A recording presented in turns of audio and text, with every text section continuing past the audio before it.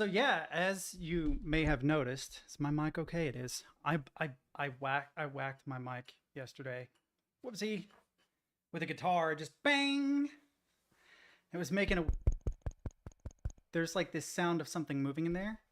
It's very, very subtle, but it's there.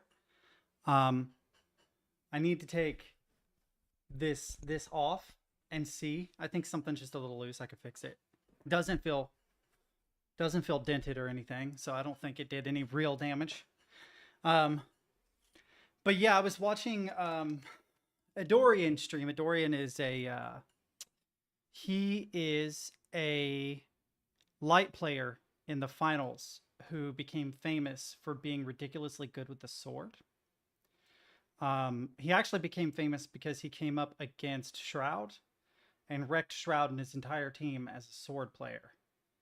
And they were just like, holy shit. And so he kind of popped off. He's probably streaming right now.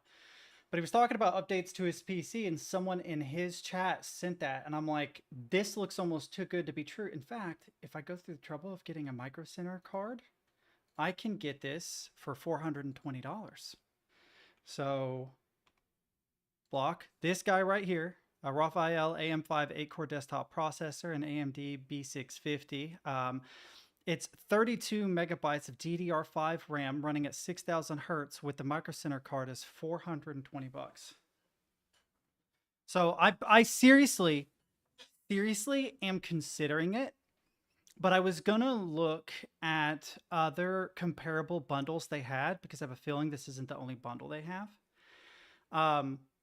But I already have a comparable motherboard, so I know that this will fit perfectly fine on my case.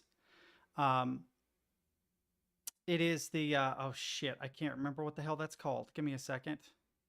Yeah, the Gigabyte 650 is very, very similar to what I currently have in there. So I was thinking about actually getting this and updating my PC when I saw this. Although I was going to check something really quick. That didn't work. Did I mute myself? No. Okay, hang on. Oh, it doesn't say. I was going to see what type of RAM I had in my machine. Yeah, that's without taxes, definitely. With state taxes, I'd have to add 6% to that. So if I go, let's just say 470 for the purpose of brevity, and I multiply it by 1.06, and that's also before shipping, it would come out to just under $500. Right. That's exactly why I was looking to see if I had DDR4 or DDR5 because I actually don't remember. And if it's DDR4, then my current RAM sticks are useless in this new machine.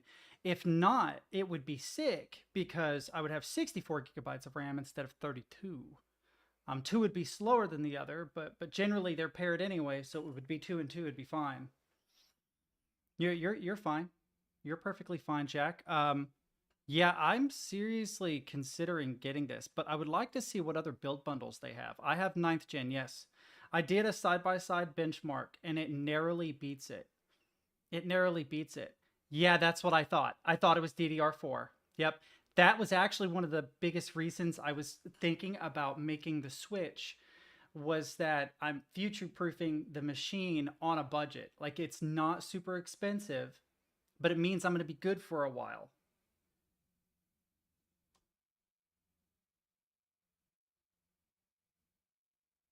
Yeah, hang on. Pretty sure it's what I have. Yep, 216 DDR4.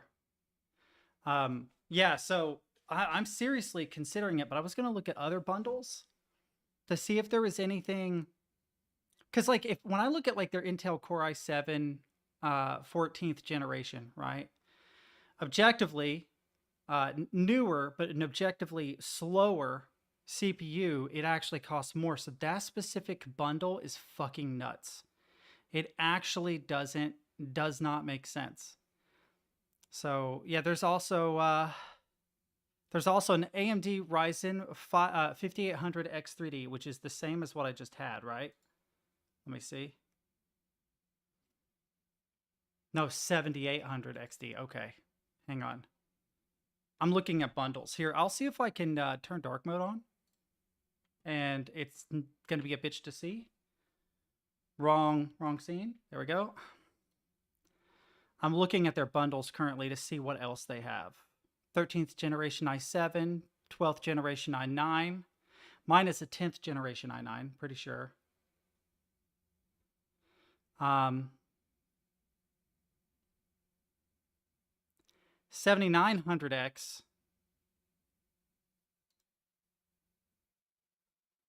7900X for $599. I would need to do a comparison of this, but I'm assuming the 7900X is better than the 7800, right? That seems to make some sense, right? So you have the 7800X 3D and then the 7900X. What does the 3D mean? Do you guys know? Really? Ryzen 9, Ryzen 7. Ryzen 9 7900X versus the, Ryzen 7 7800X 3D. Let's look at their benchmarks. So, right, 12 cores. Speed rank 32nd versus 22nd. Interesting. This is more workstation oriented, but looking at statistics, it looks like it has 7% faster single core speed, 6% faster octa-core speed. Otherwise, fairly comparable. This has lower memory latency by 17%. Let's see, overclocked score.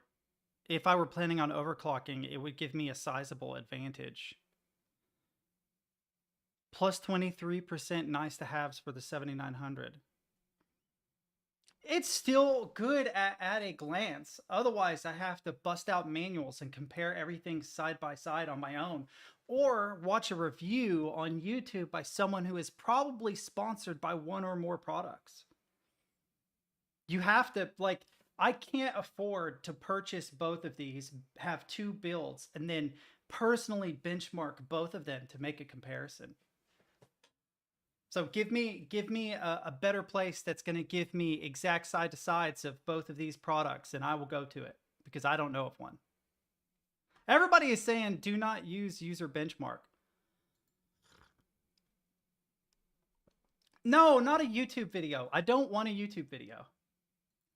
It's like, oh, it's about the user benchmark. Okay, that's fair. I thought it was actually,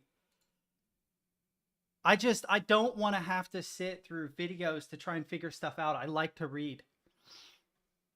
Right? So what do we have? The i9 1300 and 7950 XD.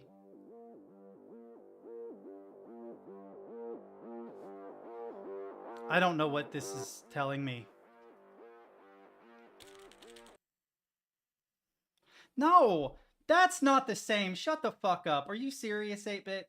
Just turn on the captions. It's still the same because I have to wait for them to say it. I read faster than they can speak. 1,000,000%. Like, it would actually be easier to export the subtitles as a text file and just read the text file for me. I used to do that in college all the time. Oh my God, you guys are just trying to sell me on using YouTube to learn shit, and I'm too old for that. I'm sorry. I am not a Zoomer. I read.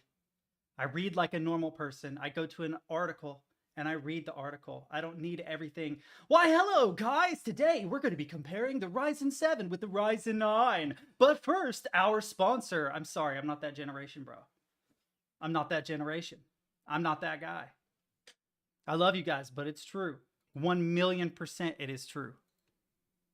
It annoys the shit out of me. I have, like, this is a completely separate subject, but I have an avid fucking hate for turning tutorials into videos. I know it helps people, but I'm a reader. When I learned Photoshop from tutorial articles. And then I would go to videos And you wouldn't find out until 5 minutes in the video the thing that they were giving you a tutorial on was not at all the thing that you wanted to learn, right? And it's everybody is like, oh, well, turn on subtitles, set it to 2x, download sponsor block, download ad block, bro. It's that simple. Why would I go through all those steps when I could read an article? Read an article. Read an article. You know how many steps there are in reading an article? You click the article, then you read the article. It's fantastic, right? You know what's really, really crazy? It always saves your place. You can literally start back in the article at exactly where you left off without reloading pages or opening new tabs. I can go back and reread the same section multiple times without having to jump through a fucking play bar. Like, it's a thing for me, dude. I can't stand it. It drives me nuts. It is my least favorite thing about the modernization of the internet, is that I just can't read shit anymore.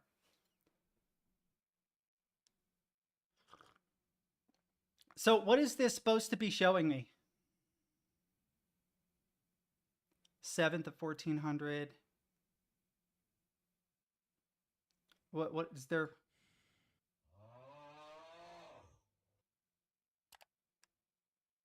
You know how much information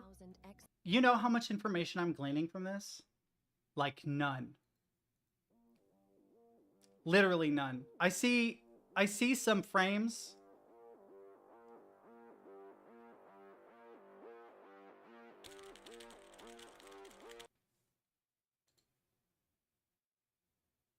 User Benchmark is run by a team of scientists who stand alone against a worldwide conspiracy, for there is a horde of incompetent, more core marketers selling ice to Elsa. If User Benchmark is to be believed, then most review sites are part of this conspiracy. I used to know how to get the subtitles. Tech Tips most definitely is. Just look at him. But User Benchmark exists to expose the corruption and to let the world know the truth, that AMD is rubbish and you shouldn't buy any products from them. In reviews on their site, when everybody else was praising Ryzen for offering better value for money and more cores than... Okay. No, I'm done. I'm done. I'll do research on my own time. It's so stupid. I literally just want a side-by-side comparison of these two. I don't need an expose on the underhanded dealings of User Benchmark. Right. You told me that, though. So all these videos are telling me what I already know. That they prefer Intel over AMD. Okay. But can I please get something that shows me a side-by-side that isn't shit? I've literally scared away viewers at this point. People are jumping in like, fuck this guy. He's grouchy. But it annoys the shit out of me. I went from like 9 viewers to 5. So apparently my rant about reading things and not being a Zoomer has pissed people off. I guess I just don't know what to do. I really don't know. I guess this is good. Maybe, because some guy on YouTube said it was. So what I wanted to do is do a comparison of the Ryzen 9 7900X and the Ryzen 7 7800X 3D. Because I have a really, really cheap bundle for this particular one. And 8-Bit's like, apparently this is actually worse than this, but when I do a side-by-side comparison, it prefers this to that. But apparently User Benchmark is garbage, and instead I need to watch a treasure trove of YouTube videos with memes before I can figure out which one I should buy. That's what I did, and they got mad at me because it took me to User Benchmark. Yeah, but I'm also looking for something that operates as a workstation machine.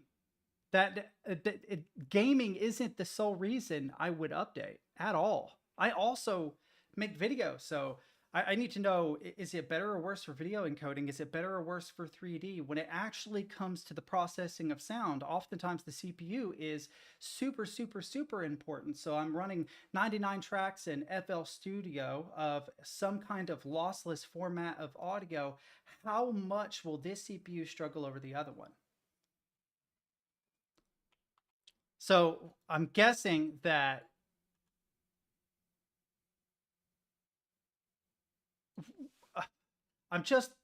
oh my God. I'm never talking to you guys about hardware ever again. It's awful. It's just useless. No offense, but you guys are, Another YouTube video. Jesus Christ. Jesus H fucking Christ. Jesus Christ. No. No, Captain. Bad. Bad, Captain. Bad. Stop it. Go to the corner. Go to the corner, Captain. I'm disappointed in you. What the fuck?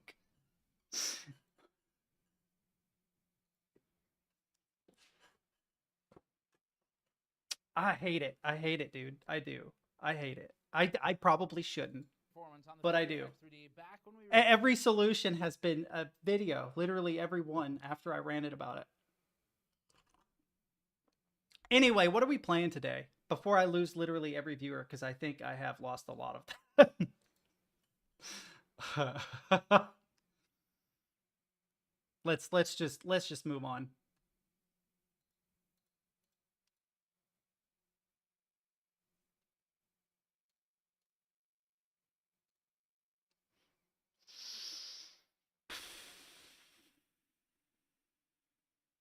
Whenever I'm in... Hush.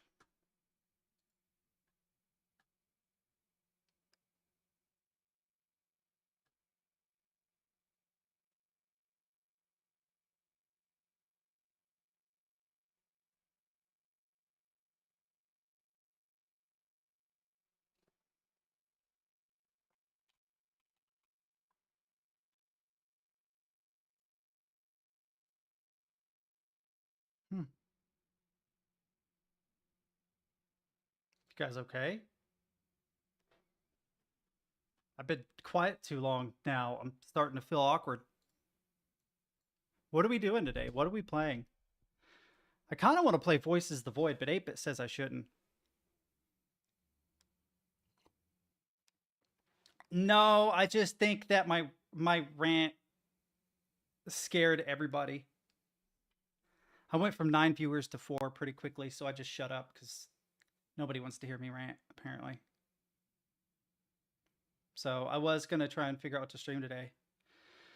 It has gotten pretty big, super experimental update. I know I saw Crimson play some of it yesterday. Let it cook? Okay. I just don't know what else to play right now.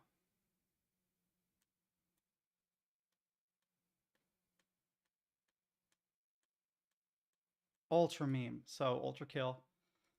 God, I guess. I should be excited about it, but I'm not.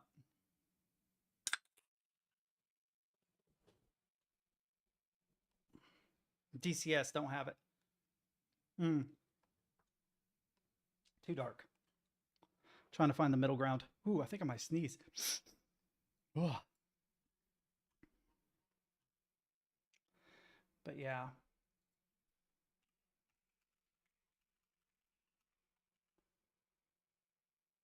Holy shit. Yet.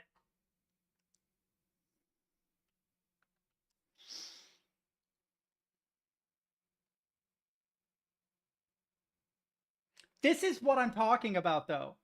But this is what I mean. Like, I'm not mad. There is an article, which I appreciate. I'm genuinely not mad. Thank you for finding me something I can actually read. It is so nice. I really do appreciate it because this is exactly what I was talking about. Something I can read. It is very nice. But the entire universe is so content creator oriented now that you can't just have an article that you read. Instead, you have to have a dude that vaguely looks like me with his hair down making a video about it. Everything is content to be consumed. Like, dude, I'm part of the problem. I think it's time to quit. I think I am contributing to the problem, chat. 1,000,000%. I think I just don't know. Yes, I know. I'm right. I know I am. I'm contributing to the problem.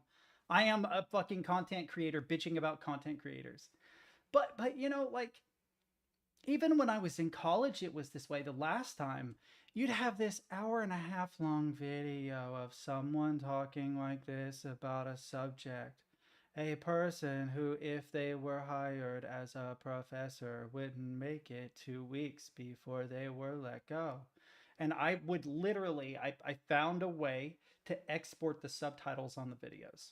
And then whenever they mentioned anything that was in a diagram, I'd look at the timestamp, I'd skip to that point in the video and screenshot it. And I ended up with doc files, like Word doc files, that would summarize the entire video in like a page and a half. And it was so much better. It was so much better. That's how I got a perfect 4.0 in those classes, was by reading them instead of watching the videos, because they took so long. And like, if anybody were looking at timestamps of when I was completing stuff, they'd be so confused, because they'd be like, they completed this entire chapter in like 30 minutes, but the video alone is an hour and a half. How the fuck did they do that? Because I read. Yeah, if I could trust ChatGPT, I would do that. But let's actually see what this article says. Yeah, I mean, I know that there are good video reviews. I just am not the target consumer. There are times when I watch reviews, but like, I can give you the perfect example. The other day, I was watching reviews of 61 key MIDI keyboards. And this person mentioned 2 or 3 keyboards that I had already researched by looking at actual reviews on sites where they're sold. And in cases where there were problems, looking up instances of that problem, right? Like dead keys were a big one. And this person would gloss completely over it. You know why they glossed completely over the fact that the manufacturer had messed up so many of them? Because they had never played using that keyboard, not once. Never. What they did was a Google search, and then they made a video about it. Literally, the only 61 key keyboard that they gave any significant amount of information about was the one they specifically owned and used in Ableton. So it was literally, I got good information on one. And there's so much of that. Yes, I remember that.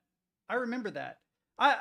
Yeah, you messaged me and said that the 7800X 3D, that's absolutely right. That is actually probably the single most useful bit of information that I've got so far, 8-bit, was that DM.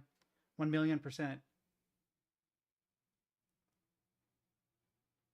Yeah, you said it was bad compared to the 7700X, but I was comparing it to the 7900X because the 7900X also had a bundle that was a reasonable price.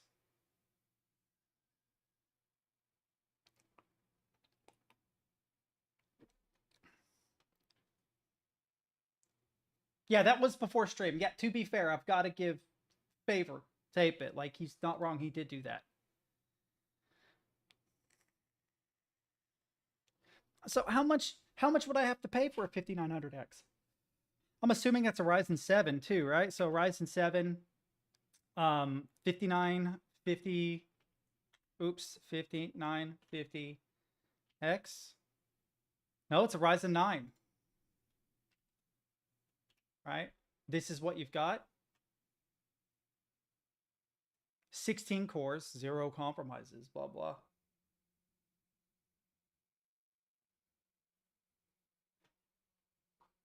Yeah, I'm just trying to decide whether or not, let me make sure I'm not going to dox anything. I'm trying to decide whether or not I can find a comparable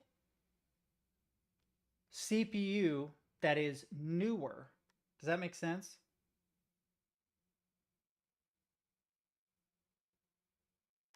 Yeah, so I'm thinking about getting this because as far as I could tell, the form factor would actually work with my current setup. I would literally take out the old Mobo, put in the new Mobo, right? Put in the new RAM because my old RAM is DDR4.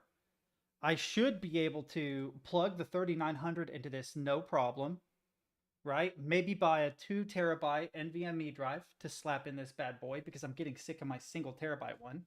And I'd have a reasonable upgrade.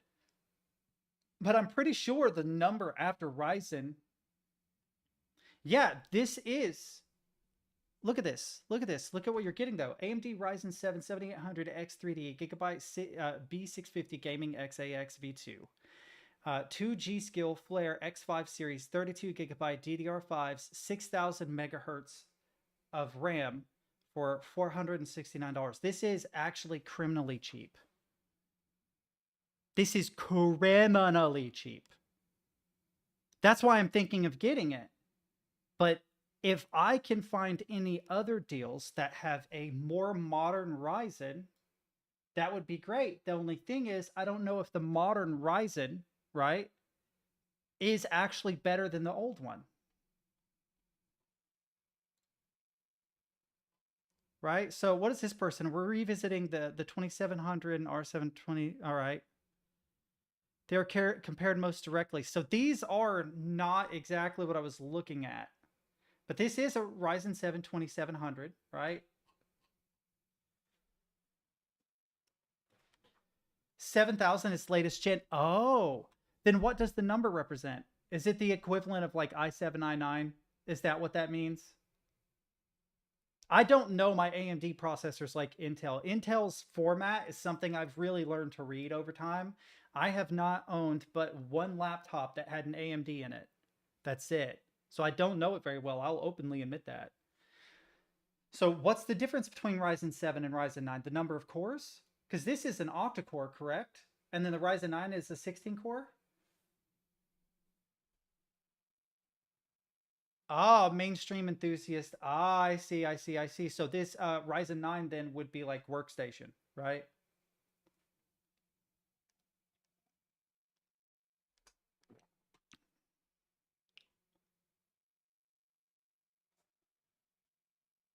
Holy shit, that's the 5800 X3D. Okay, in 2008, we never expected, right? Find the review here, to come out and offer the performance uplift it did. Vertically stacked vCache is relatively new innovation stuck in newer generation of architecture, but retaining the AM4 socket compatibility. It's also still sold. We'll mostly focus on that today. Right, what does it say that the price is? So for the price of 500 to 600 bucks, right? You have the 7950X, right? $600. Right, and then you have the 5800, which is an AM4 upgrade, but this socket is AM5, right? I swear to God, I read it was. Yep, Raphael AM5, 8 core. So it's backwards compatible, but it is AM5, something like that.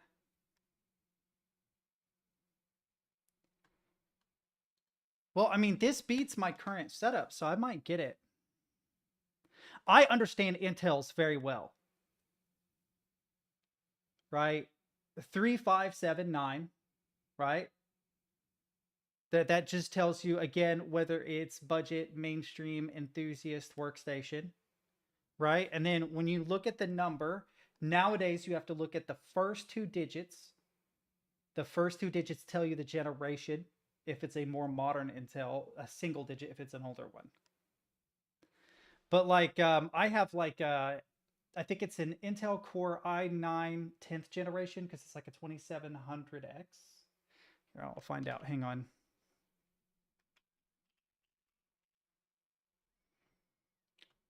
Intel Core i9 10th generation. It is the 10900 KF CPU at 3.7 gigahertz, right? Octa-core, 8 core. Pretty sure. So I need to look at how much money I have because my fucking rent is coming up.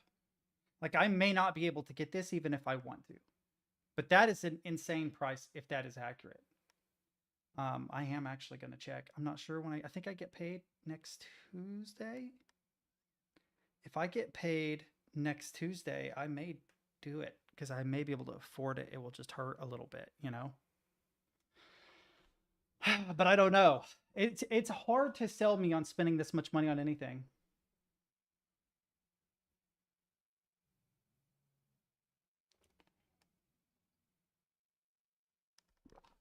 Right. Okay. If that's true. If that's true. So, oh, that's right. Because I'm not looking at a 58. I'm looking at a 78. So this then is actually a legit badass CPU. I was thinking I was looking at a 5800. Would you recommend this for this price? Over a 10th generation Core i9 at 3.7? I think this is at 4.25.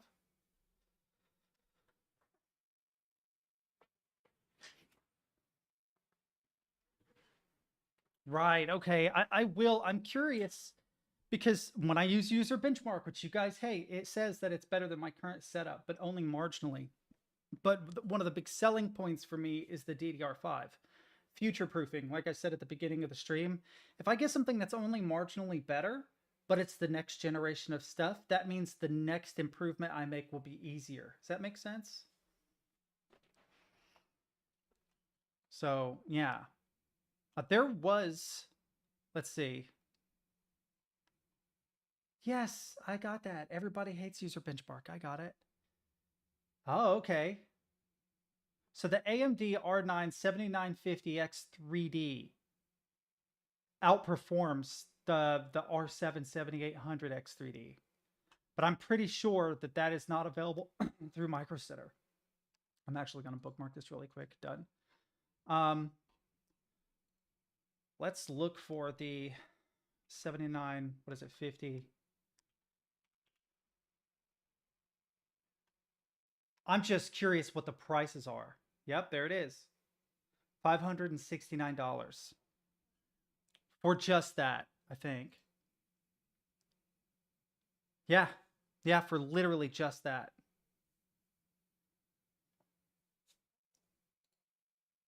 So this is Baldur's Gate 3.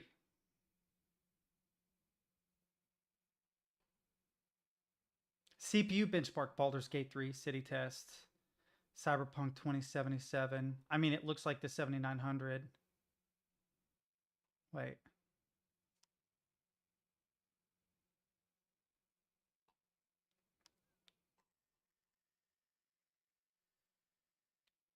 What is this? What is the F123 high? What is this? F1 2023 is a game, I guess. Formula 1 game, okay.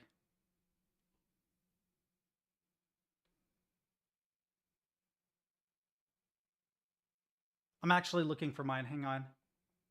Mine isn't even on this list because mine is the 10th generation. It's 2 generations before this guy.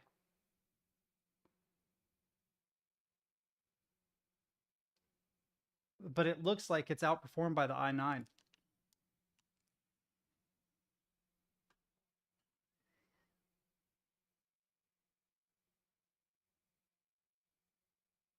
I kind of figured if I couldn't get it, one of you could, which is part of the reason why I pasted it where I did. But dude, like Rainbow Six Siege, very high. It outperforms even the 7950. The 7800 does. I don't know that I'm going to be able to find a better deal. I might have... Oh, they do have blender cycles and stuff.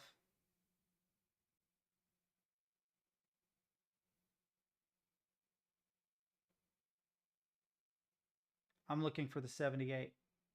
13.6. Using 7-zip? Oh, hang on. Am I blind? Not super great. Decompression.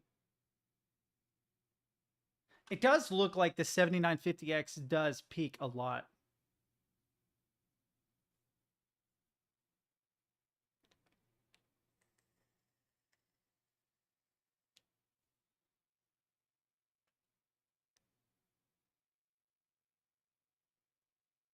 So, see, the 7800 X3D is nowhere up there. It's slower than the 7700X, right? Like if I were to look at compression and decompression, so let's say we're compressing. Something comparable to my processor, right, is about here. There isn't an older one on here, unfortunately, which is sad.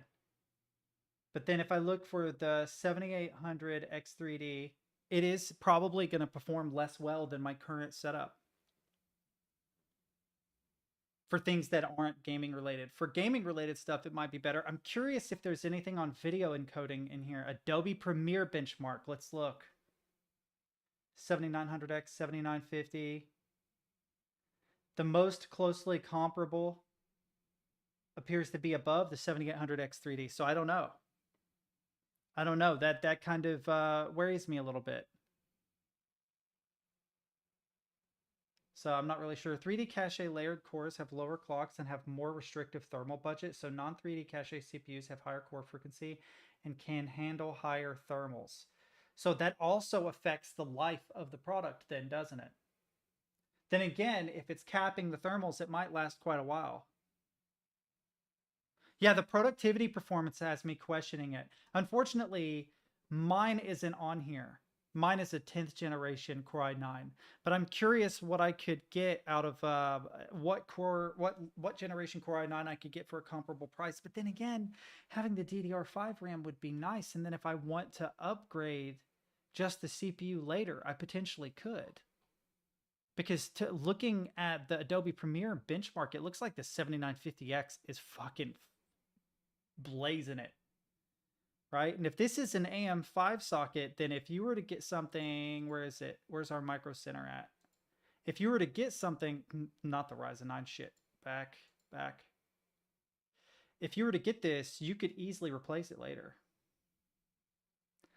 Another 1 to 2 years of support. So then it might not be worth it to get this and instead wait for the 1 or 2 years to pass and get the next thing.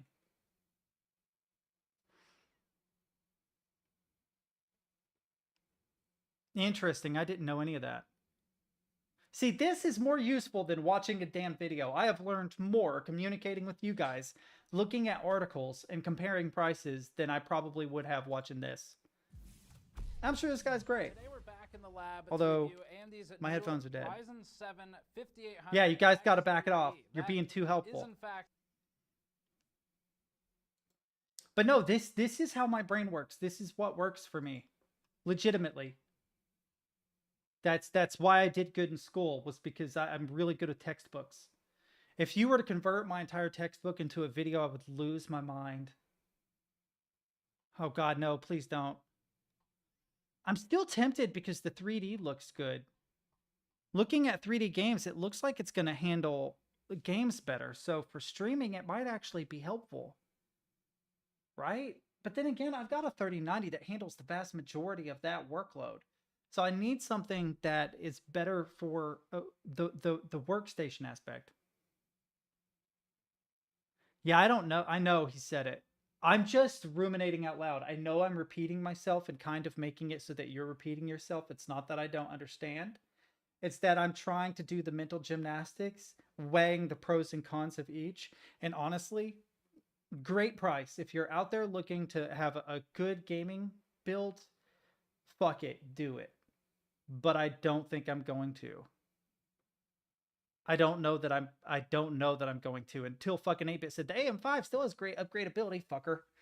Like I can't decide, because I want something that's going to have better workstation performance, because the graphics card is going to handle a lot of the 3D for me. I have a top-notch graphics card, even though it's a generation old. Right? And if I do plan on getting the next generation, I need to know, like, when the 50 series cards come out, is the motherboard that I'm going to be using with the 7800X 3D going to be compatible with the next generation of graphics card? Do you see what I'm saying? Like, if it's only got 1 or 2 years of support, that's kind of weird, because it means that the motherboards that are supporting the AM5 are going to be near end of life when the next graphics cards come out. I know it's just a PCIe. I know that, but there are still, like, subtle improvements in each generation. It would almost behoove you to wait until end of life AM5, then the second or third version, right, or release of the 50 series cards on whatever the new motherboard CPU architecture would be. Just a thought. The improvements would be super subtle, though. You're not wrong, because it is just a PCIe. And actually, I guess it would be more important when you think about, like, upgrading your CPU and your RAM, because it would support DDR5. I don't know. I don't know if I'm willing to spend that much money on it. It's a great price, but then I would also have to do the build. And I have not done a build that deeply involved in a long time. Right. What are we up to now on PCIe? Are we up to 5 yet? I don't think so.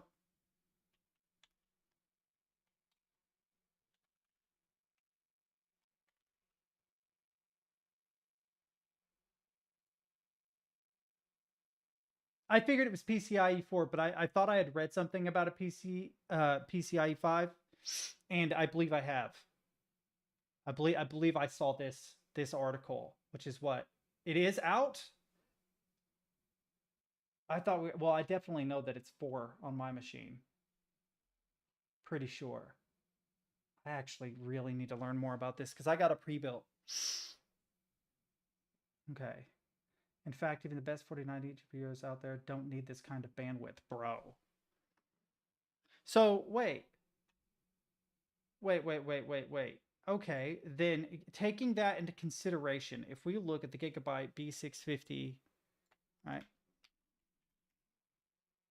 Let's look at our features. Oh, I hate when they do this to websites. DDR5, beautiful. 1 PCIe 5.0 times 4 and 2 PCIe 4.0 times 4 and M2 connectors. Dude, again, it's kind of selling me. Also, the form factor is fucking identical to what I have in my machine right now. Identical. This looks exactly the same as what's like. If I were to put this in my current machine, I wouldn't have to play with hardly anything. It would just fit perfectly. I get that it's a gimmick, but again, we're talking about future proof. It may be a gimmick now, but 5 years from now, 6 years from now, is it still going to be a gimmick, or are we going to have GPUs and stuff that will actually utilize it? Probably. Right? So if I find a good deal on something that will allow me to future-proof like that, bro, maybe. Q-Flash is the killer, to be honest. Any MOBA with CPU-less bio-flashing is good. Is that what it says? Did you read that? Because I did not read that on this. Dude. I might have to buy this. Right? I'm going to file my taxes. I might buy this, and then when I get the money, get the 7950X because it looks like it's a better workstation.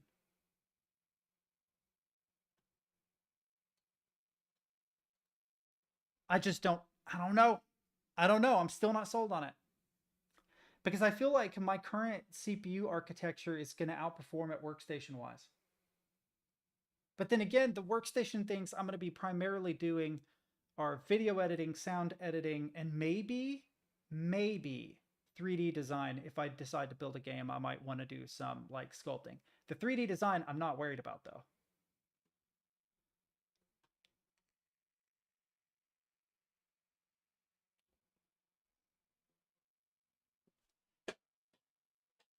I'm probably not going to get it.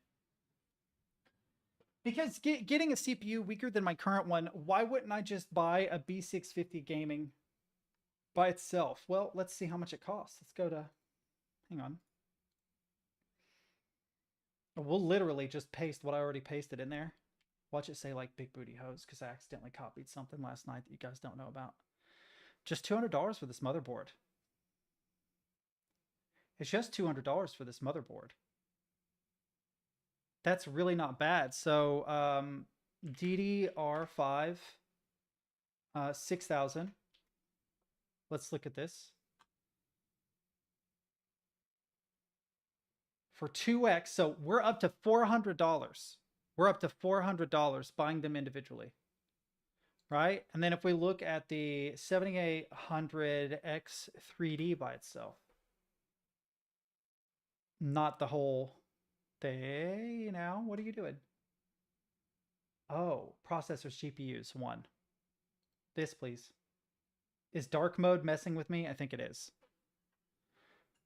Dude, by itself is $350. Dude, so you're saving like $150? Right? Because you're looking at 750. Yeah, you're looking at 750 to 450, like $300. Dude, I might have to get it for that price.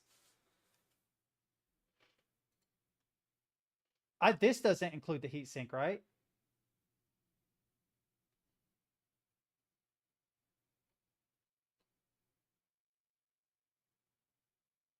I'm not even sure where it would say it. I've not navigated the Micro Center website a lot. Yeah, heatsink not included. So I'd have to buy a heatsink too.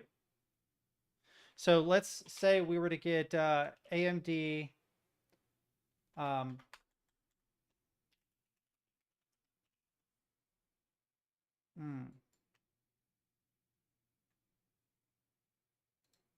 Let's see what they got.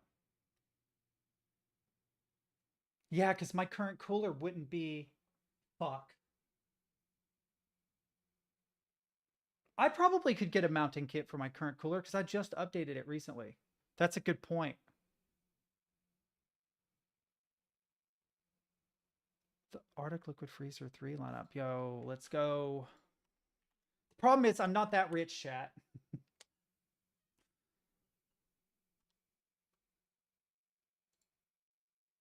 I'm really not that wealthy. $470, $500 after tax is really, really pushing it. Like, I'm getting to around $1,000 in my bank account right now because I had to spend $430 on glasses. If I didn't have to buy glasses, this would be fine. Right now, I am getting paid next Tuesday, so it's going to double the amount of money in my account, and I can file my taxes to triple the amount of money in my account. But right, what is my current? Yeah, my current is a double two. Also, I think it is 240. It's a 240 RPG or RPG. It's a 240 RPG, Chad. No. Go away. Go away. I just want to see it. What are we looking at? It does support AM4 and AM5. I wonder if this would fit in my case, but my case is pretty fucking big. Buy it now on Amazon. Let's see what it says. 87 bucks. I don't know. Get non-RGB, it probably would be 75 bucks. But honestly, Intel to AMD heatsink adapter. How much would that cost? The one I have in there right now is fucking huge, dude. But I believe you. You can't. The mounting points don't align it into motherboards, and the distance between the surface of the board and the top's right. May same, right? You might be able to get away with some sort of adapter, but it would be wholly custom. What? Oh, I was just curious, and I just learned that it doesn't work that way. It would be nice if it did, though. I had a feeling that it wouldn't, but I was still going to Google it. I'm not just going to assume. It would have to be wholly custom, but that sucks because that right there adds more money to it. I don't know that I can afford it. So if I bought this, if I bought this guy, I would have to sit with it for a while before I could ever do anything with it because I would probably need to wait. I would probably need to wait before I bought a heatsink. And then I don't know that I want to use the CPU, which kind of ruins me on it. I could probably honestly just get the RAM and the motherboard, right? And then wait until I have enough money to get a 7950X, which is more expensive, yes. I don't even remember, dude. I put it in there just recently. I put it in there recently and I can't remember. My case is huge, though. It's like a Lian Li. Because it has to accommodate the 3090. Honestly, probably can accommodate a 40 series card in it right now, with the exception of the power supply. Power supply is probably not powerful enough to push it. I'd have to go get the box. I'd have to go get the box from my old place. It was like a year ago. Right, chat? It was like a year ago. And I think you might be right. Yeah, I can find out for sure. Hang on. I can find out for sure. But I have to put in personal information. I don't want you guys to... Jack must have left. I haven't heard from Jack in a while. Jack, what are you doing? Jack, be nimble. Jack, be quick. Get out here before we bust the candlestick. I think it was a Corsair. Hang on. Problem is, my orders go back forever, so... Is it showing my current? It is not. No, it wasn't a Corsair. It was the Asus ROG Strix LC2 240A RPG all-in-one AIO liquid CPU cooler. It does support AMD AM4TR4, which means if I can recover the box, this is the cooler I have currently in my machine. And let's just hide my my hometown. Fuck. Damn it. It's not AM5, you're right.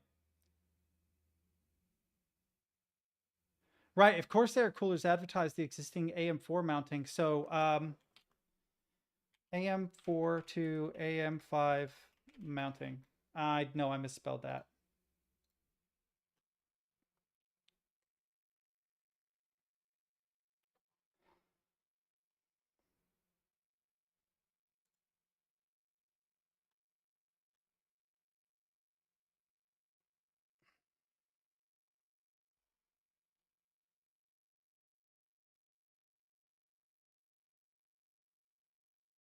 Wait, there it is. Wait, is this saying that all of these are compatible? Because this is it. This is the one. So it is compatible, probably with the fucking adapter that I have in my machine. So I could use my current cooler. I would just have to get the old box, which I might have brought with me. But it's probably still at my old place, like shoved in a corner somewhere.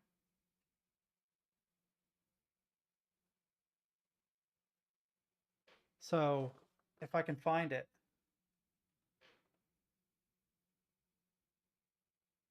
That's brilliant. See, but again, the fucking CPU though, chat. Like I'm getting a CPU that for workstation loads is probably not as good. I wish I could get a side-by-side comparison of workstation loads, like between my current one and the one that's on this. Because if it's comparable, because I do have a 10th generation, right? Like I have a 10th generation. That's not even on the list that we were just looking at. Like, I wonder if I can do, I have to do about my PC again, because I always forget what the letter designation is. KF. Okay, Core. Again, I have Core i9-10900 KF versus the 7800X3D. Bring it up, and then avoid CPU user benchmarks. Maybe is CPU monkey unfair? Does it think that is it also just awful?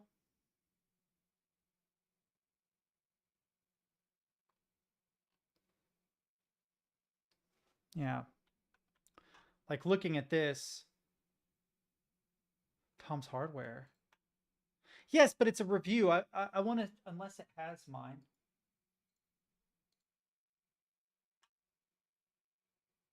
Yeah, again, 13th generation minus the 10th generation.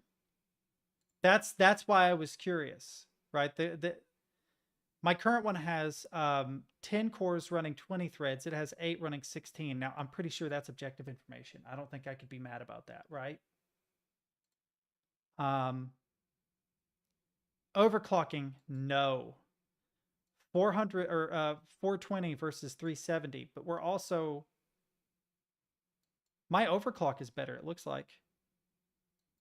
And for all cores appears better. I'm assuming that this is pretty well objective.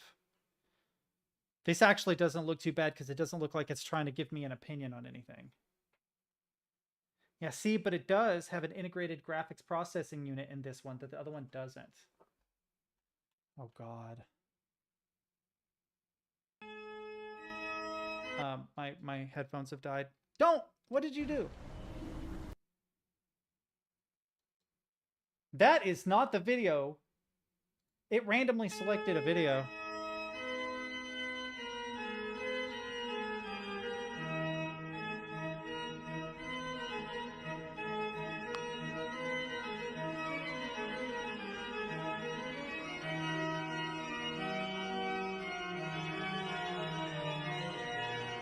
Because you guys actually started being helpful?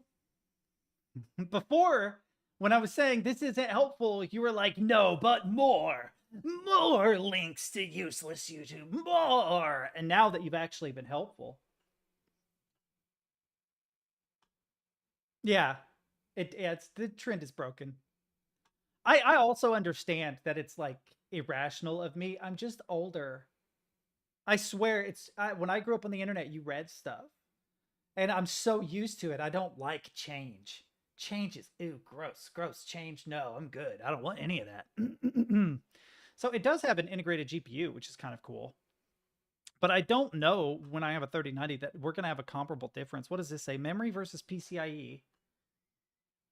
That's because this supports 5. This doesn't. Right? DDR5, DDR4. This might actually make a pretty substantial difference. Because if I could, for instance, get an additional 32, run 64 at 6,000, right? DDR5 RAM, that might actually make up for some of the workstation performance that's lost. I actually don't remember how caches work. Isn't this like an intermediary between the CPU and volatile memory, between the CPU and RAM? It's like its own little memory bus that handles information as it's being fed into the RAM back and forth, something like that? Or am I just thinking of the bus? It's been a minute since I studied the architecture of a motherboard. I don't remember. It has more PCIe lanes. It has a newer version. It says that this is 3. Interesting. Bandwidth is higher.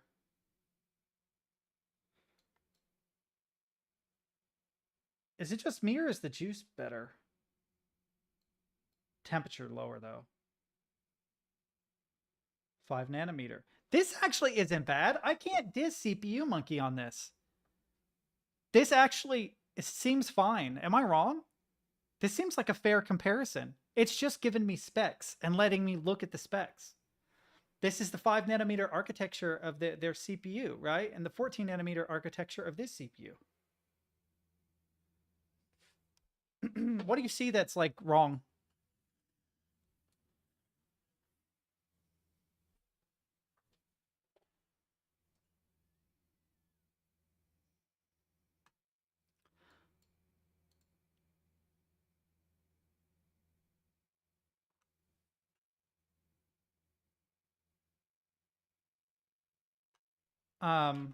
Okay, let's see. Ryzen 7800 X3D overclock, because I've read in 2 places that you can't overclock it.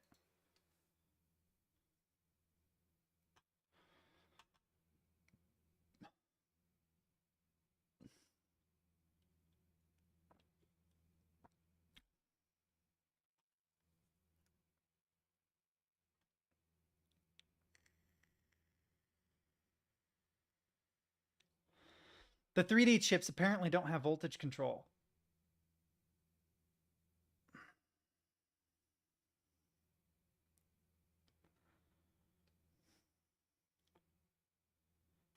Interesting.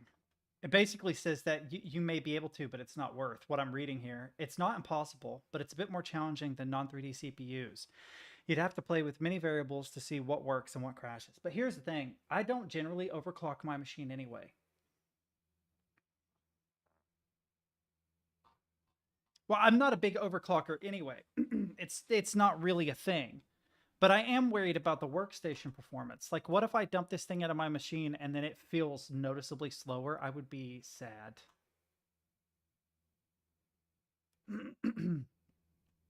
Yeah, like, we can move on here in a second. We're already an hour in and we've done nothing but talk about this. It's really hard for me to say no. It's giving Cinebench. Cinebench is winning with the AMD if this isn't a lie.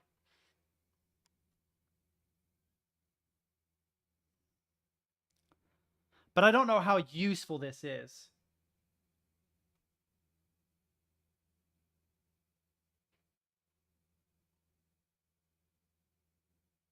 Wait, what is this?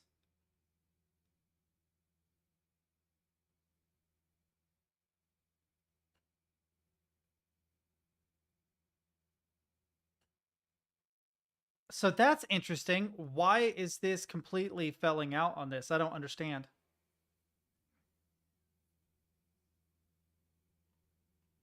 I don't know, chat. What would you do? It's probably missing data. You're probably right. What would you do if you're in my situation? Would you consider it an upgrade? Because if I overclock this to 4.9 gigahertz, am I not getting objectively better performance? Right? Like, what would you do if you were in my shoes? The price is super good. I almost want to buy it just to resell it for twice the price.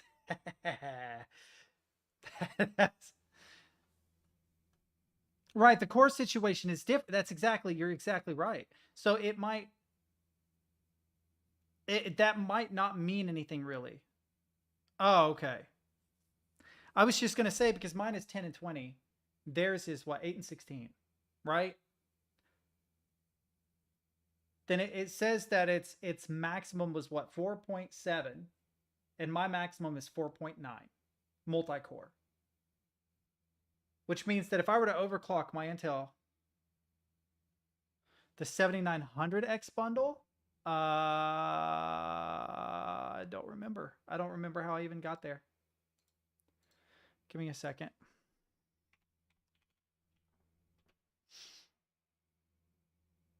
It's not even coming up now.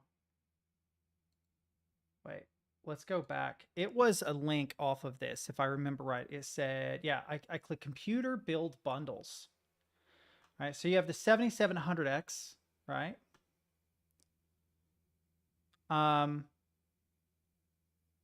Let's look. Can I? Yeah, AMD CPU bundles. Let's look. The 7900X is $600. This, the 7900X right here, this guy, more expensive. There's actually two 7900X bundles.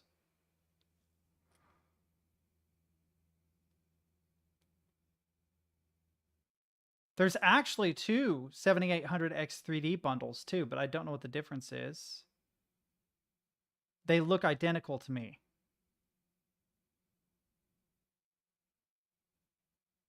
You want to know something? I'd have to go to a fucking micro center. I would have to go to a micro center, so it doesn't matter. It's in-store only. Like, the problem with that is, if I look up nearest micro center, it would be like a 3-hour drive probably.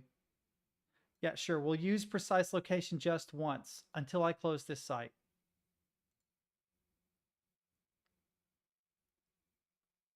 No, I want you to give it to me in maps. Come on.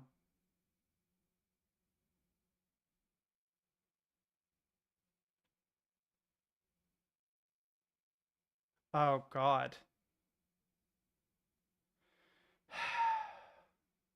Cincinnati, it looks like.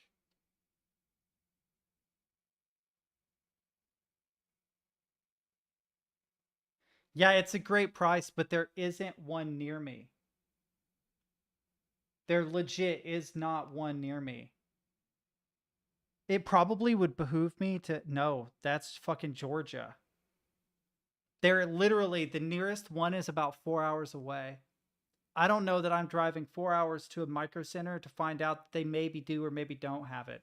I didn't notice the in-store. That changes a lot.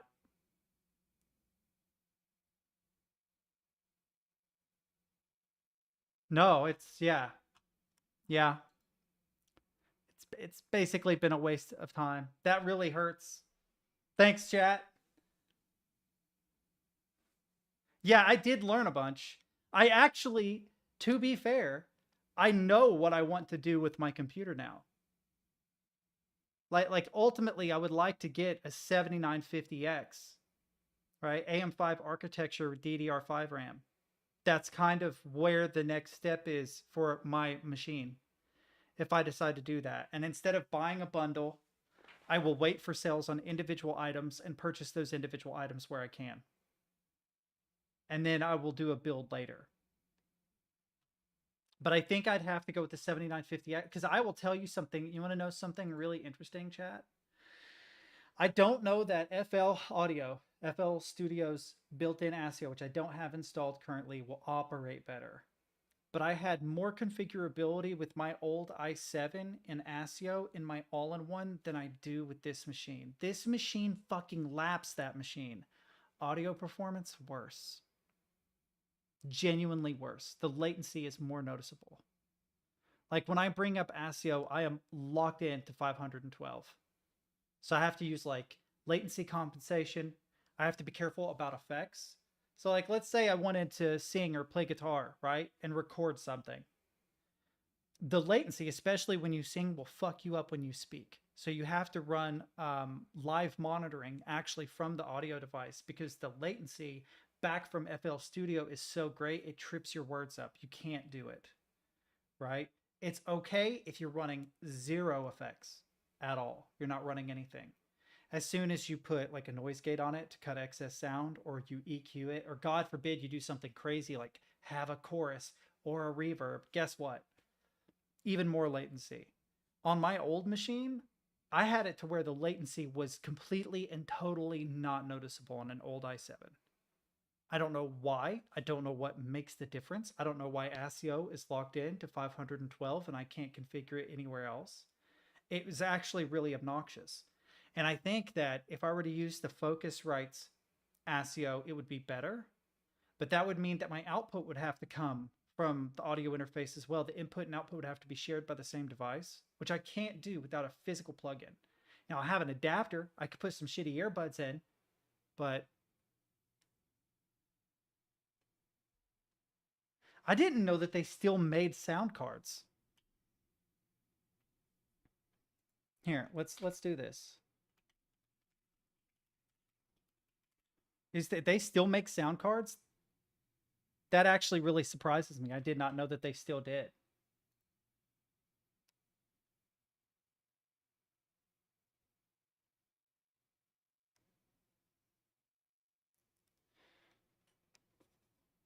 They do, but what do they run? There's the Sound Blaster. So like here's the problem with having the Sound Blaster, right? I'm running an audio interface, a Scarlett Focusrite, regardless of whether or not I get one of these. Unless they have a 1/4-inch jack where I can plug in directly, I'm going to have to go through an audio interface for guitar because of this. This isn't going into the back of that Sound Blaster. Do you see what I'm saying? So I'm still going through an external audio interface that's connected via USB. So what is the benefit? Right? And then if you're talking about the microphone, you're talking XLR. I don't see an XLR on that. Now you give me an internal sound card that has MIDI XLR and 1/4-inch jack set up, bro. You can get 8-inch jack adapters and stuff, but it's weird. That right there is an 1/4-inch jack right there. But that's external as well. Right? None of these are great for like surround sound systems. I can show you what I was thinking about getting.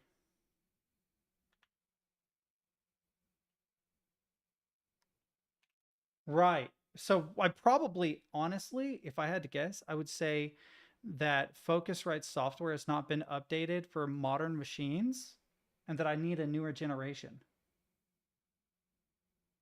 But there is a audio interface that I was thinking of getting. Hang on, I can show it to you if I can find it.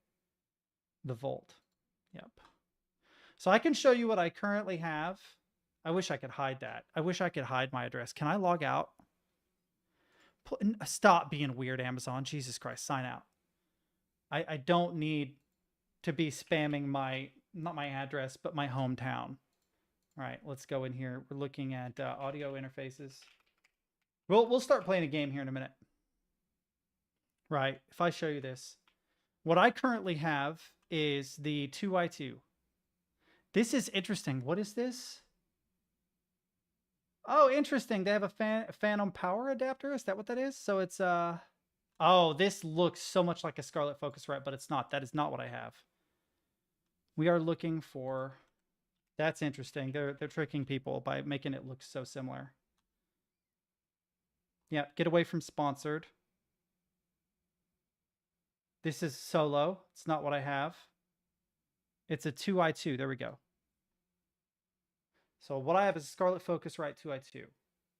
I'm not sure. This is way different even than what I currently have, because this does not appear to support XLR like mine does. That's really interesting. This 4th generation, how the fuck does XLR connect to that? It does look clean, but if I were to show you mine, these adapters, those 8-inch adapters are combination XLR 1/4-inch jack. Oh yeah, I'll look. Yeah, see this is almost identical to what I have. This is again a newer generation, but this has 4 inputs, 4 outputs, which is why it's called the 8i6. But we can look at the back. I don't know why they would separate them. That's the weird, man. The page wiggles every time I go in or out. So see, this 2i2 is actually almost identical. What was the one I was looking at? This one. Can I see the back? Yeah, it's in the back. It's in the back. They're separate instead of together. That's actually not bad. That's pretty clean, but this isn't what I was going to get. This is a newer version of what I currently have. What I was going to get was Volt audio interface, because it has MIDI. This guy. Because this guy actually has MIDI built in. Right? So it's got the combination inputs, but it also has MIDI. Yep. MIDI in and MIDI out on the back, and 2 output monitorings. Plus it runs USB-C. So like that is a USB-B adapter. It's the big fat square block one. I don't need anything flashy. I need some, yeah, this probably honestly would work. 2x4 24-bit 192 kilohertz USB audio MIDI interface. It's honestly not bad. Okay, it looks like you're selecting using this. Mine has toggle switches, and they're actually next to the input. So if you're using XLR, it's on one. If you're using an instrument, it's on the other. It will work either way. I'm looking for a phantom power button, but I don't see one. Because some microphones need them. Backside? Yeah, baby, let's look at the backside. Let's see. Oh, I'm guessing that's the phantom power right there. Ah, but it has the old USB-B, exactly like my current Focusrite does. I honestly kind of want to move away from this. I think it has something to do with the fact that I'm experiencing latency. I could be wrong, but I think if I had a USB 3 connection, it wouldn't be bottlenecked and my latency would maybe be improved. I could be wrong about that, but I just have an instinctive feeling about it. It could be Focusrite drivers because it's an older generation. Those specific drivers are not being updated anymore. But here's the thing, on my old Intel Core i7 with updated drivers, it worked flawlessly. I mean, flawlessly. The reason why I got the Scarlett Focusrite was because of a little guy named Misha Mansour, who is the lead guitarist for Periphery these days. He wasn't at the time. But when he was talking about home recording, he was like, I use the Scarlett Focusrite 2i2. And so I started using it, and I'm like, holy shit, this thing is fucking amazing. So I don't know. It could be the drivers, but yeah. I can look this. What is the price of this? Do they even have a price on this? Amazon. Yeah, so it's a little cheaper than the Volt 2. It's got a lot of good ratings, the same as the Volt 2.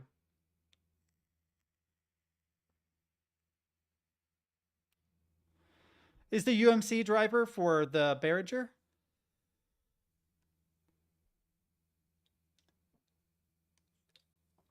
Whoa, what's the Volt 4? Interesting.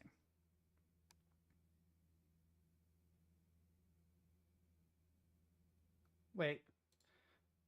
Can I see just the front, please? Yep, there's the 48 volt phantom power right there. I see it.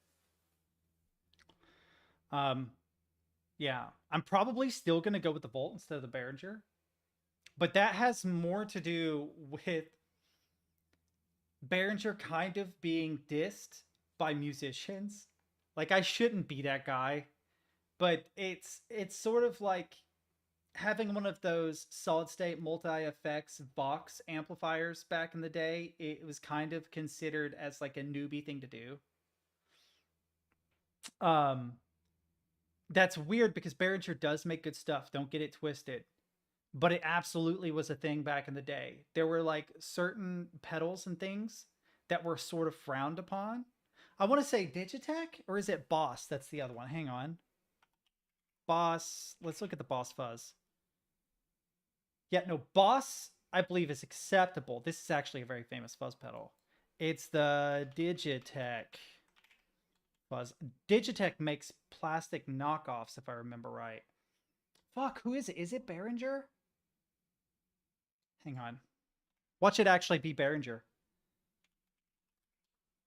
I actually saw a side-by-side comparison on fuzz pedals. Yeah, it is. It's Behringer. Yeah. This is actually a famous fuzz pedal for its price. Because a lot of fuzz pedals used by modern musicians are exorbitantly expensive. You're talking $150 at least for one. Most of them, the popular ones, $500, give or take. But they talk about how the Behringer SF300, incredibly cheap. They break all the time, but at $30 a pop, you could literally fill your closet with them and never run out of this pedal for the rest of your life. And you would have a fuzz pedal for forever because of how cheap they are. You could get 3 for $100. For the $500 you would spend on something else, you could get 15 of them. And you literally would never have to worry about it again. But yeah, they're kind of famous for being cheap and breaking and stuff. But I also think that it's overrated. Not that Behringer is overrated, but that people's opinion of Behringer is overrated. Like 1,000,000% I do. I feel like there's a lot of cheap equipment that you can get real fucking work out of if you want to. Real work out of. I have seen it. I figured that out when my friend who had he had like a $1,200 guitar. He came over to where I used to live when I first got the audio interface, and I had all these VSTs. I had like a guitar rig, amplitude, ton of modeling software, a bunch of pirated impulses from various cabinets and amplifiers, and I had a whole like reamplification and convolver suite that would allow me to do pretty much anything you ever wanted to do with the guitar, especially for the time, like way ahead of like where most people were. Not many people were doing it when I was doing it, because this was like, I started in like 2007, but this would have maybe been between like 2009 and 2012. And he plugs in his $1,200 guitar, and I let him go full throttle, you know, tone matching, doing everything that he wants to do in the software. And my cheap ass Fender still sounded better. It's not even a Fender, it's a knockoff. To be fair, the tones were modeled by me to get the most tone out of that shitty guitar. But the fact was that that shitty guitar was achieving really, really good tone, even though you probably had only spent $75 on it today. Creative ones, Sound Blaster, aren't best if you want Linux support. I'm lucky the AE7 is kind of working, so yeah, get external USB 1. Probably don't need to worry about Linux support because there aren't any good Linux DAWs. I'm going to be real. The only DAW I can think of that's really, really good in Linux is Bitwig, and it's not open source. Yeah, you can share a link if you want.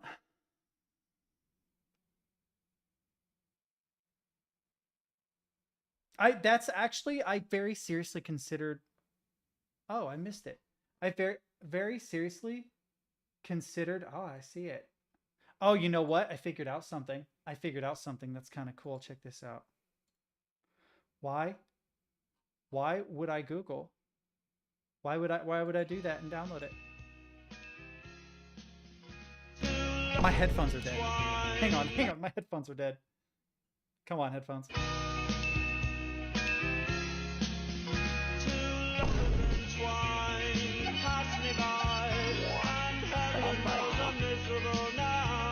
Did the cat put a flat up? Dude, the quality is so low. It's so low.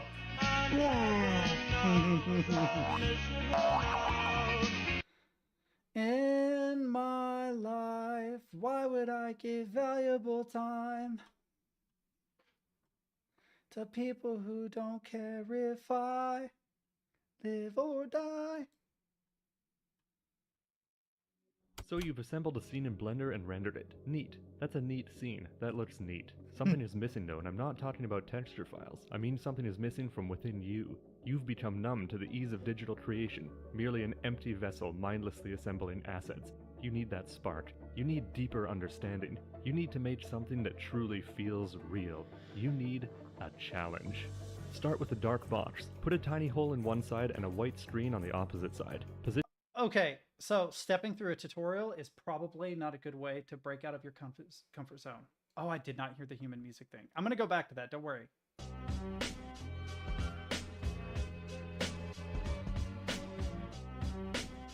Okay, if you were to stop it right here, not bad. Not bad. Is it a J Dilla beat? No. Right? You don't have intermixed swing times and stuff. But Where's Louis? okay, bad.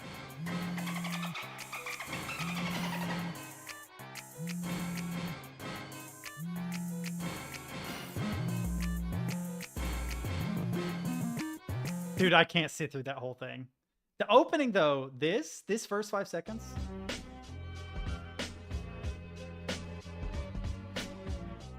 Literally, I wouldn't even take the last run through because you hear the wah wah. Wah wah. Yo, where's Louis? Where is it? That do. What they're doing is they're using something like gross beat to actually back up the time a little bit. They might not actually be, they might have done it manually. You can do that by just cutting and slicing the sample. But that means that I would take this first loop, which stops at like 3. Yep. And I could probably make a killer fucking song over top of that. Literally just take that drum beat. I might resample it. I might throw in some of my own custom like kicks and stuff, extra percussion to change it up. Then just get like a lo-fi piano, which Labs has a great one. I wonder if I can actually run Labs while in OBS. Hang on. Will it let me? Not in FL Studio. But by itself, will it? I think it will only let me download it'll only let me download patches for it. That's a bummer. I have a ton of these, but I can tell you right now. Oh, this is not accurate at all. I have way more than this. It does this. It loses my products all the time. Let's look up piano. Labs, sorry. Piano. Tape piano. This tape piano right here, yeah, I could probably repair it, has amazing sounds if you want to do lo-fi hip-hop. And then just go get the Asparagus Boom Bap Kit, and you're making lo-fi today. You like in an hour, you'll have a lo-fi track if you really want it. Just go out onto YouTube, find cool samples, steal this little beat, throw some of these on it. I can actually find an example of it. Soft piano is good too. I do like soft piano. It is not bad. But I think I prefer that over soft piano for lo-fi. Because it has like felt cassette, it has magnet reader, like these presets that are automatically super warbly. Do you know what I mean by warbly? They sound like they're tape recorded. And then you get the isotope vinyl plugin, throw over top of it to give it the crackle and hiss of an actual vinyl. And bro, you're making lo-fi hip hop in a day. Super, super easy. Can I find Labs, please? Yep. Hang on. No, don't be an ass. I hate the way Spitfire works. Dude, how do I get to Labs? Labs. Okay, and then in this, we want to go to pianos and keys. Vintage Keys is good. I actually really like their glass piano, but tape piano. You hear how it warbles?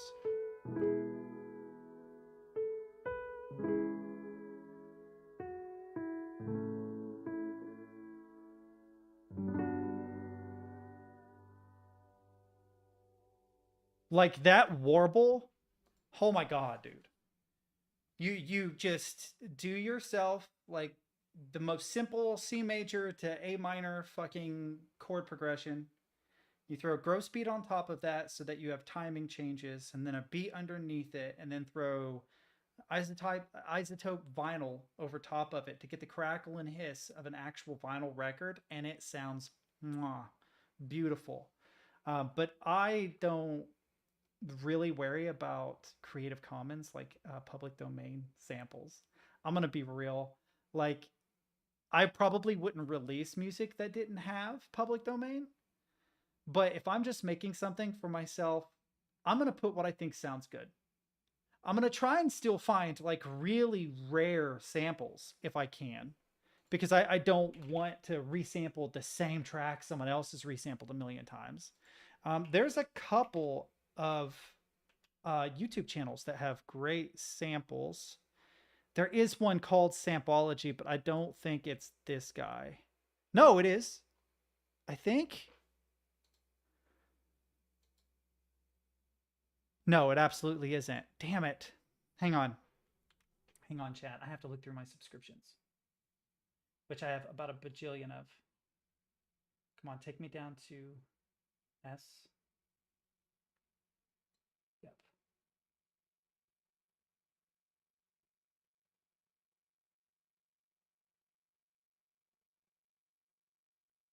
I think it might be gone. That sucks. There are a bunch of great places you can find samples, though. Hang on. We're going to find something to play here in a second. No, I don't need top hip-hop samples. We're looking for channels. They have really changed the way YouTube works so that it is harder to find stuff sometimes. Yeah, by channel, please. Yeah. Yeah, you can literally go in here and go nuts just looking up samples. I want to say TrackLib, the website, that's a good place to go if you need samples, because they handle the licensing for you if you go through their website. If you have an account, you pay monthly. Unlimited sample.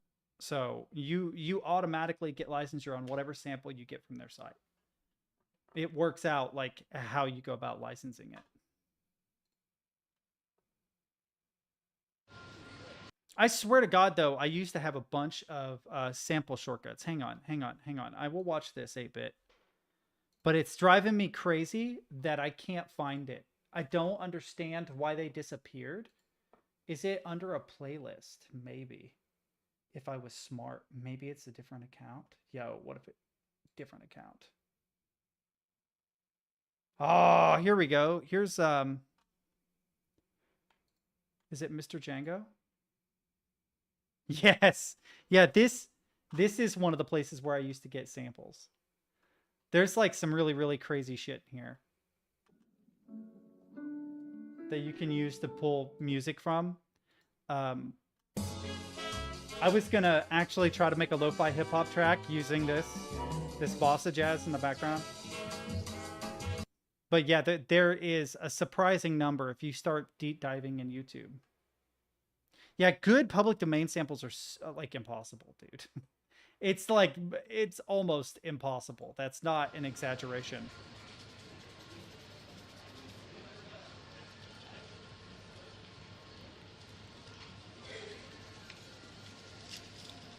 I can't do that. I can't do that. My knees are too fucked. My knees are way too messed up for that. So you've assembled a scene in Blender and rendered it. Neat. That's a neat scene. Okay, that so looks neat. what does this guy Something is do? missing, though, and I'm not talking about texture files. I mean something is missing from within you. You've become numb to the ease of digital creation, merely an empty vessel mindlessly assembling assets. You need that spark. You need deeper understanding. You need to make something that truly feels real. You need a challenge. Start with a dark box. Put a tiny hole in one side. I don't know what to tell you. On the opposite Jungle side. DMB is not hard to make. Ninja Tune isn't too bad either if you want to make it. It's super dark and noisy, so increase the samples, increase the exposure. You definitely can find one-shots fairly easily. I mean, like drum loops. Like if I were going to do a lo-fi hip-hop, Asparagus is really good. This lo-fi drum kit right here. Really, really good. It is free. You're allowed to use it. Actually, genuinely pretty nice if you're trying to do like lo-fi hip hop. And if you do enough searching, you can find free samples of one shots, right? Does it have kick 2? It doesn't have kick 2. Kick 2 is my favorite kick in this kit, but that's beside the point. You can definitely search and find some free stuff, but if you mean like sampling from music, television shows and stuff, it's not going to work if you go public domain. It's not. You can make a close approximation, but there is something about capturing the cultural zeitgeist through media that you find in techno, old school D&B, old school jungle, Ninja Tune, that you only get from sampling things that you maybe shouldn't have sampled. Television shows that were really popular, songs that were really popular. And so even if you find good sounding samples that are in the public domain, you're not capturing where pop culture was at the time that genre of music was prevalent, which is part of the point of jungle music, is to capture the nostalgia of that era's music. You know, there's a reason why so many of your jungle like tracks on YouTube start with like the PlayStation sound and shit. Yes, that's exactly it. Yeah, those PS1 era game jungle tracks would be great, but that feels very off limits. Yeah, I completely understand. I actually got in an argument with my old roommate about this because I refused to sample things. I would always recreate it. Instead, that's actually why I got good at making certain instruments. Was I'm not going to download a pack with an 808. I'm going to make an 808 in Citrus, right? Which, by the way, is super easy if you ever need to do that. I'm going to like make my own kicks. I'm going to make my own snares. But drum loops, not drum loops, but drum one-shots were pretty much the only sound files I would ever use. I was very much against straight up sampling, and my opinion has changed. My opinion is different now. I disagree. After learning to love people like Jay Dilla and Nujabes, I feel like you're missing something. That sampling is itself an art. It's just really hard to do without getting in trouble. Yeah, you could ask the author on Twitter if they're alive. But music is copywritten for a long fucking time. What is it, like 70 years after the person's death? Which means some record label owns it at this point.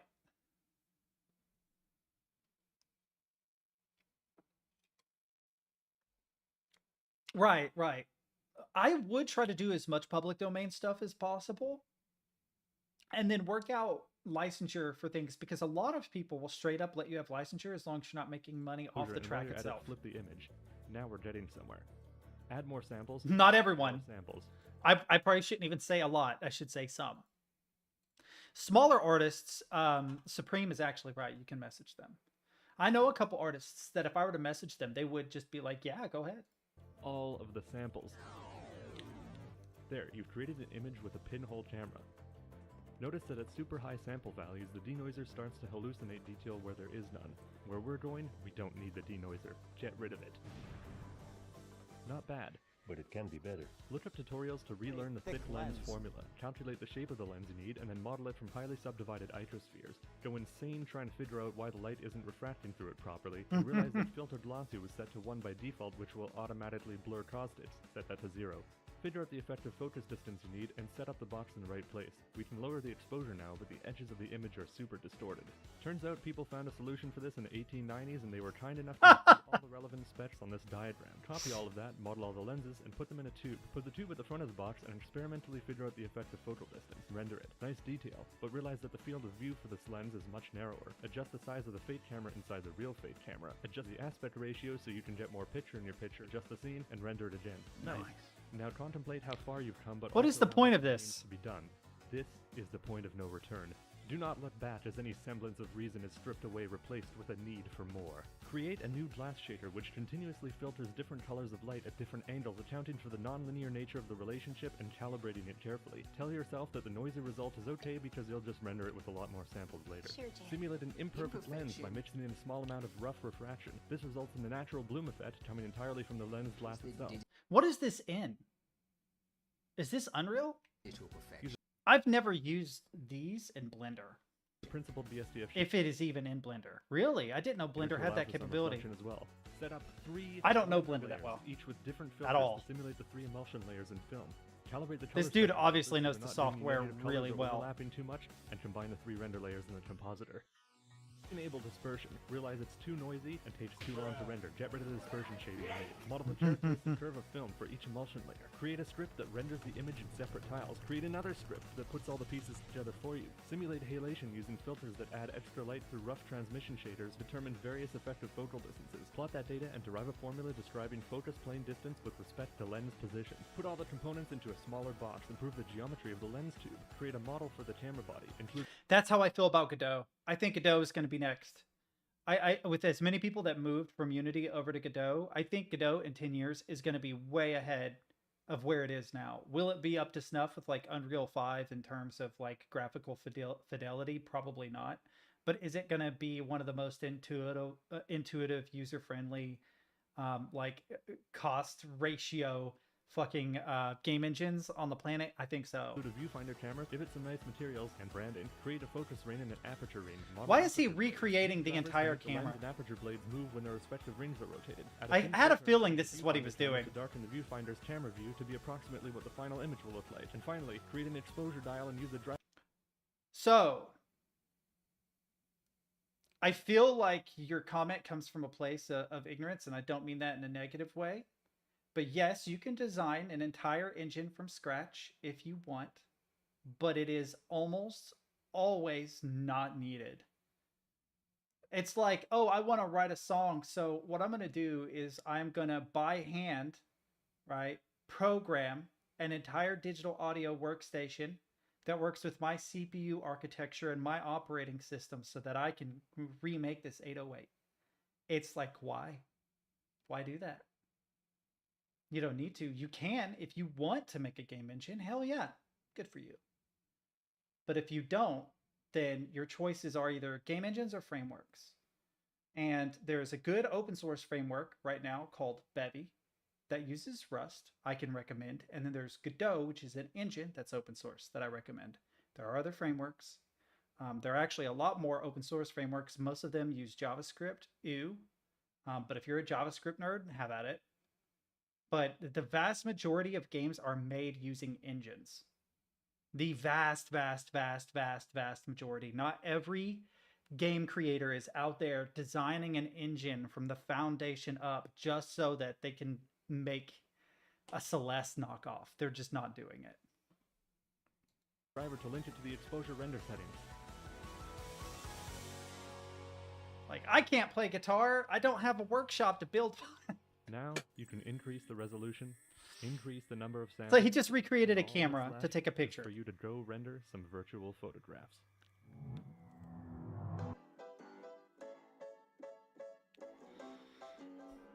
It is cool.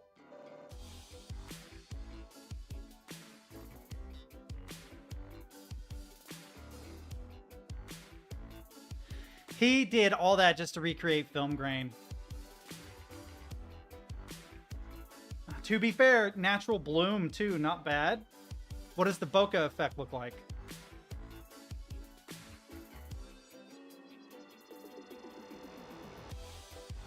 The monkey.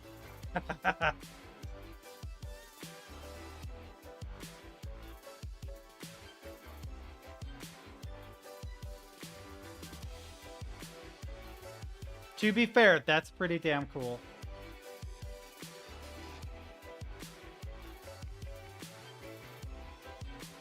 But all right, we've been on stream for almost 2 hours and I haven't played anything. We've got to move on. It's time to wait. Is there something else? Playing Doom in Blender. Okay, it's only a minute long. That doesn't surprise me that you could do that in Blender.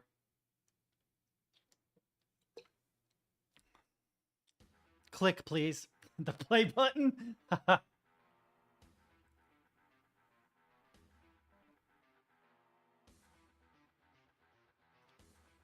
Oh, his mouse went over his taskbar and it made it come up. I actually thought it was my taskbar for a second. Turning looks really slow. But it's keyboard input, I'm pretty sure. Because those old developers were really, really good at having concise code that could run on literally anything. Like it shows how they are an example of what you were talking about, Supreme. Like, why not do it the programmer way? They're examples of doing it the programmer way. They're examples of people who built an engine from the ground up to make their game, and because of that, it's hyper efficient. I've seen pregnancy tests run Doom. That's fucking nuts. My name is Male87, and welcome to Five Nights at City 17, an indie horror game that you guys suggested in mass, and I saw that Dr. Kleiner played it and said it was really, really good. So I'm very eager to see what's up. And that is a terrifying HEV suit right there. Hello. So dumb. It's so dumb. Oh, yeah. I mean, you can to a certain degree, but I don't recommend it. I've had to do it before, but I always ended up rewriting it anyway.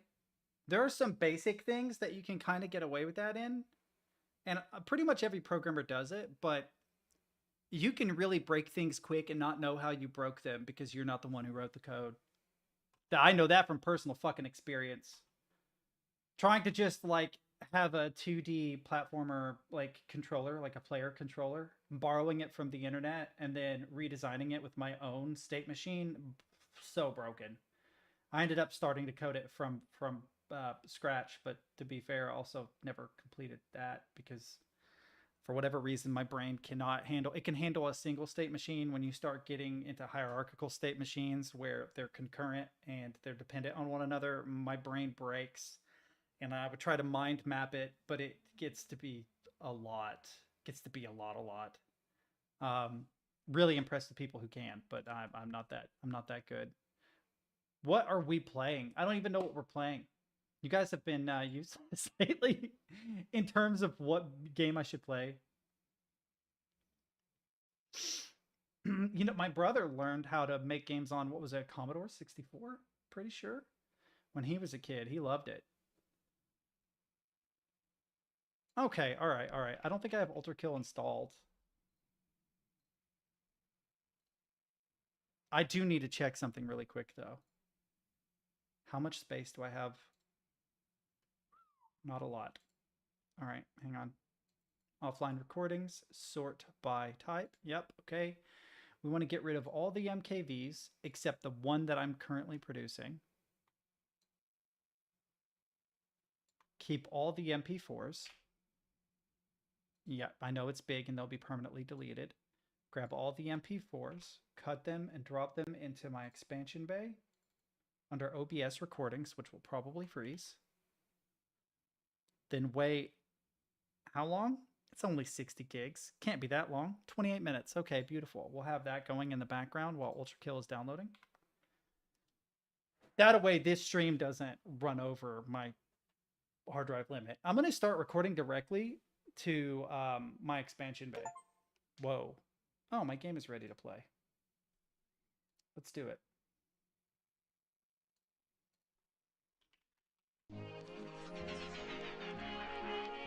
I know it's a mature rated video game. I actually believe in pirating games. I think that there is a limit.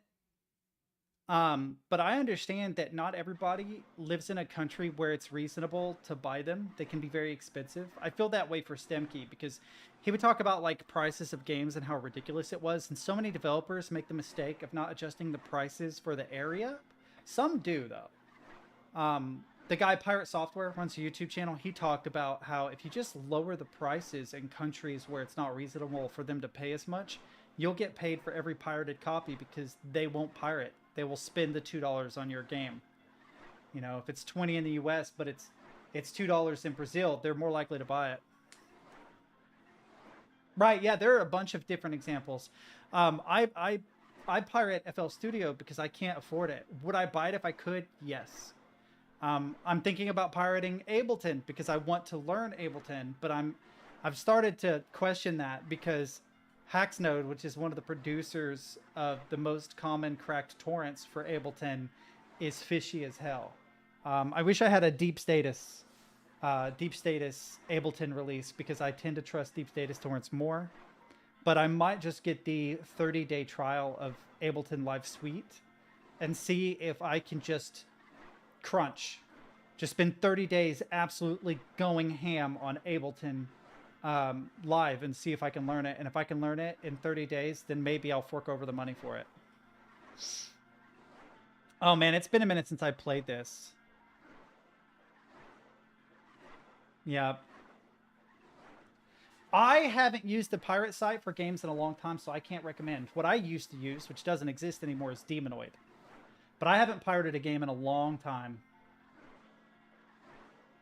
Yeah, LeadX is not bad. I use LeadX a lot. That's where I got, or I was going to get a copy of Ableton, but Hacksnode was the only one that had the recent releases, and I'm like, oh, I don't trust it. We'll go with standard 7.1. Oh, I never P-ranked Act 2. I only P-ranked Act 1. Dude, I don't want to P-rank Act 2. I'm just going to be honest.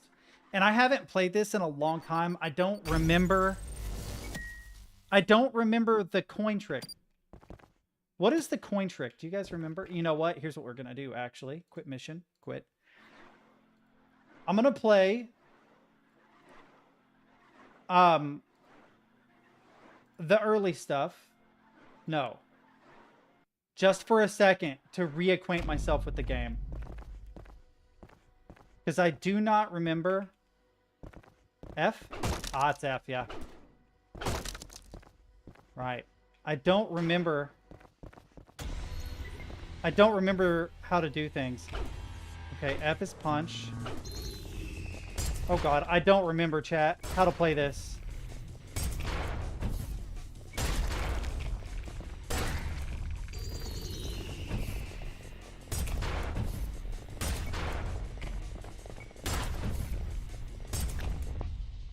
I really don't remember how to play Ultra Kill at all.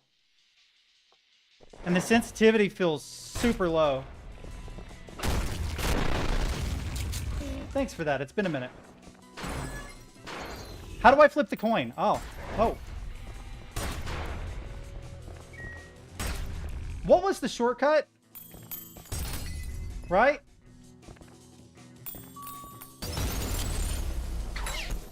Right? That's the shortcut, if I remember right. Coin forward, coin back, for fire. Right? So, like...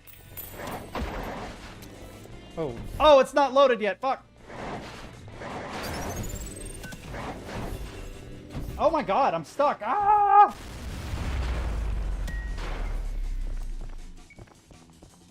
How long on this to load? Oh, I see. Okay. What do the different ones do? I don't remember.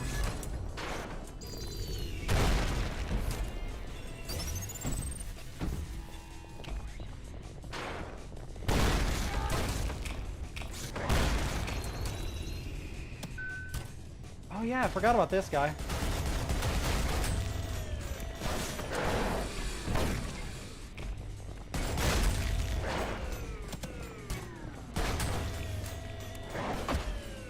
Oh. Sorry, I'm trying to remember how the fuck to play this game. I honestly do not remember it at all. So it's gonna take me a little bit to remember. Rocket launcher. You can ride rockets too, if I remember right. Which one is the time one? This one? No.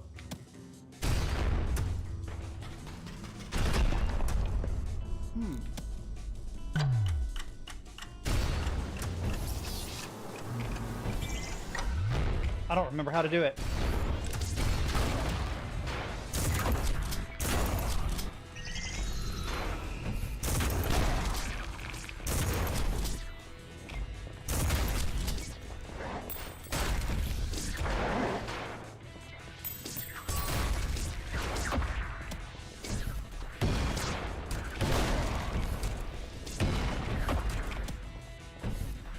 God.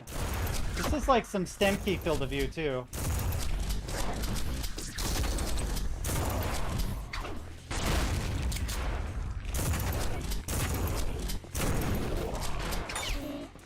That's right, G to switch arm. This arm's grapple, right? How do you grapple? R to grapple, that's right. Wait 1 second.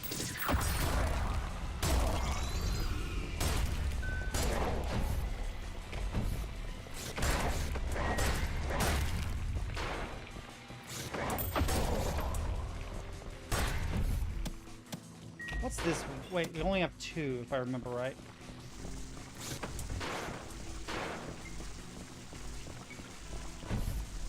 How do you use control to slide?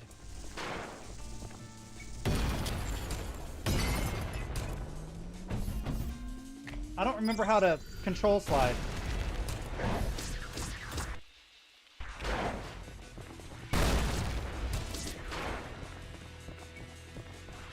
I am holding control right now. Let me check.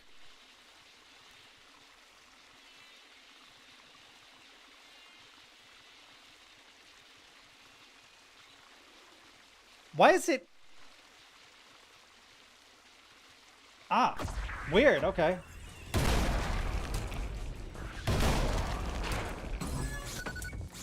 Ooh.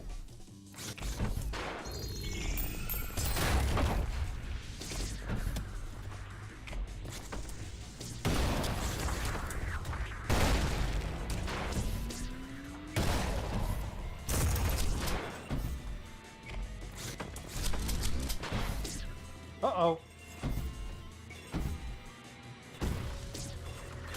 Oh no, I'm dead. How do you do the special super jump? I don't remember how to do that either.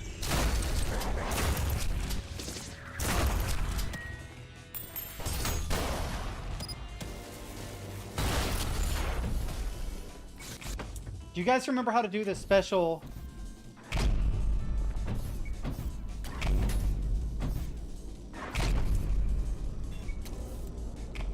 Do you guys remember?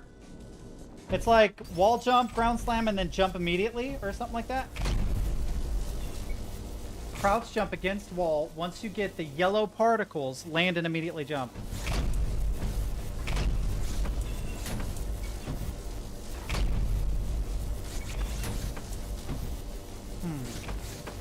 I need a better place to try it.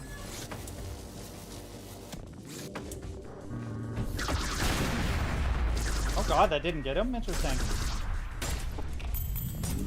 Ooh, a miss. Oh wow. Okay, that's fair.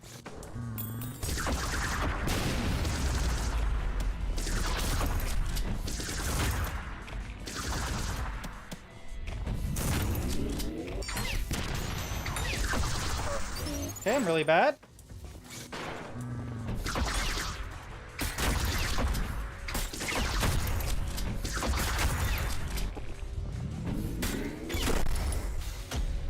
Okay, we got it. No, wait, can I try the crouch jump? So, I don't remember. So you crouch jump against wall. Once you get yellow particles around, land and immediately jump. It has been forever since I've done this. There it is. I see it.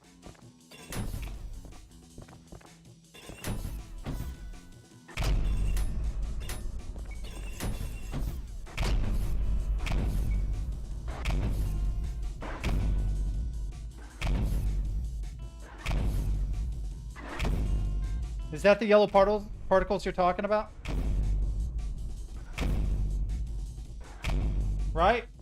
Or do I have to be against the wall for it to be correct?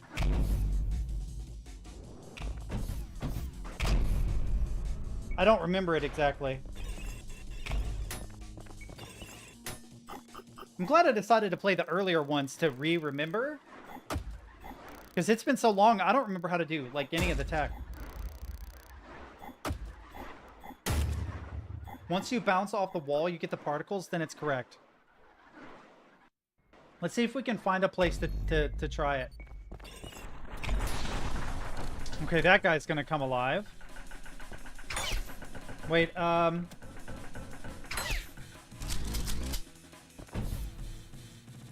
you gonna wake up or no? Oh, okay. I guess not.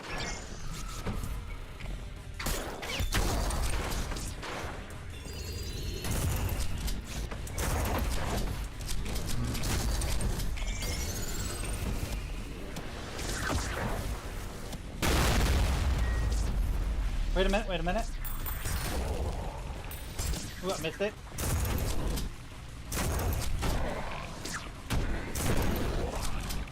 It's in one of these, not that one. Yep, this one. I forgot how good this game feels, chat.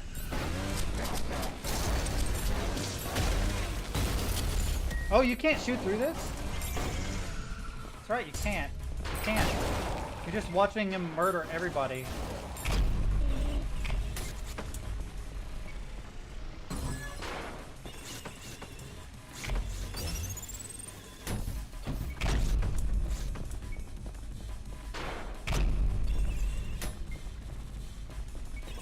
Okay, can't go that way.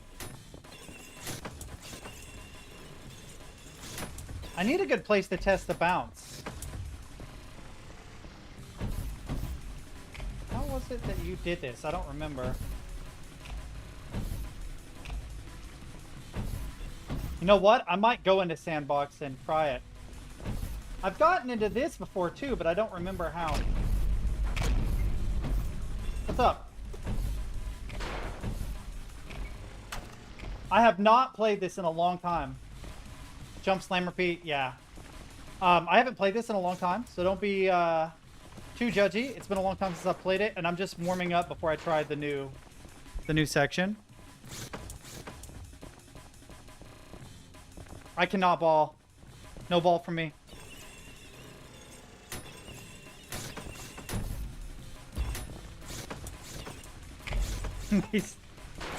He's just being a smartass. No, this is where I came from. Okay, I'm actually lost. It's been a minute. Oh, shit. I'm glad.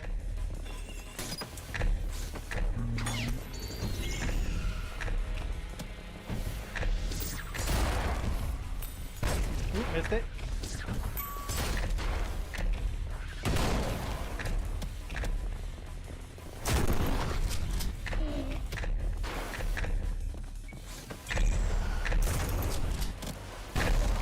Oh shit.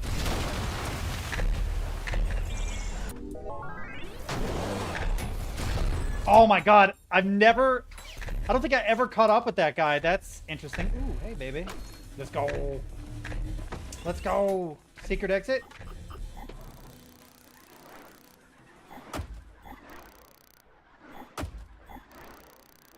Yeah, I P ranked the first layer. But I'm not insane. Stemkey, who is literally at the top, that dude, fucking sane. But he's not in here right now. He is actually insane at Ultra Kill. I watched him stream what was it, the first two layers, Prelude in the first two layers, and he beat it in like 45 minutes. The entire thing P ranked. Is insane. He is an actual speedrunner. But after the recent update, his speed one was removed from the rankings. I don't remember my way around this place, chat. I'm gonna be real.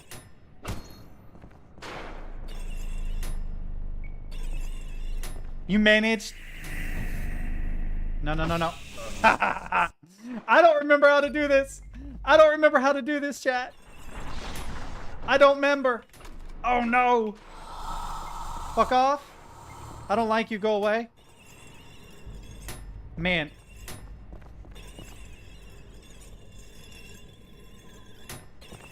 I don't remember. I don't remember, chat. I've done it before, but I don't remember. I remember it being a labyrinth that took me a while. I think it's this way. Why do I feel like it's this way? Oh no. Fuck off. Ooh, this feels correct. This feels correct. I feel like I'm close, chat. Where am I going? No! Yeah, you're right. You're right. You're right. We'll go into Sandbox. Because I used to know some of the tech. But it's been a minute. How do I even go into Sandbox? Hang on. No, standard. Sandbox. Cyber grind wouldn't be bad either. Oh, shit. Yeah. No, we don't... Go away. Okay. Spawner arm. Let's see. Okay, what are we gonna spawn? Let's spawn a big boy. What big boy should we spawn?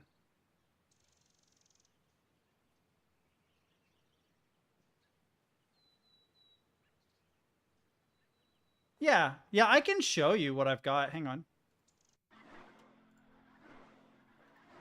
See? I P-ranked Prelude in Act 1, but this has been like a year ago, and I haven't played it since. Chat pressured me into playing it, and then they pressured me into P-ranking the first act. And, yeah. I am not good at it, though. I swear to God, I'm fucking terrible. I watch someone like Stemkey, and I'm just like, how, man? How is that? I'm looking for the giant statue guy, but I don't see him. Oh, there he is. Yep. Let's plant you. Fuck off.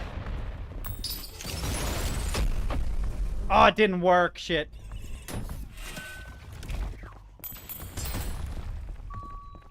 Okay.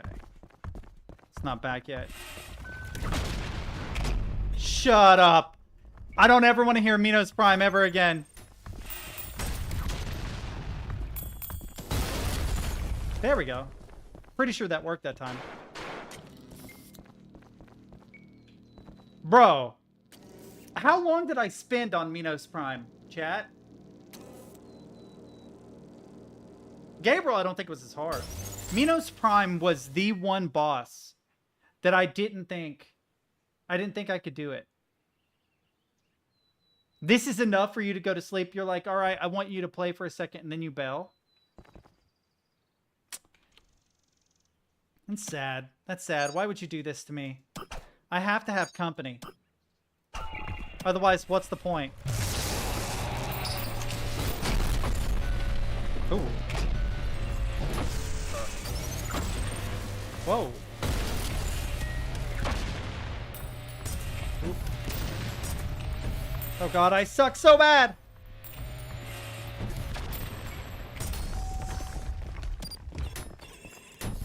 Dude, it's so full of memes. It's so full of memes. This game is so insanely full of memes. It is actually nuts.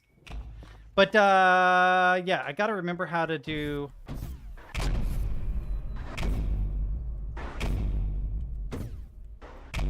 That's right. You jump off.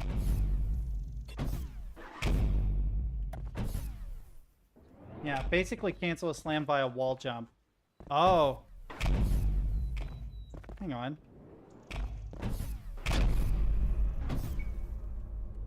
Ah, I see. Yep. Hang on. Do I need to slam again? Oh, there we go. Okay, we figured it out. It took me a minute. Yeah. It's ultra kill. Wait. Uh-oh. Mistakes were made, chat. We're out of bounds. It won't let me back in. Hang on.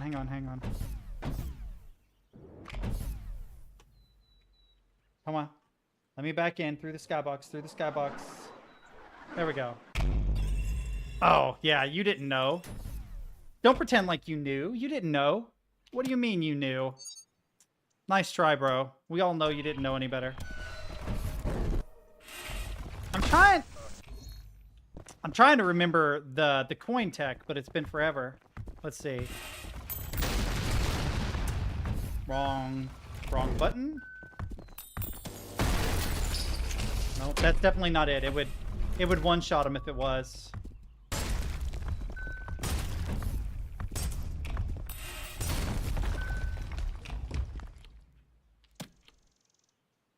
Come on. There we go. Gotta love Gabriel's VA. Oh, it's amazing, dude. Amazing. Absolutely amazing. No, fuck off. Hang on. I gotta try this. I feel like that was it. Was that not it?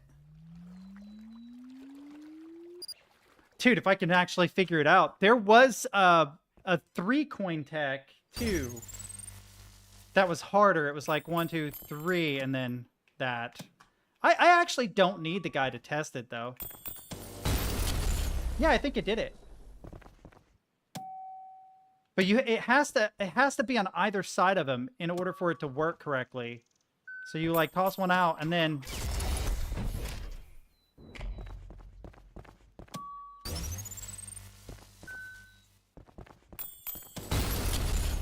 wait, what kind of sick monster designed the Trust GX Team Mouse 3 of, you know what? My gesture on my Logitech mouse is close. Okay, there is no reason that this cord should go so hard. Hang on.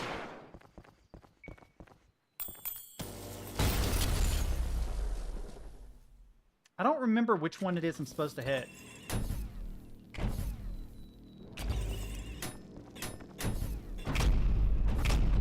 Throw a coin behind him, too. Rail cannon, very quickly throw a second coin. Ah.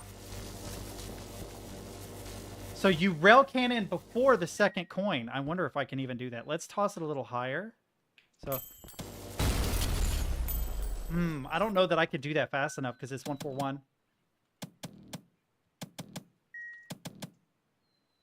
Yeah, I imagine I would. I'm just trying to get the muscle memory, right?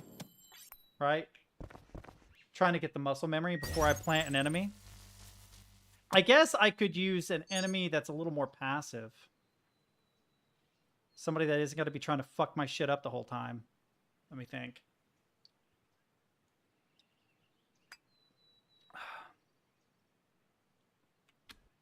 Oh, blind enemies. Good call. Okay, problem solved. Right, so it's coin, railgun, fire, coin. Dude, that's a lot. So it's, let's see, I'm already on one. So it's right click, 4 left click. Right click, 4 left click, 1 left click. Fuck. That's, my brain's not going to do that, man. I'm too old.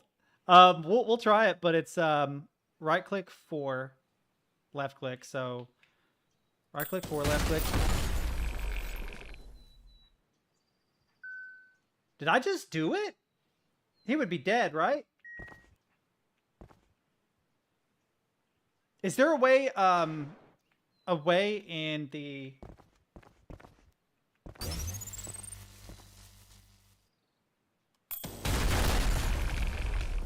Okay, I didn't do it correct that time, but still cool. Here, let's just plant a couple of these guys to make my life easier. Right? 1. Only the last coin needs to be fast. Okay, so... That's way too slow. Shut up. Don't judge me. Don't judge me. I don't know why I did it that way.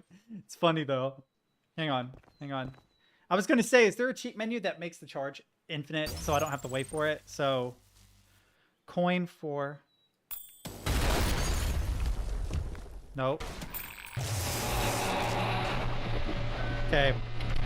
That's because the A key is next to the escape key on my keyboard.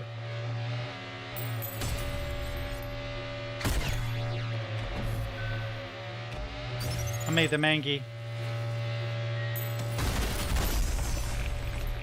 Too slow.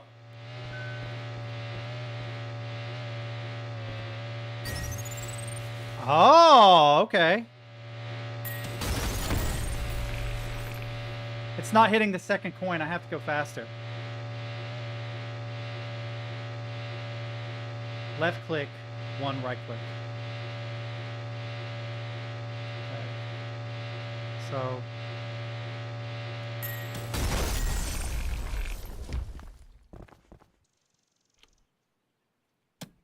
Oh, he can't die from the initial shot or it won't work. Okay, hang on. Bing, bong, boom. Go back.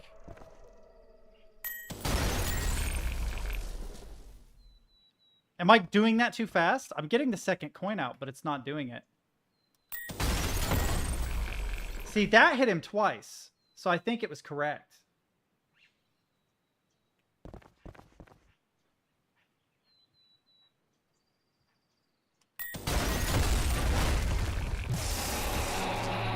That did it.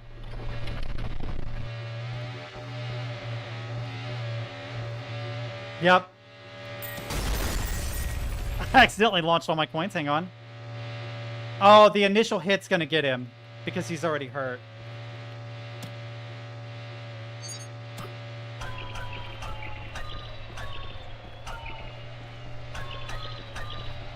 Just creating a whole bunch so I can practice it, so...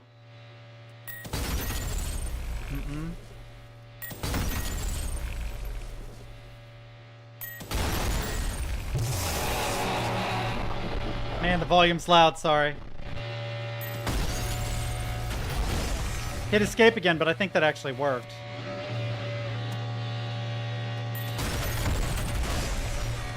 There we go.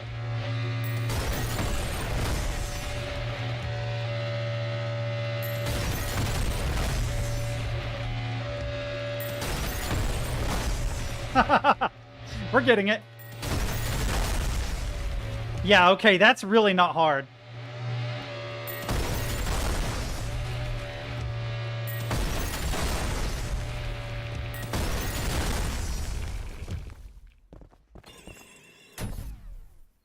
Okay, cool tech.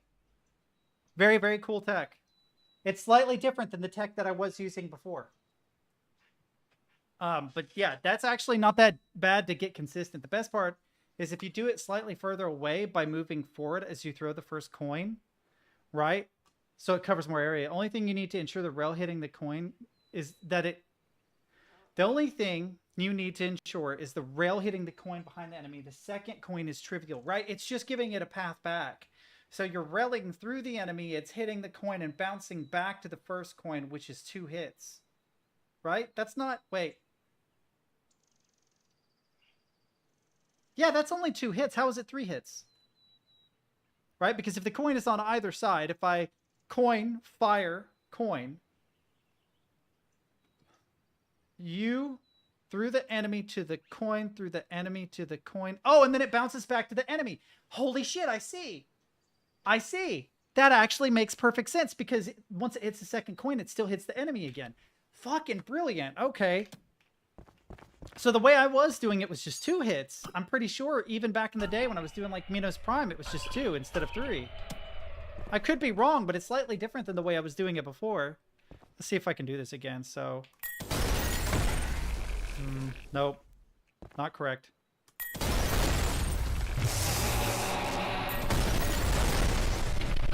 Yep.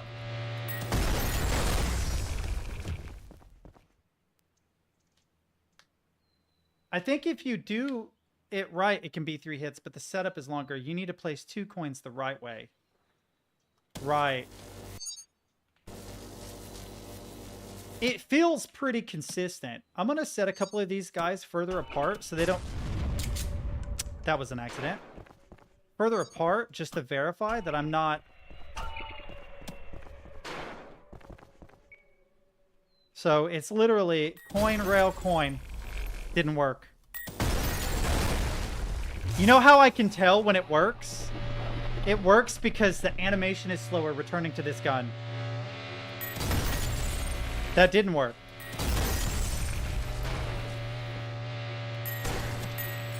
Okay, fuck that up. See, there it worked because the animation was slower. Like literally, you just look at the animation and it says, hey, yeah, you actually did this correctly. I'm gonna get these a little further apart. And I'm gonna try it further away like you suggested. So like, forward coin. Totally fucked that up. Move forward coin. Forward coin.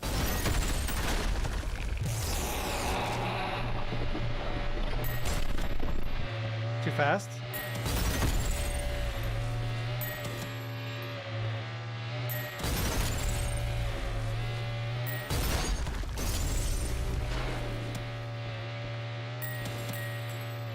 I'm doing it too fast. Damn it. Why am I fucking this up?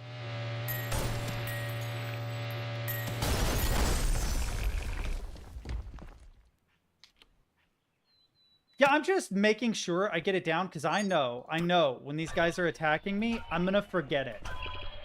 Like, there's tech in the finals that's super useful. There's an animation cancel you can do in the finals.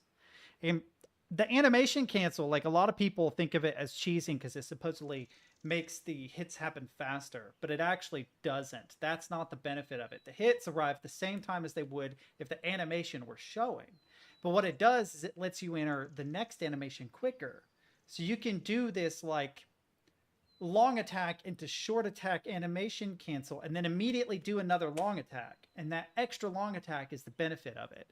And this feels very similar. And I know how to do that tech by heart.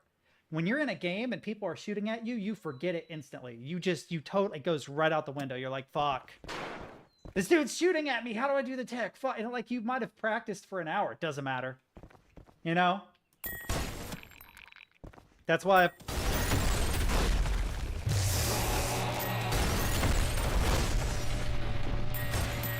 okay.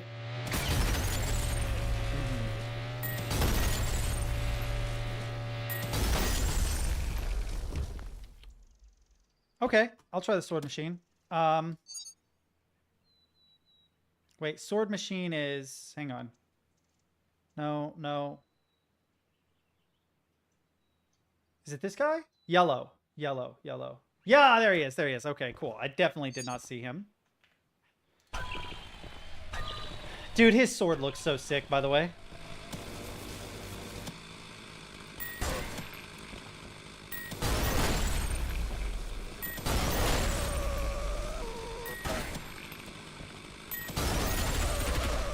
There it goes.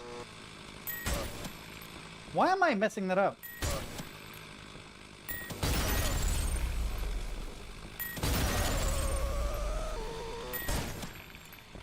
I don't know why I'm messing it up this time. That was correct. Yeah, I'm doing the rail too fast. Yeah, I've actually, the muscle memory is cheating me. Yeah, I'm doing the rail so fast, the rail gun doesn't actually go off. You're not wrong. That is exactly what's happening.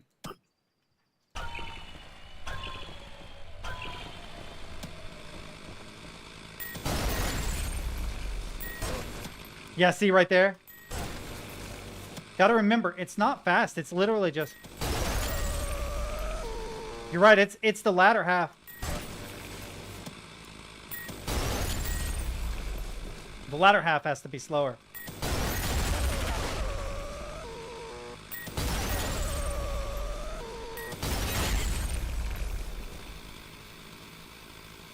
Oh my god. Look down. Jump. Coin 3. Wait 1 second. Punch? No way. Do I have to have red arm?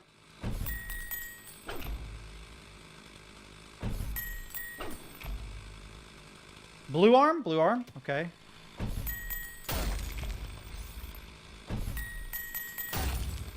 For whatever reason, the coins aren't going off. The coins aren't going off really fast. Give me a second.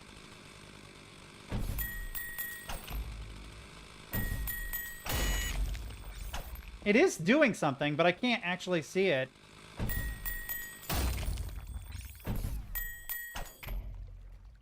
Wait 1 second after the throw. So I do 1, 2, 3, wait, punch.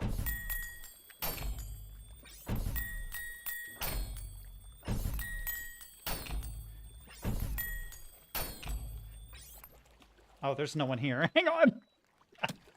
Hold up. Sword gun. You know why I thought multiple was because the steps. He gave me step numbers. Step 3 is the wait a second. Not jump and coin times 3. Do you understand? That's where I misremembered, or I misread. Because I thought he meant to coin 3, not step 3 wait. Just that?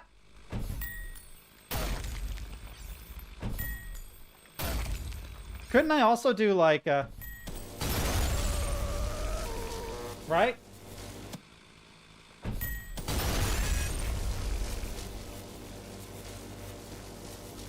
I mean, that's a guaranteed coin hit. I can wait a bit less, do it faster. Does it do? Ah, too quick. Okay. Yep.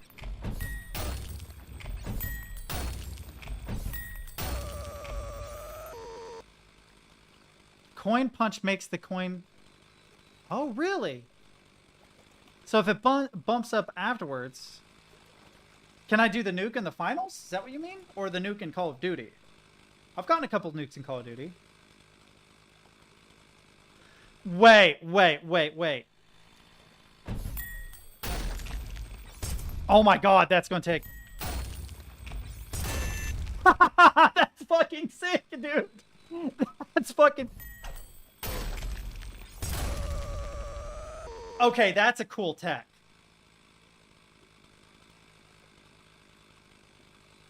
Yeah, like... You're right. You could just do...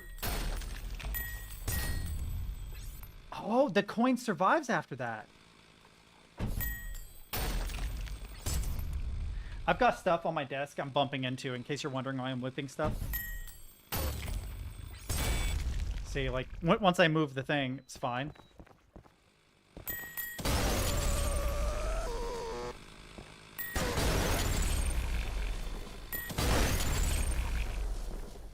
There's so much blood here. Yeah, I could see... So, there is an equivalent in old school gaming. I guess it would still exist today, but it would be like a Tekken thing. Do you know what juggles are? Do you know what a juggle is? You ever heard of juggles? So back in the day, in like old school Mortal Kombat, in like Mortal Kombat 3, a juggle is where you, after completing a combo, force the opponent into the air. You juggle them. And it allows you to start another combo followed by a juggle, then another combo followed by a juggle. And that's what this feels like. It feels like a juggle, but in 3D with a coin, is what it feels like. You're basically extending a combo by juggling the coin, which actually makes kind of a hell of a lot of sense. Right? Oh, I whiffed it, but...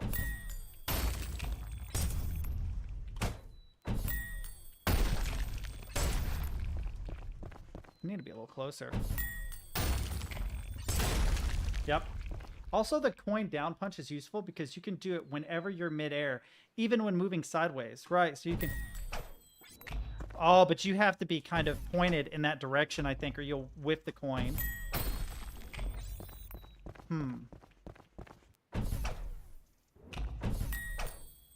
You just have to coin later?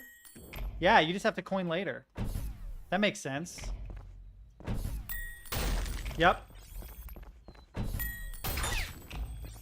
Because it carries your momentum. Yeah. Yeah, if you do it too early, it won't, because it won't have your current momentum, but you're right. It's carrying my momentum the same as... Well, doesn't mean I don't suck, but... There we go.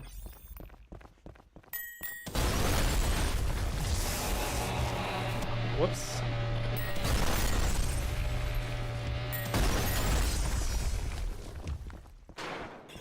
I knew it! I was waiting. So, this is Stemkey, the guy who has the stupid times every time I complete a level that's at the top of my friends list.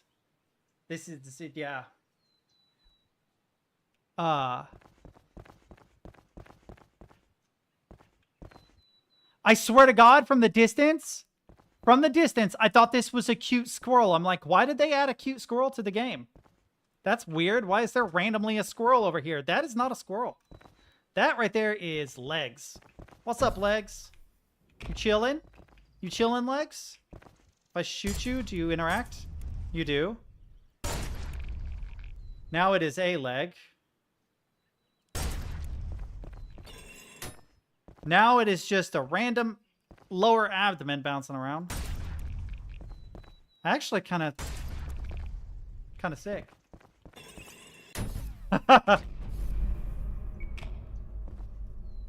Oh, I think I have. Yeah, I've done the nuke before. That's right. the reason again that I misremembered that is the finals has a thing called a nuke too, but it's different. Right, so it's blue shotgun plus red rail cannon. The problem is I need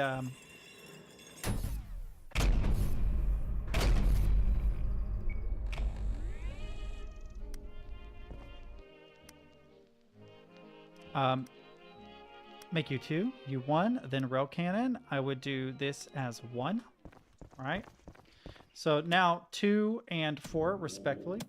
So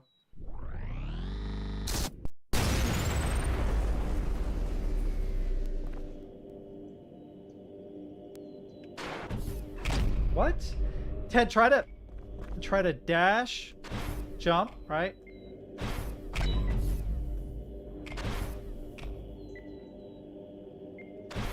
I mean, that's... I don't know what you mean by slide jump. Slide jump? Wow, that actually interrupted momentum completely. At the same time... Wait, let me get my stamina up. Yeah, slide jump.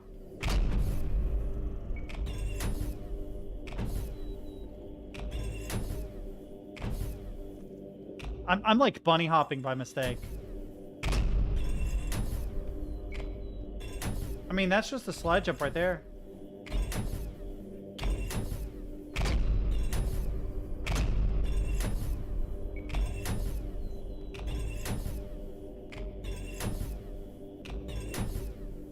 Oh, I see. So... Okay, wait. You need to... Oh, I see it. I see it. Yeah, that makes perfect sense. No sliding the first jump? Yeah, but the bunny hopping... Okay, give me a second. Yeah, I have to prevent it from canceling my momentum. Which means I need to jump later, I think. Or earlier? No, earlier. How do I not slam?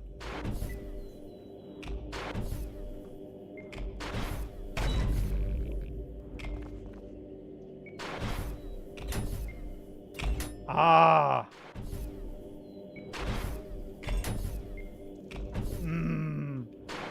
I'd have to practice that. It's more convoluted than a normal bunny hop. Hang on. Like that? That looks about right.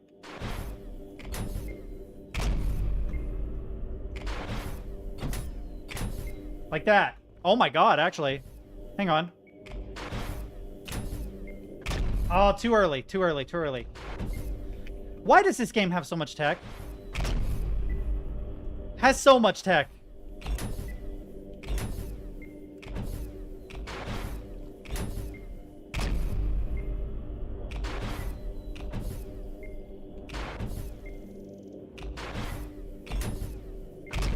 Damn it, dude. Doing that consistently is so annoying. Can you turn? Can you turn? Let me see. Oh my god. Holy shit. No way, you can turn.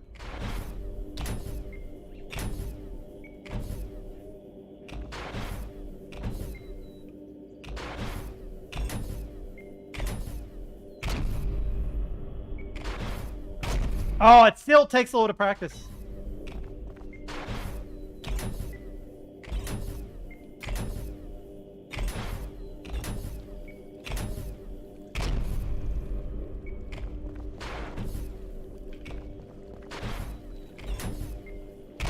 Oh, I've still gotta...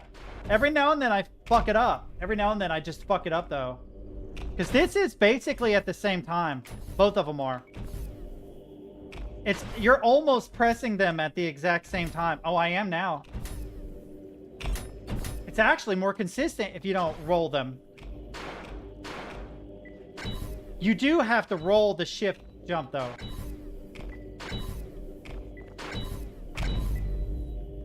$40 to 5 degrees up. 45 degrees up, blue grenade. Without charging it, red rail. Basically just nuke yourself. Oh. Wait, what does it do? Hang on. So this is about 45 degrees.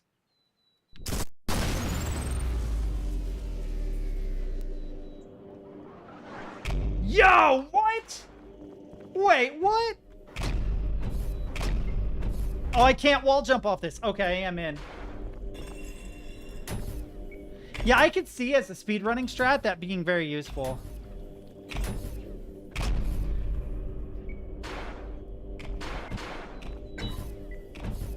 Wait, can you nuke into a dash jump into... Wait a minute. Could you not, for instance, nade, rel, then shift jump, land, crouch jump, and keep your momentum? Do you keep your momentum if you do that? The problem is that most places in the game aren't open enough for that. You would see no benefit of it because you would already be at the exit to whatever room. I don't think it makes you invisible, but I do think that there's, what is it? Damage mitigation if you do.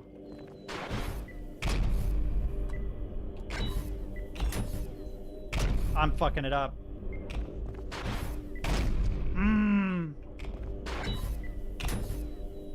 Wait!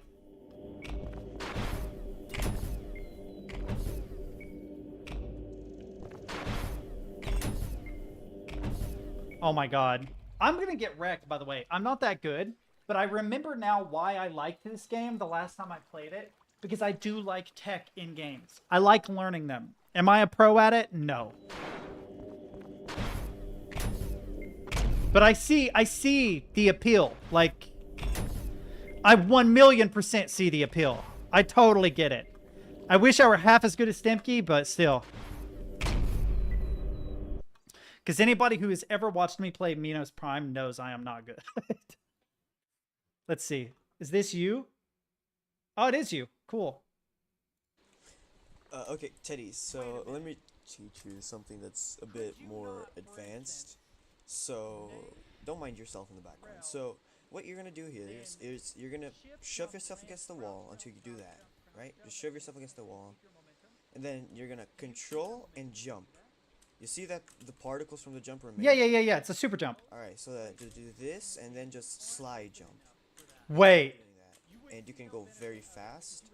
Or you can do that without slide jumping and just jump. Which, super jump. Is a bit...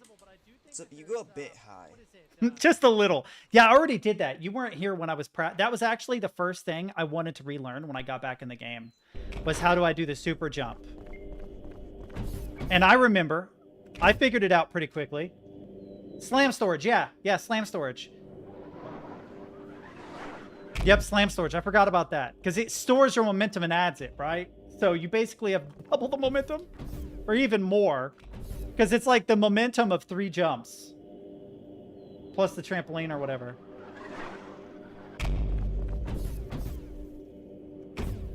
Yeah, that's super easy. That's really easy. That's not hard at all. For me, I don't mean like in general. I'm sure people have trouble with it. But doing the slide... Oh my god! No way! Wait, chat. Wait. Oh, I've got to get the timing! I've got to get the timing. That's so fucking crazy. No! The unintended consequences of my actions, chat. Hang on. Oh, I've got to do it twice. It's driving me crazy. Like, the first time is easy. Oh my god, I was going to go in the water.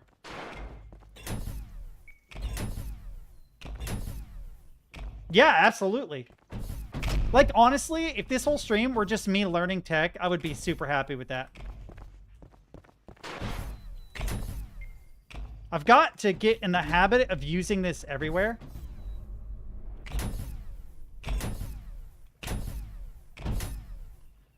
Bro, that is so nutty.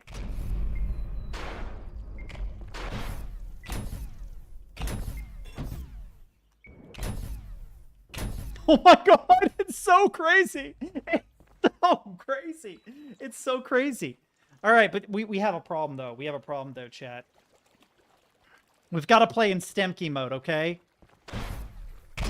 Wait. Oh, this is going to make it difficult.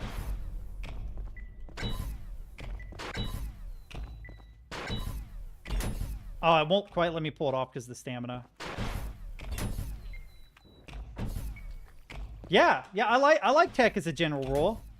You know, what actually made me interested in tech, like actually properly interested, was speedrunning Bobdy. Bobdy is like this crazy indie game. I didn't even submit any of my speedruns, but I had like a top 20 time, which is not bragging because there's not very many people that stream it. Only really the top 10 speedrunners are worth bragging about because it's such a small community. But I learned all this out of bounds tech, and I'm like, oh my god, this is a fucking blast. This is actually amazing that you can do this sort of thing. Oh my god. Oop.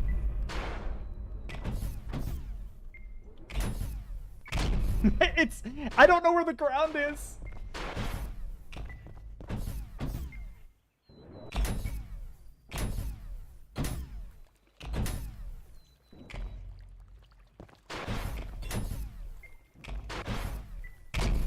Okay, I'm trying not to hit the water.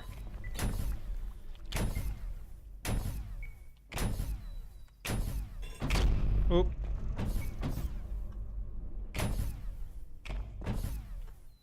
What is it? This is both. All right, I'm gonna play Apex Legends with a friend. I'll be seeing you on a second one. Okay, cool. I get it. Did you link something? Oh, you did link something. Yeah, we'll check it out.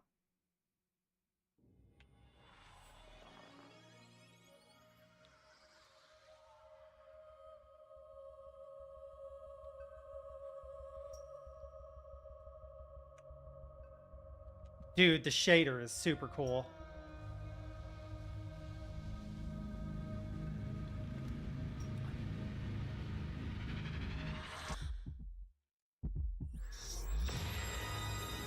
There used to be a shooter called Toxic way back in the day that had batshit. What? Oh, it's hard to see. Does it clear up? It looks like it's trying to. Okay, so just for the record, if you have epilepsy, just fair warning.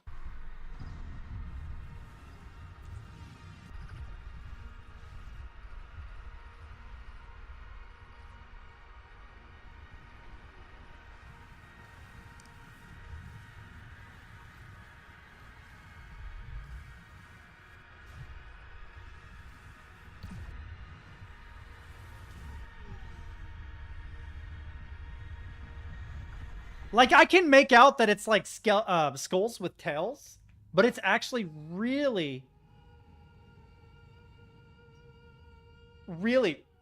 hard to make out what's going on. It does look amazing, though. Oh, is there no other?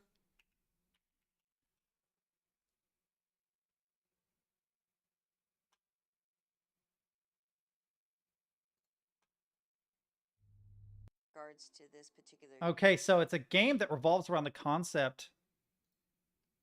You will not believe what Sorath has been hiding from us in the latest update of Devil Daggers. The spider has always been one of the Oh, this is much easier to see. Devil Daggers, often causing many top players to lose some of their best runs, and it looks like Sorath just made it worse. Look at this clip taken 1 month ago. Dude, the demons look fucking amazing. The spider dies normally. Now look at this clip taken last weekend of another spider being shot by. I just want to see gameplay, by the way. Notice anything different? No. Well, the rank 9 player, Little Sorath Daddy, found out something crazy. Sorath quietly added double spider health weekends to Devil Daggers, which has prevented over 1,700 known from getting new personal bests over. I noticed that it took longer, actually, and I just kept it to myself because it looked like his accuracy wasn't as good, so I just assumed that it was because the accuracy wasn't there. Let me know down below if you think this is fair. But if that's what the game actually looks like, is this a Steam game? Hold up. Yeah, I've got 183 items on my wish list, 208 games still yet to play. I'm going to go add another one to the list. So there's Hyper Demon and Devil Daggers. Interesting. So we're talking about Hyper Demon, right? Dude, is this what the game looks? It's what the game looks like. Yo. Overwhelmingly positive, all reviews. Okay, I'm wishlisting these. I'm going to wait for them to come on a sale, and then I'll get them. I would love to get them now, but I swear to God, dude. Look. I'll hide my camera just to give you an idea. Unplayed 208 games. That's just Steam, by the way. A lot of these are recommendations from chat. Some of these are going to wait until Halloween when I play them. Some of them are puzzle games. I need to play Cairo for Apterus sometime soon, which is buried in here somewhere. It would be after Half-Life. I didn't even know I had Hellblade. Like, what the fuck? There it is, Cairo. That's the thing. Dude, I don't know. I really like I watched a developer diary on making shaders, and I have just an insane appreciation for shaders now. I didn't realize like the amount of math and thought goes into shader creation. And I like it because when I was doing my little foray with game development, I was doing as much as I could in code. Just code. Not fancy artwork. All the artwork, like the animations and stuff, were handled by code. And I loved that feel because, man, you could really, really get into the nitty-gritty of how something looks just by changing integers somewhere. And shaders takes that to an insane degree. Sorry, I forgot to turn my camera back on. Oh my god, I'm going to get wrecked by 7-1 though. Even with this tech, I'm going to get wrecked. I'm going to go use the restroom really quick. And then when I come back, I might try the new levels. But I'm going to get destroyed, so look forward to that. That's going to be fun. Oh, also, chat is not catching up. I don't mean to ignore you guys. Chat didn't catch up. I'll look at this. Purpose. The developer said that he likes to go back to old Game Boy games. I want to make sure I didn't accidentally... I did. I skipped forward. And centipedes set the perfect mood for this game. It looks like it came out on the PS1 and it plays like modern Doom. So how can this one-level arena shooter be one of the best designed games I have ever played? I'm telling you right now, the shaders are actually really impressive.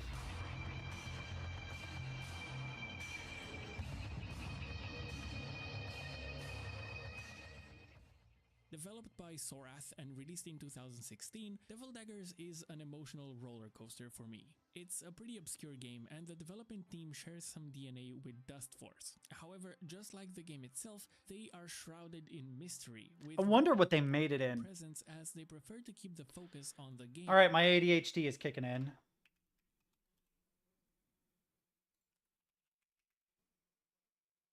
I want to look at the Steam developer again. They have a website or anything?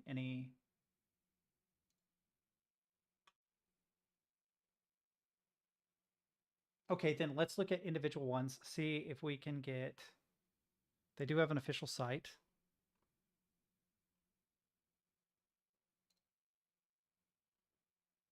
I was hoping that I could get some insight into what they made it in. Rather than on the if I download it and it says Unity, that only made me more curious. Wait, Control F. Yeah. What does it say? Let's see. Let's put Unity in. It is selecting something. Unity exists in here, but I don't see where it's highlighted. But the fact that it says Unity somewhere on the page tells me that it's Unity. Oh my god, is it community? Okay, wait. We can cheat this. Yeah, you're right. If you put a space in front of it. Engine. There's no list of engine on this.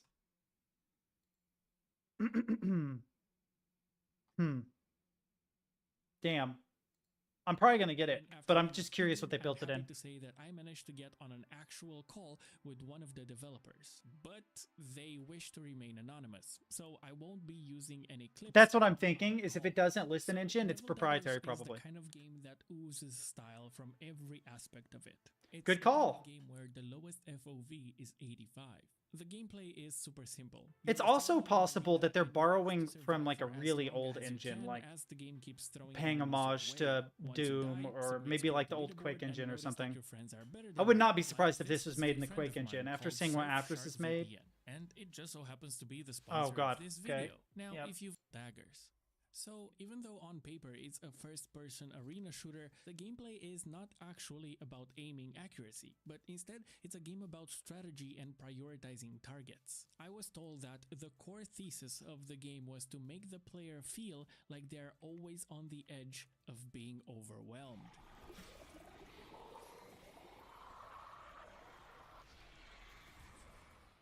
Now, even though it's a simple gameplay loop, it has heaps of depth to its mechanics, and I want to highlight It is a custom-built the engine. thing I noticed about this game. Oh, I'm glad you found it. Element in Devil Daggers is designed with intent. From the art I style, was going to say, the art style is fantastic. even the audio, every component in the game has a well thought out purpose. The developer said that he likes to go back to old Game Boy games because there are so few buttons on that system, and there's a lot to be learned from that. So he was really inspired by that minimalism and subtlety. You know, less is more. This is actually a pretty huge deal. A lot of games need to like hold your hand and tell you how to play them, and there are games where that's okay. If you're going to play something like Voices of the Void, which is on the surface really complicated, it makes sense. But if you were to take like Super Mario World, right, and you're given a controller with 4 buttons and a D-pad, sorry, 6 buttons and a D-pad, what do? You press buttons. You press a button, oh, your character jumps. You press another button, oh, you move left or right, and you just sort of naturally evolve into whatever it is you need to know. You don't need to be handheld. And I really love that about games. The less you have to hold a person's hand to teach them a game is huge. So the arena enemies. Yeah, if you know what I'm talking about, there's a big update right now, but it's super buggy. And because it's super buggy, I'm getting mixed signals. Some people are like, no, wait for the bugs to be ironed out. And others are telling me, no, you've got to play it. It's fucking amazing. The base is huge now. Like, guns would be considered to be the core elements of the game. And yet they're very simple in nature. I noticed that in a lot of cases, the first and worst go-to solution to make a game feel bigger than it is to add power-ups and unnecessary complexity. And that's a power-ups are okay. Inventory is okay too. You just have to moderation. Avoided that trap. Thanks for reminding me, bro. See, this is where if I were to go affiliate and you could play sounds, I know you would play Trickling Water right now just to be a dick. I know you would. Just a soft, subtle waterfall. A rolling brook in the distance. Just picture a faucet turned on to just a drizzle. Just a drizzle, chat. And that's it. There are no other levels or shapes. I'm just really curious about this because the art is really attractive. You know what it reminds me of, weirdly, even though it's a 2D game, is, what is it, Rain World? Is that what it's called? I haven't played this, but I bought it because of the procedural animation. Ooh, breaking news on the Balagaga News Network. Yeah, I watched a video on procedural animation and about how it was a huge step forward and it made this game feel lived in. And I'm like, dude, I want this game. So when it came on sale, I bought it. I haven't played it yet, though. I hear it is very hard, yeah. But I also hear that, like, certain species will ally themselves with you based on the decisions you make. So if you ally yourself, if you make allies in the environment, your survivability goes way up. But I don't think it would make the game better. Same thing goes for the weapons. A similar game might feel the need to add multiple weapons that you can switch between with the need to reload, but not in this game. There are no weapon pickups and no reloading necessary. You only have your left mouse button to fire. Tap it once for a shotgun blast or hold it down for a continuous spray. And those two types of using the same kind of weapon were thought out in such a way to be that's actually really nice. The enemy behavior, which, just like the other elements, has proper intent behind it. I was told that weapons are as good as the enemy design. So let's talk about those flying skulls. So is there nothing special? No pickups at all? No variety? Is it only 2 types of weapon fire and that's it? There are very few enemy variations in Devil Daggers. 12 enemies in total to be specific. And after sampling some high scores from the leaderboard, I managed to calculate that a majority of players... On paper, that sounds bad, but I get that it might not be. That if you play it, it feels different. 4 right. enemies in their playthrough. I was able to figure that out because as the in-game timer ticks up, enemies spawn in a specific order at a specific timestamp. Their spawn location is randomized, but the timing is the same for all players in order to keep the leaderboards relevant. When you start a game, the first thing you see is a squid tower in the distance, spinning slowly and very creepily as it spews out a handful of angry skulls that start homing in on your position. The small boys always follow you in a predictable pattern and are rather slow. They are pretty much the first and weakest enemy in the game, but they introduce you to the concept of prioritizing enemies. Dealing with them right away is easy. There's not that many of them, but if you leave them unattended for a while, they quickly add up and form a Yep, pretty that's big fair. skull cloud, reinforcing the decision-making aspect of this game.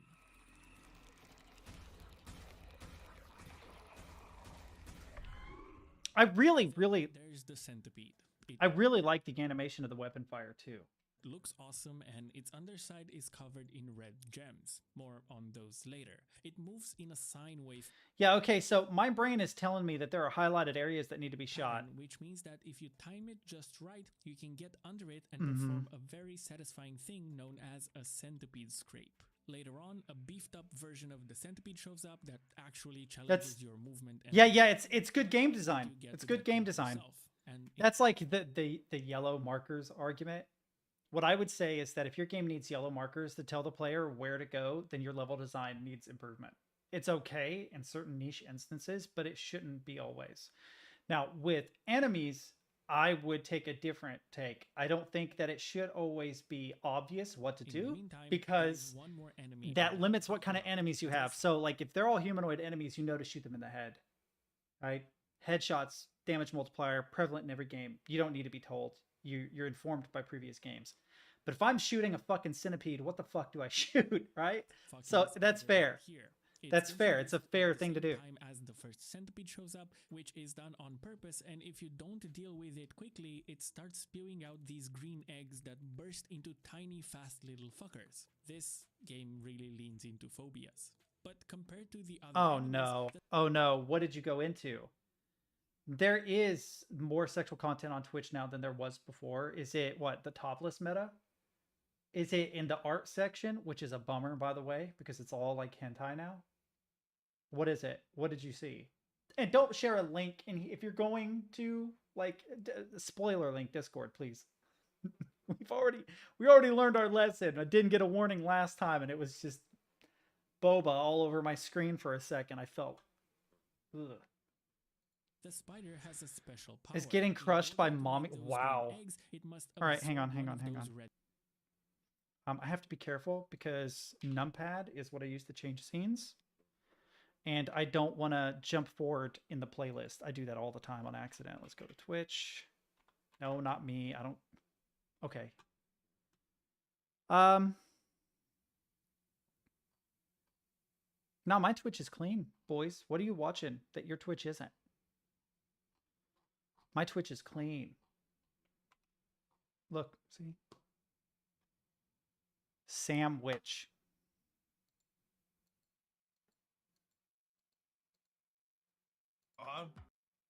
Xbox Series X, and Okay, I'll try that. Hang on. Why are you in Twitch and incognito though? Private window.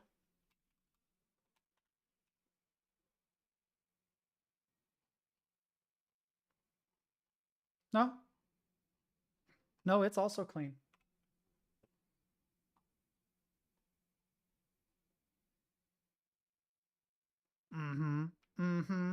Switching phones recently. All right, sure. Oh, I'll allow it. I'll allow it. No, it happens. A lot of it, I've seen it. Chat knows, especially if I clip something. Like it. Let me go to my channel really quick. Right. I'm gonna clip something on my own channel. Right. The clip page isn't always gross, but it often is. So we'll just call this random clip. I'll probably delete it later. We'll publish it. Nothing. Nothing. They've cleaned it up, I think. But what I'm gonna do is switching phones recently. All right. Hush, hush, hush, hush. I don't even want to hear me. Oh no. Oh no. Hang on. I have to reopen closed tab. I forgot to copy it. Clean. Oh, actually, just going back to it, also clean. It's still clean. No, yeah, there was a time when it was nothing, but it was really bad. I don't want to be that guy because I'm not a prude. I really genuinely am not. Do what makes you happy. But I also recognize that the average consumer of Twitch is a teenage boy, and there's a grossness to it. Like, because I'm an older person, right? I'm going to be 36 very soon. From my perspective, if I were to disrobe and then stream on a platform of mainly teenagers, that feels gross. I think I did opt out. I think that's why it's not showing anymore. I think I did that. I think that's why I'm clean now, is that I opted out of that content. That it has to like spoil or warn me first. We're talking about all the pseudo adult content that's on Twitch nowadays. And I said, from the perspective of someone who is older, it feels gross because you realize that the average consumer of Twitch is a teenager. Like 14 probably is the average age. What is the average age of Twitch viewers? Let's see if the internet tells us. 70% of viewers are between 18 and 34. That actually makes me feel better. That actually makes me feel better knowing that. That makes it feel less gross. It really is a serious problem in the modern age, especially because we're so isolated as human beings. When we didn't have the internet, and I don't mean to be a boomer about this, but when we didn't have the internet, we were sort of forced to go out into the world. And so I was forced to be like, or rejected and have bad experiences with girls and women that I tried to interact with, right? I was forced in that situation. I didn't have the refuge of adult content on the internet, really. I mean, I had a dial-up connection. If I waited 15 minutes, it might load up enough the image I got to see a girl topless or something. But I feel like in modern society, even though we're all interconnected, we're also much more isolated. And when you combine isolation with easy access to adult content, it creates neuroses that are genuinely bad. And I'm, again, not a prude. Like, I really am not. I have no issue really with adult content, but it is so hyper prevalent and it has like invaded all aspects of internet culture. You can find it on Facebook, Instagram, Tumblr, Twitch, right? YouTube. It doesn't matter where you go. There's some everywhere.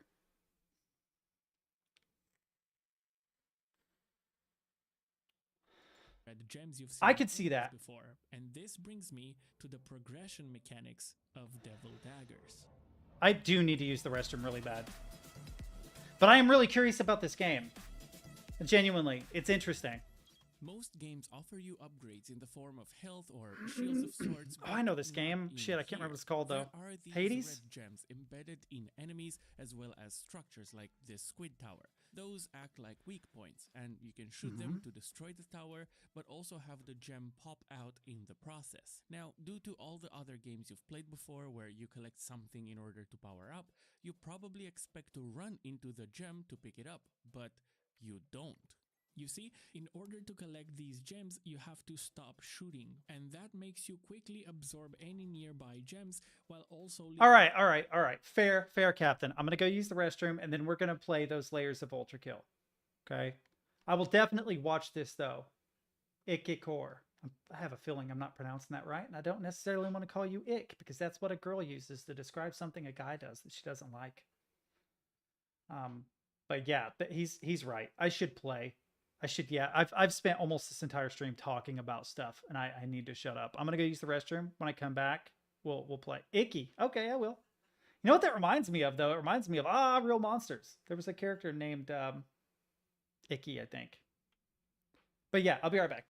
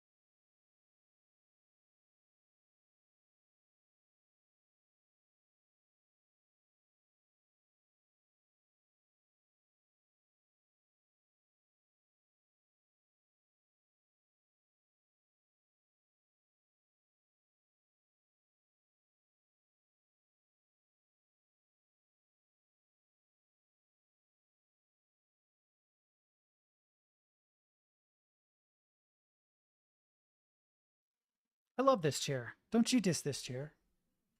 I'm losing my voice though. I talk too much. All right, play. Standard.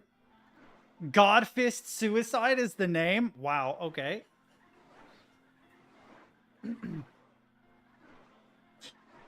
Okay.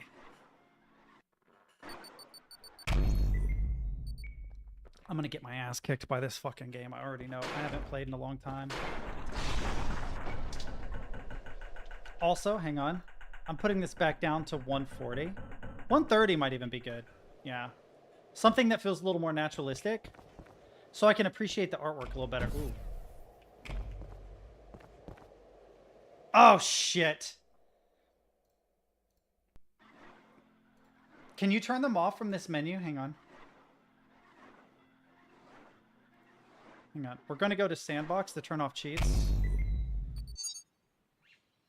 Keep cheats enabled. Disable on reload. Oh, just press O.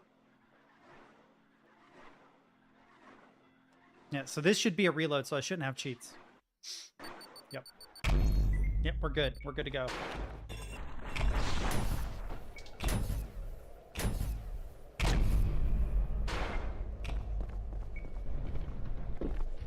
Dude, the art style is amazing. I love it. It's got a very Greek vibe to it. Door?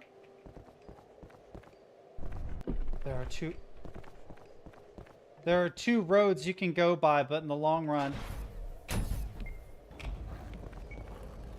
you can choose which. Wait a minute, did he?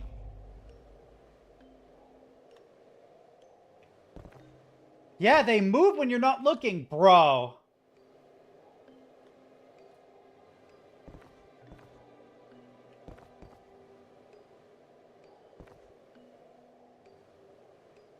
Not now. Yeah? What?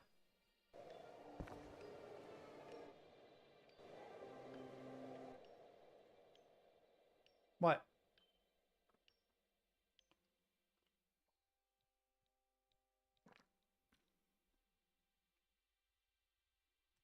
Oh, okay. Yeah, I will. Master volume max. That volume down. And I can even do you guys a solid. I'm going to crank up the in-game audio. It might be loud, though. Fair warning. Wait.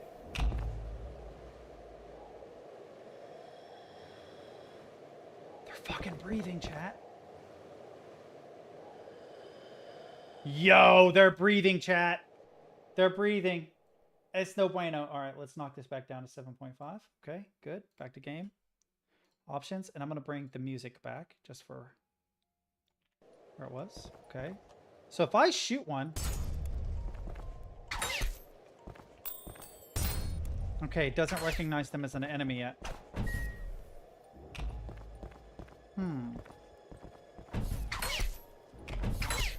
Oh, that's right. You have to have special things. What game was it I was playing? Oh, yeah. Fucking finals again. The grappling hook.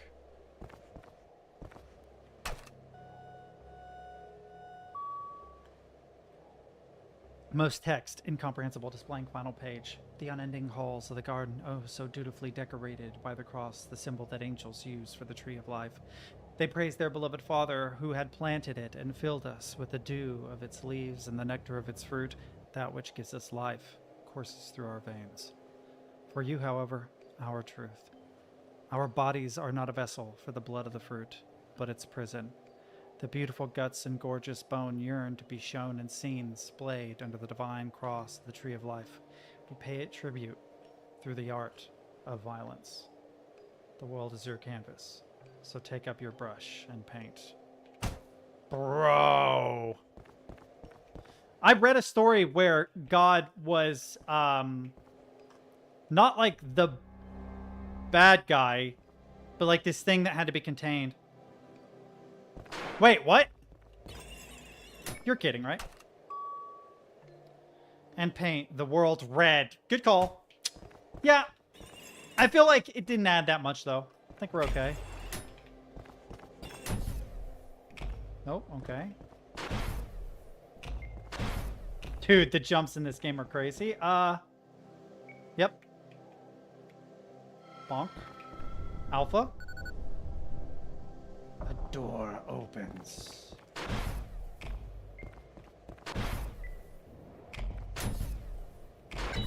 Oh no, I don't like this.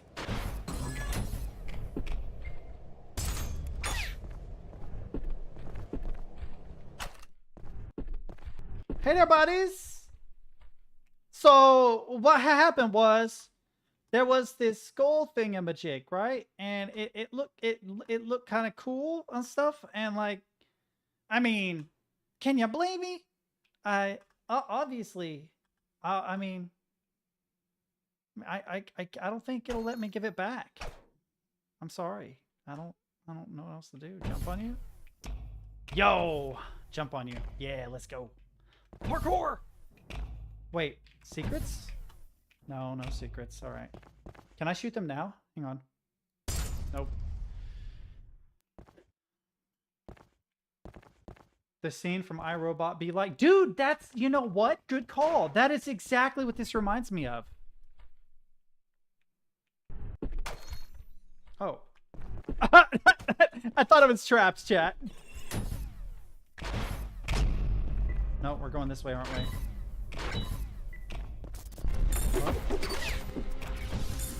Oh god, wrong one. Woo! Hey, chill out.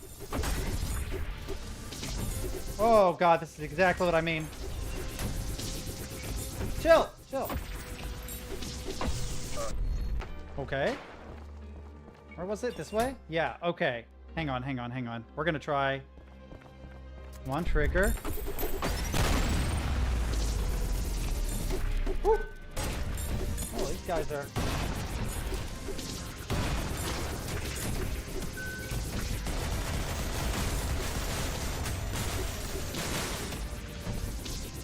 Oh, 5.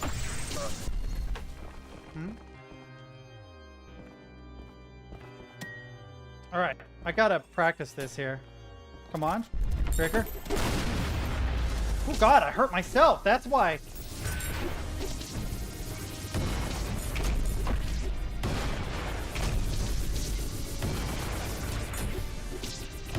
I'm definitely gonna die here, but okay.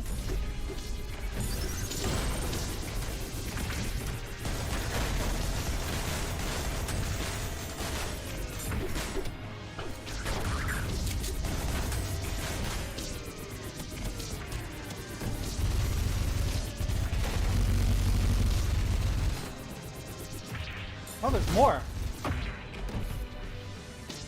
Where's this last guy at? Why are you up there? Okay. Sorry, it's gonna take me a minute to get used to it. I apologize. It is genuinely gonna take me a minute to get used to this game because it's been a minute. Is this just another door? Okay, it's the same. Oh, you're right. You're right, I did. There's no thing at the beginning of the level to change it either. You know what? Restart mission. Restart. It'll be okay.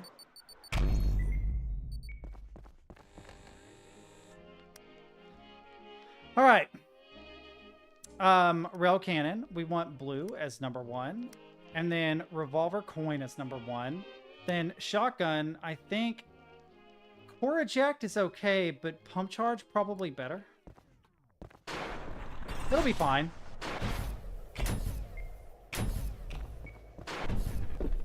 Green shotgun's better? What do I have? Yeah.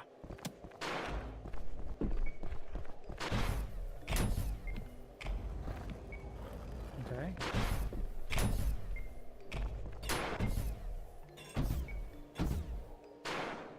Okay, here we go. Look! Never read this before, have we, chat? Not at all. Anyway.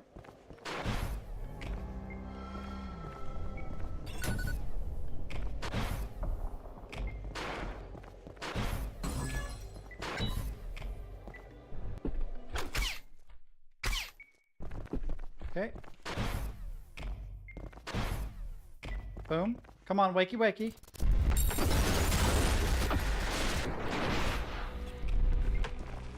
I think that worked, chat.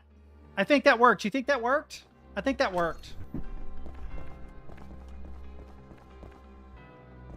I have a feeling that it worked.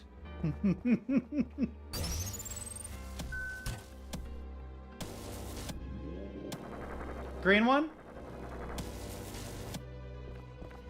Nah, I don't think it did. Hang on, hang on, hang on, hang on. Are they gonna be assholes? Yep, they're gonna be assholes.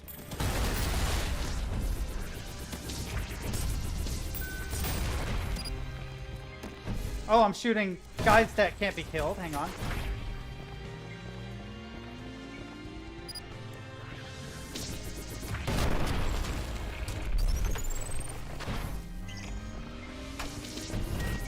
Ooh. Oh, shit. I hate these guys. Hang on. Upstairs is kind of hard. Problem solved.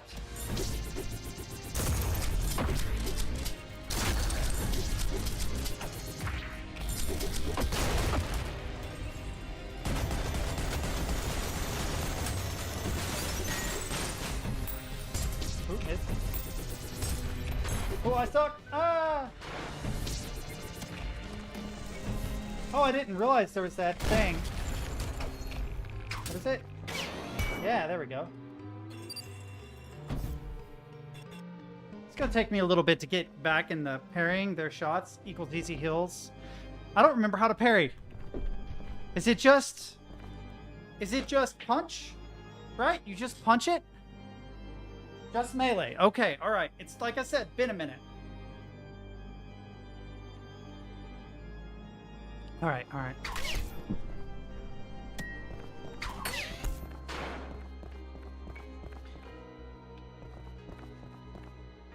Oh, it's gonna be another one of these guys. Uh-oh.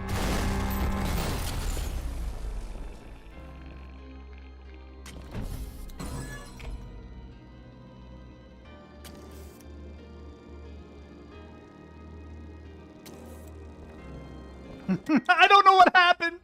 I actually don't know what happened, chat. Can I get over there? If I fall to that, will I die? Oh, shit. Yeah, hang on.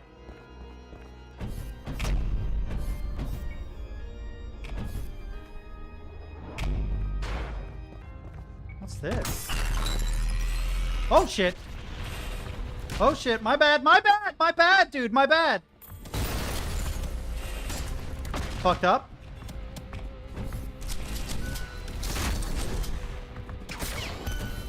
Wrong weapon. No! God damn it. This Matrix-style keyboard is actually getting me fucked. Because I keep hitting 3 instead of R.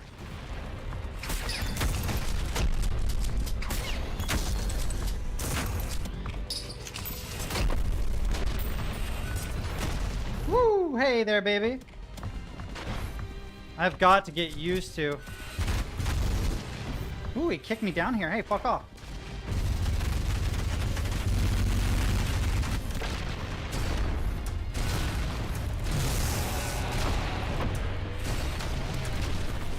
Wait, is he gonna fall? Oh, he didn't.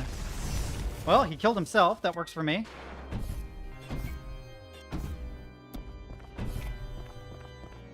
Wait, can I see an opening? I should have nuked him, you're right. No, that's where I just was, isn't it? I feel like there's secrets out here, chat. Yeah, over there. Can I open these at all? Oh, I can.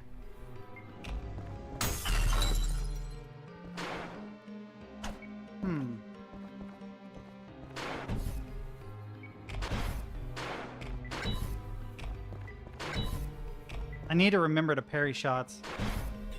Can't go that way. Huh. Alright, hang on.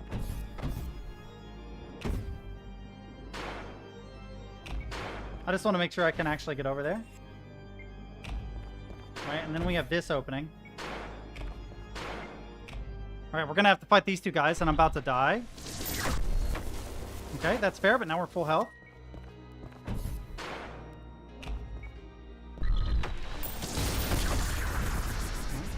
Didn't work.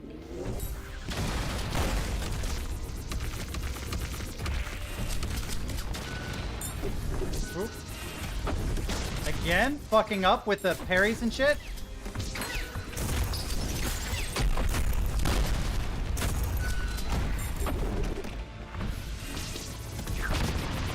This is almost too difficult with this fucking controller. Because I keep hitting 3. I don't know if you... Or not 3, but 4. I keep switching to a weapon instead of pressing R. I'm trying to jump into them. But I'm hitting the wrong key. Oh, that was a mistake. Alright. Alright. Alright, so R...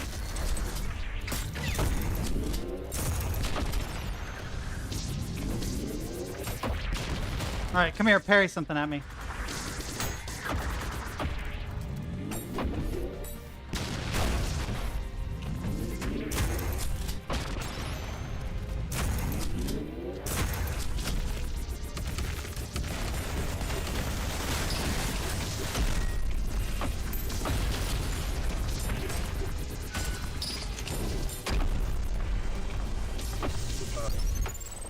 Yeah, my keyboard is small. It is small. It's also built a little weird.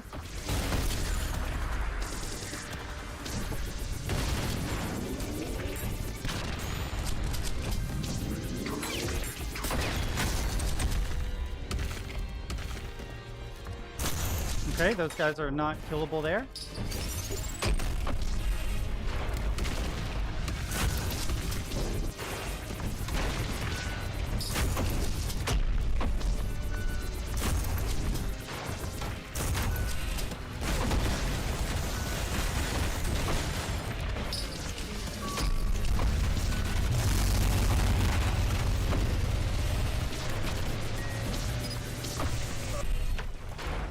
Yep.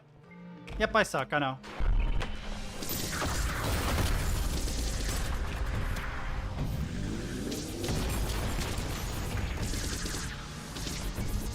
Oh, it sucks that I can't hit more than that. Hang on. I gotta actually strategize and play here. For whatever reason, I'm getting my shit absolutely fucking decimated because I feel overwhelmed. And I've definitely beat harder levels.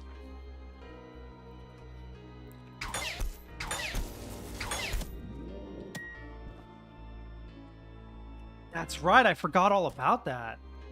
Good call. I knew a lot about this game once upon a time.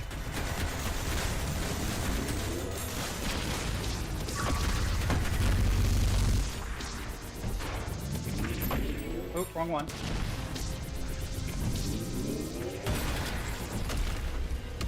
I did that on purpose?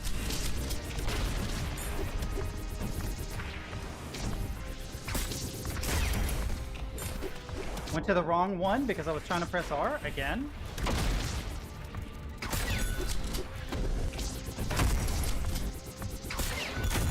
We're getting there.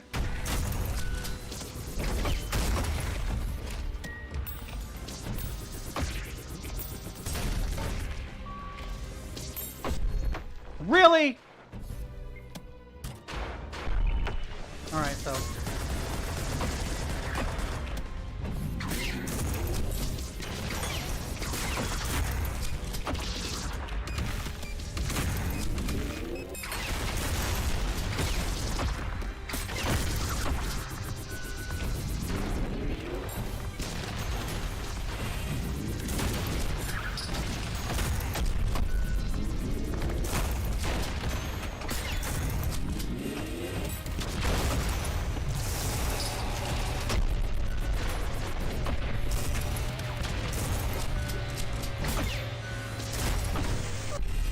Good way to deal with Maurice is 3 point-blank shotgun shots. 2 of them pump green shotgun. I used to be able to destroy him almost instantly. I just don't remember what it was. Was it? Oh, that's right. That's what it is.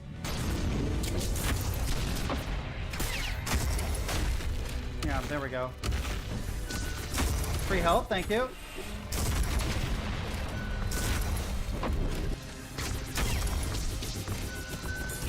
Oh shit, I'm stuck down here. I don't want to be stuck down here. Thank you.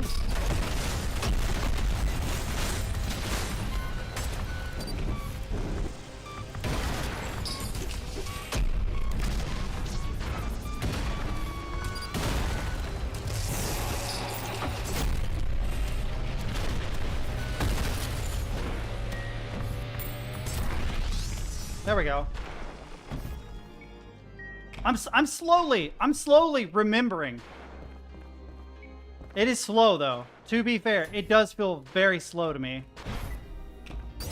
Where the fuck am I supposed to go now?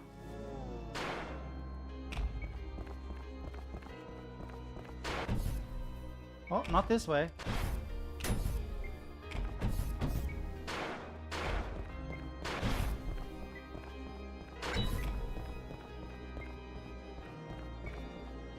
Okay, it's that thing. I keep hearing it. This way? No. Didn't I just go this way? Oh, another checkpoint. Okay. But I didn't get the skull, so... What the fuck am I doing? Right?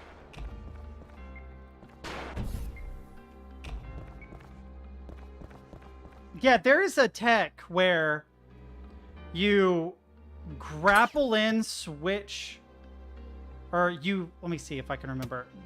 You grapple in this and a pump shotgun at the same time, and it's an insta-kill. If Stemkey were in here, he would tell me what it was. I don't remember it, though. Okay. I legit didn't see it. I'm blind.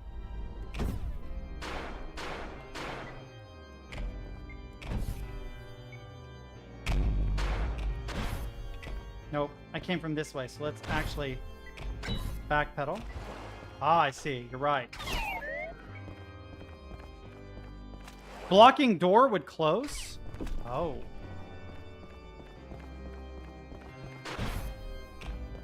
Then where the fuck am I supposed to take it?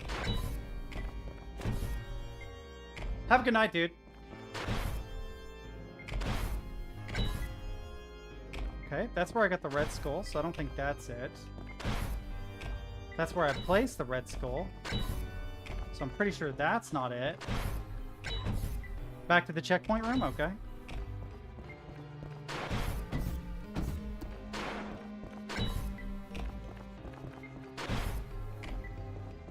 I'd have to go the long way, though.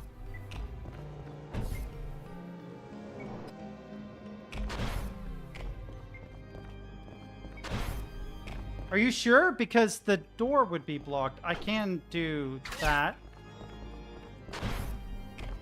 That doesn't open anything.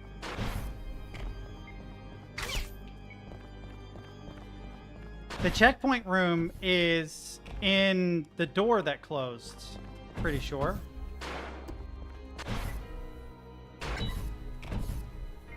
Wait. This is the checkpoint room. You're right. Good call. I see it.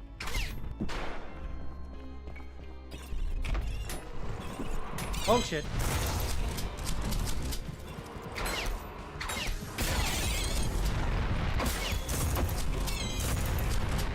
Ooh, shit.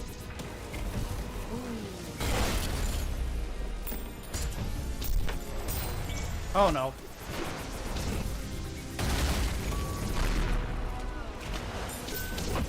Oh, don't have it anymore.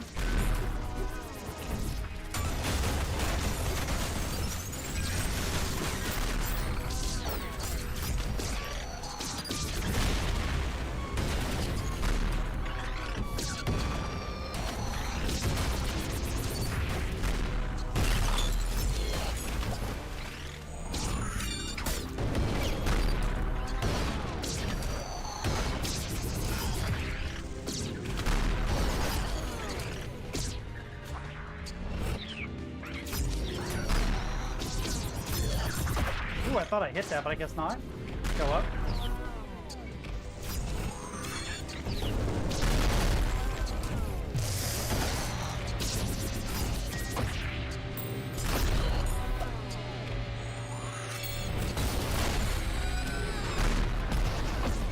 Ooh, shit, it still hit me.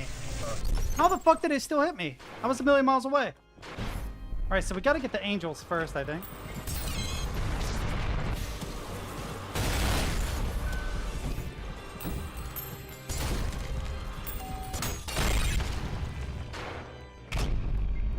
Good.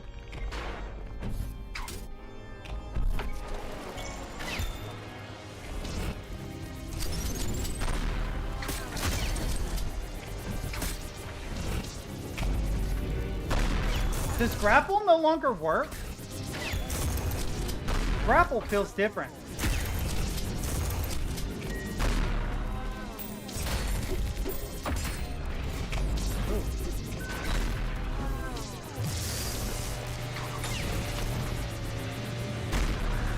What the hell is going on? Why does grapple not work?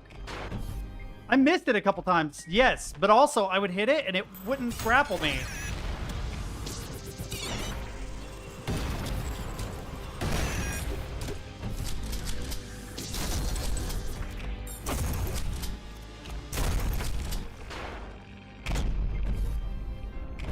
You need to release the cool. Oh, okay. Ah.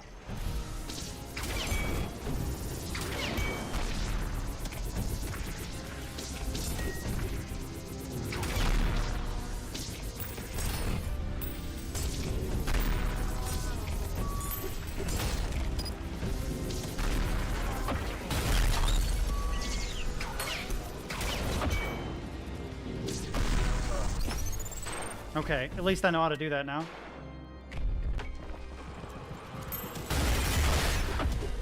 Ooh, still got him.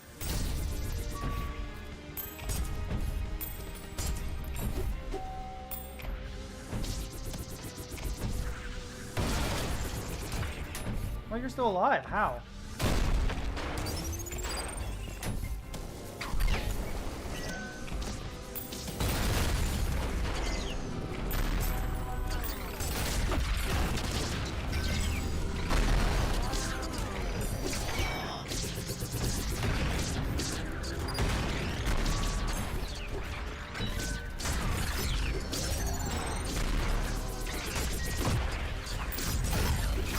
God, there's so much going on in here.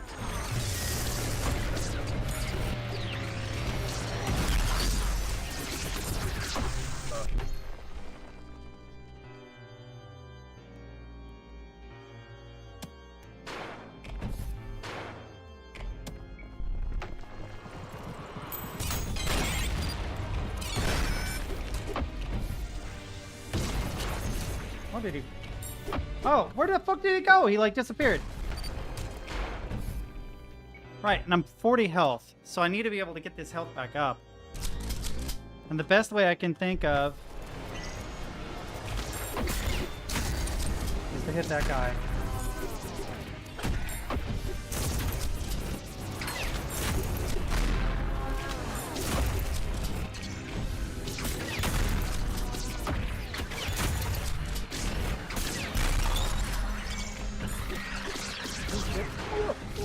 Okay.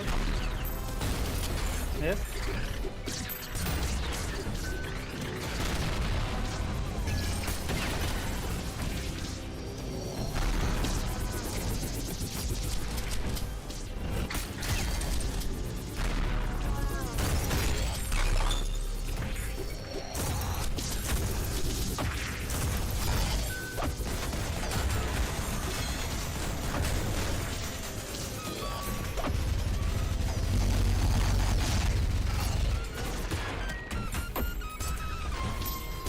Damn it.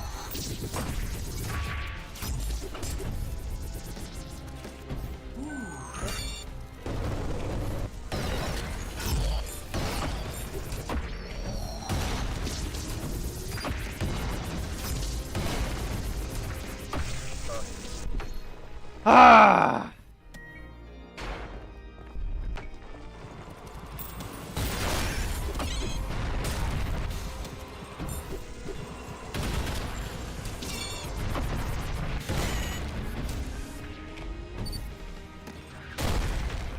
Okay, 2.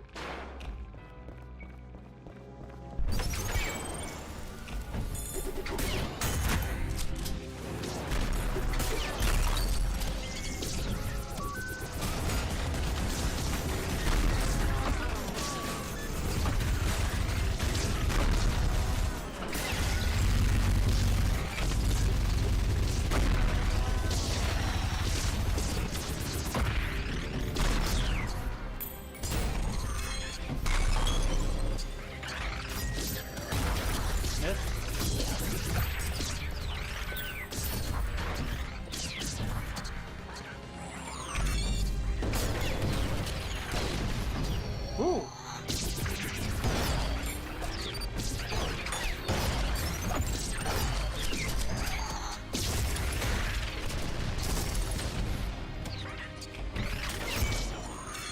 Where is he? There he is.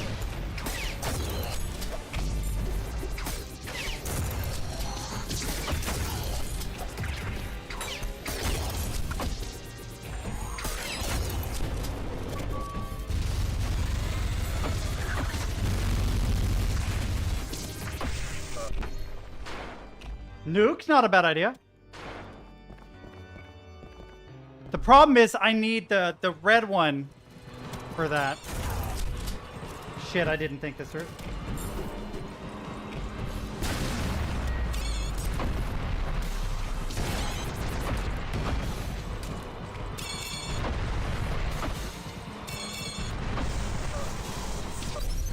I did that on purpose. Because this strat works better. That one.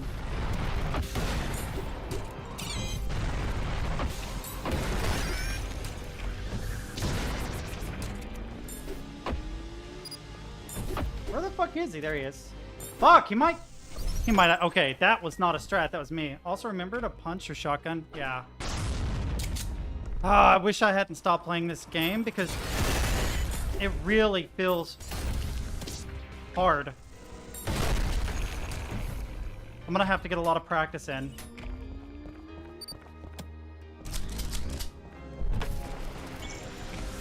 Where is he? There he is.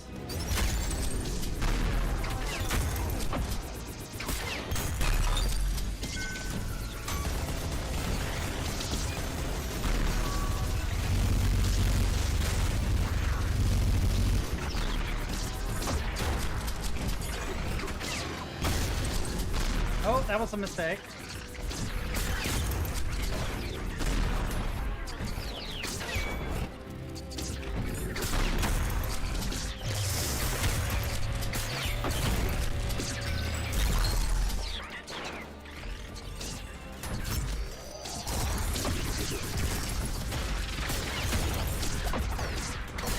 Oh no!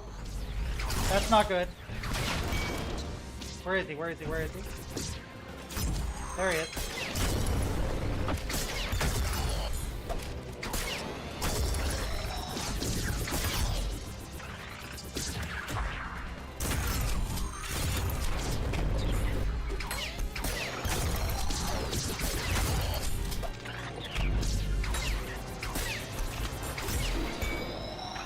Where is he?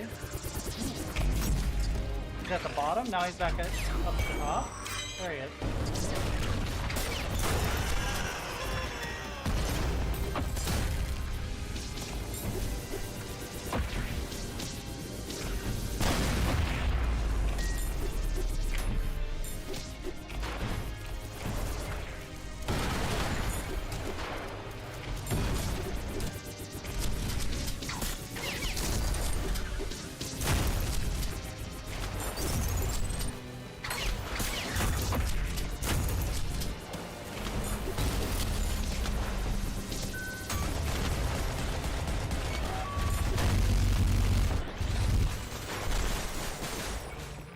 Use the magnet gun, green minigun, switch between them to have infinite minigun charge. That's kind of clever. I did eventually get it. I just have to get the old muscle memory back, and I wasn't very good at this game to begin with. So like it's gonna take a minute to get back to where I was before. Wait, what happened?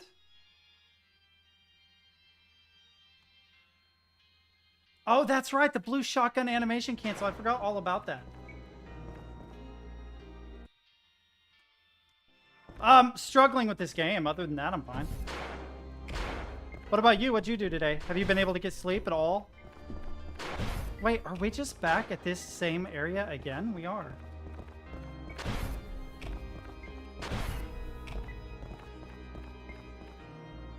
This map, I'm not a big fan of it because I don't know where the fuck it is I'm supposed to be going.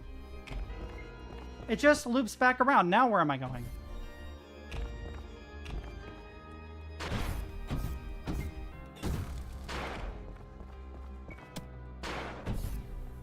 We're gonna have to mute Gonk again, aren't we? Shut up. Fuck you guys. Oh, do I bring... Wait a minute. Wait a minute. I have an idea.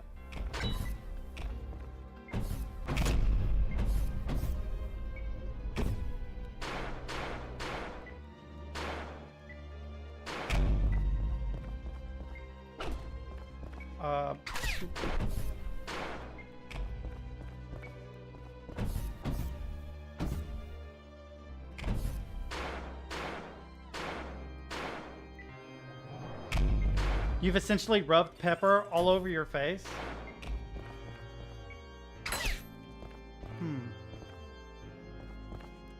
Why is there a blue skull thing here? If I can't do anything with it.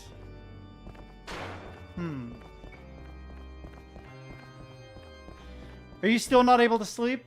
You having a hard time?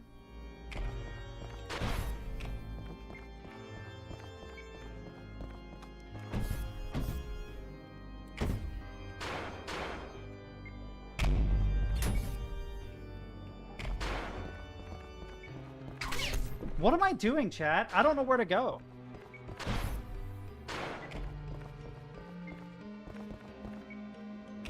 It's just more and more loops. This place just wraps around itself over and over. I don't know anywhere new.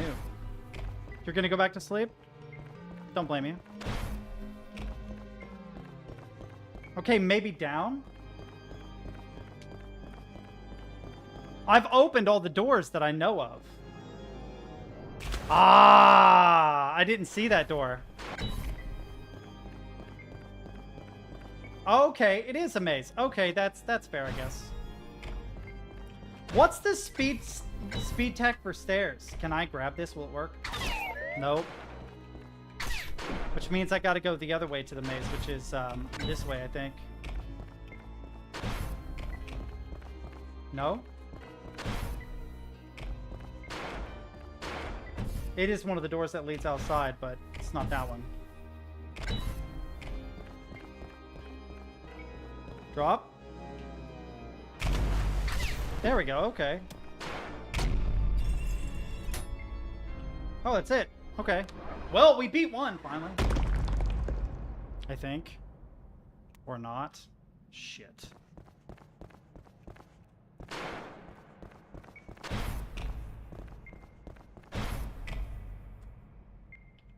Fuck it, let's go down.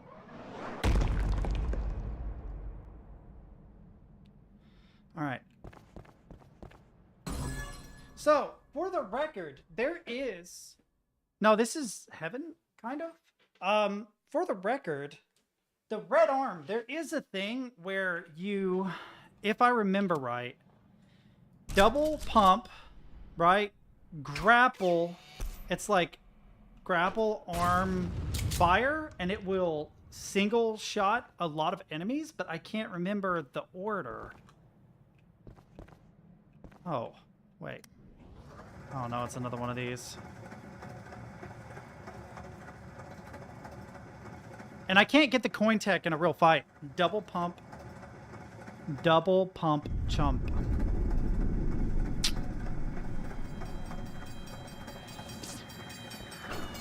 Oh.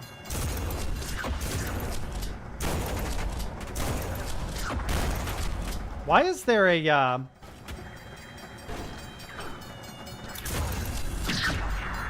Come on, what? Try it again, try it again. Okay, I suck at parrying. I was hoping I would parry them, but... Ah.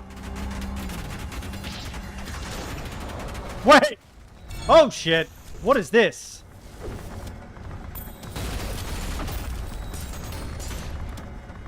Oh, God.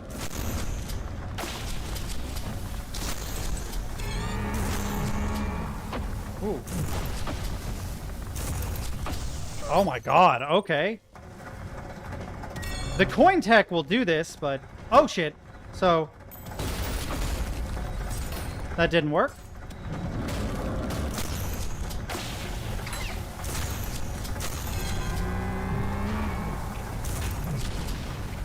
Oh god.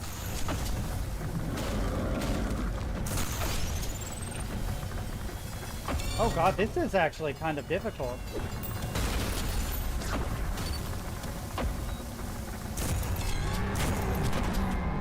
Oh my god. I need more help!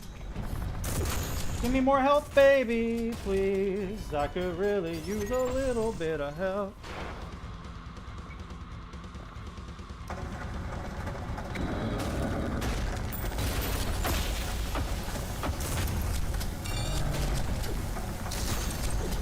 Oh. He's actually got some aim. He's actually got some aim. Come on. I'm not hitting it. Oh, God.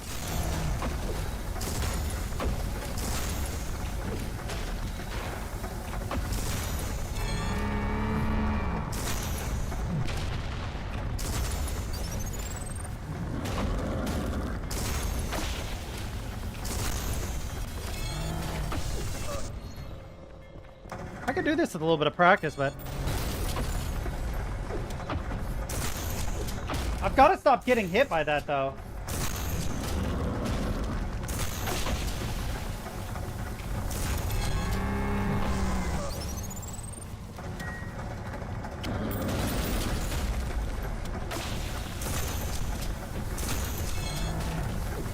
Wait a minute.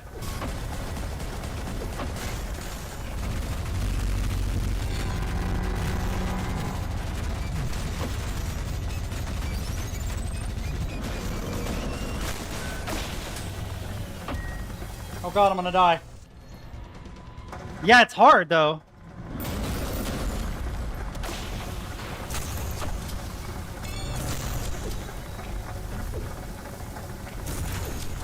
Okay.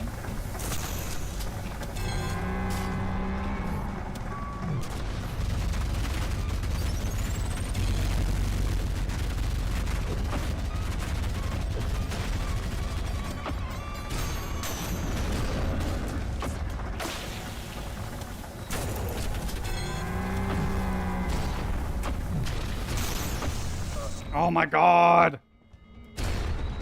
Well, that's not what I wanted to do.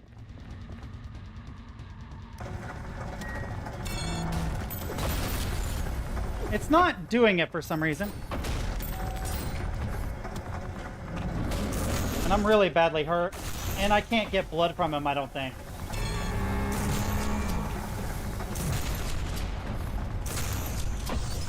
I can't get blood from him. Shoot with the green rail to get constant healing. Okay. Hang on. I have an idea.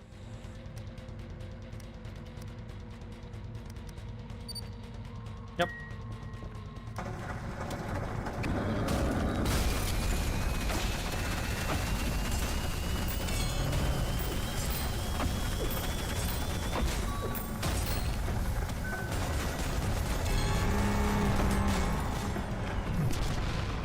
Oh god.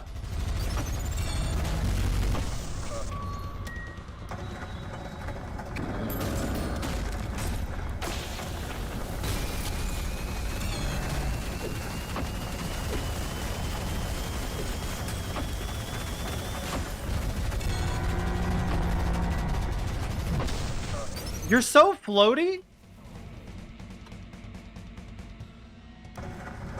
Fuck off. This is why I don't like playing a lot of games for you guys, because all you do is talk shit the whole time. Like, what's the point?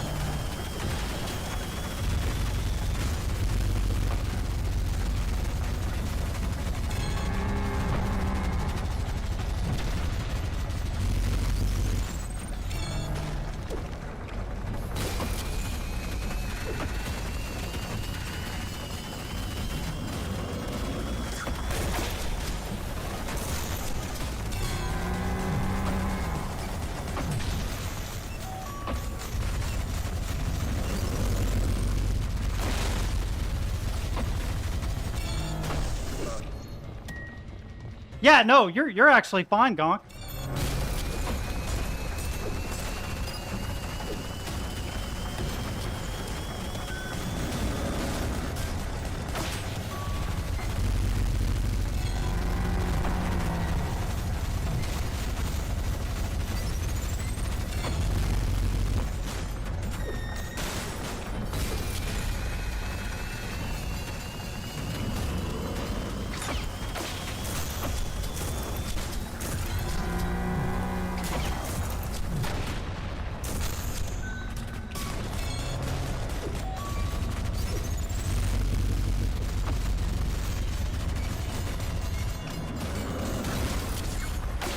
No, it didn't hit. Oh no, that's bad. Oh, maybe it did. Maybe it did hit. Never mind. I guess it did hit. I thought I missed it.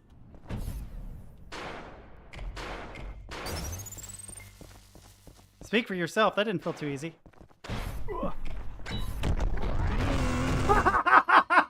Please clip that. Please, please clip that. That's so good. That didn't feel so easy. Instantly back here, boys. That's so funny, dude.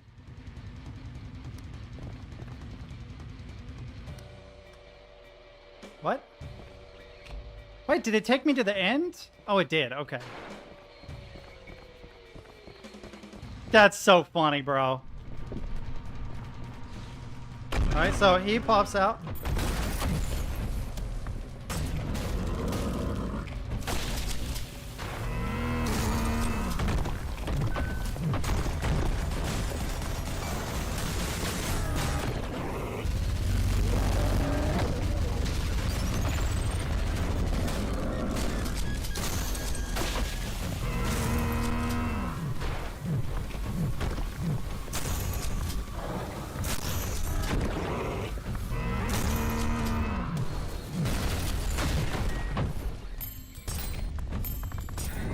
gonna say, the coin doesn't work on him?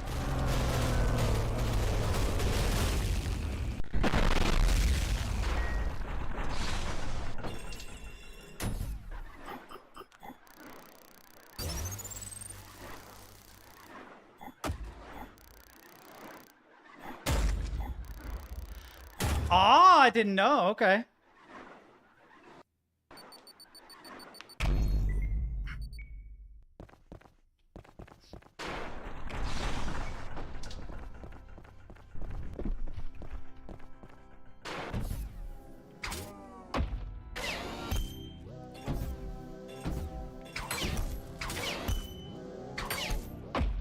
What the fuck am I doing here?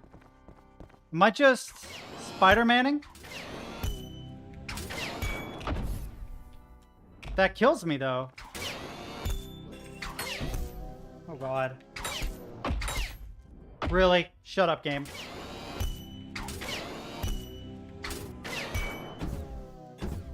Okay, I see.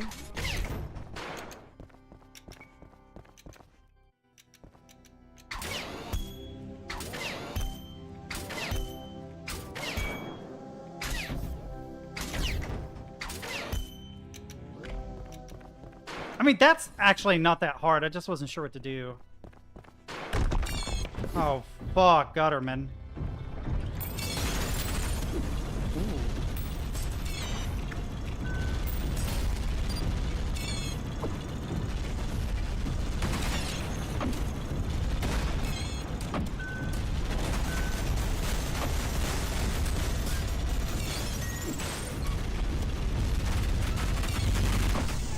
Okay, okay, okay. Can be broken with the Knuckle Buster. Swap arms with G. Okay, well, that's good to know. Alright, so he pops out, and then you do... You whip is what you do.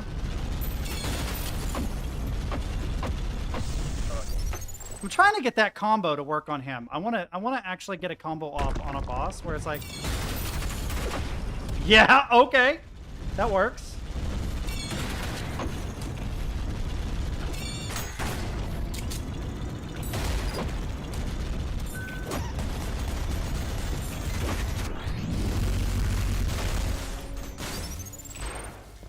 There we go. I've got to get that combo more consistently.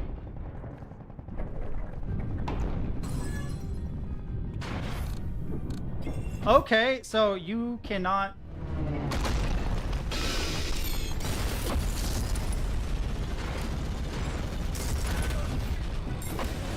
Oh, God. Oh, this is bad. Oh, no! I didn't want it to spawn me there, but okay. Fuck. Okay. So it's literally just...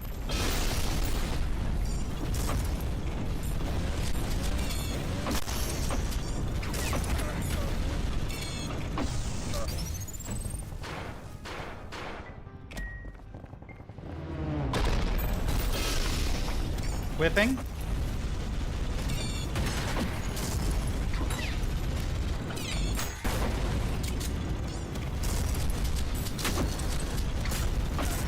Oh God, oh God, oh God, wrong weapon. I have to remember to let go.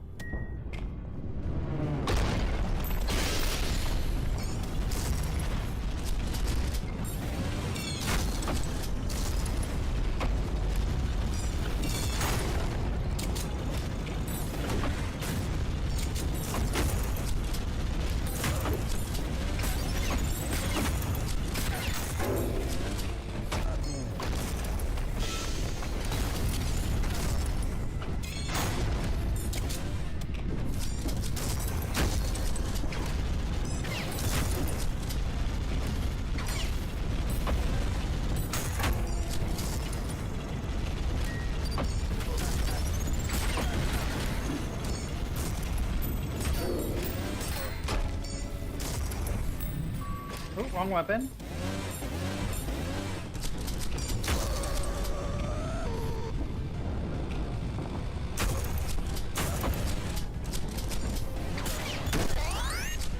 Okay, we're figuring out how this works a little. Not entirely sure what the fuck I'm doing, but...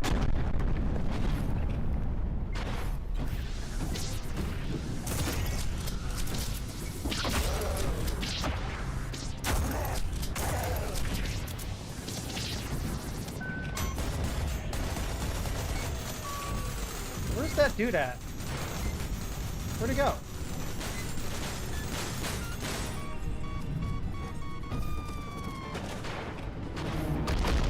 Oh, shit.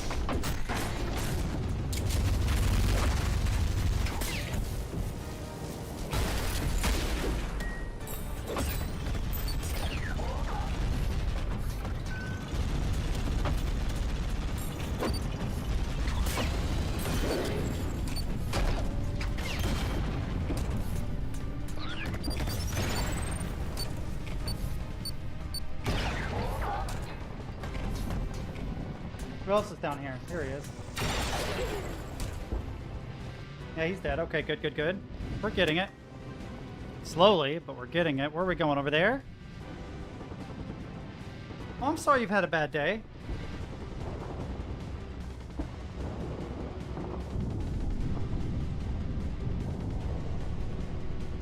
Where am I going? Over there?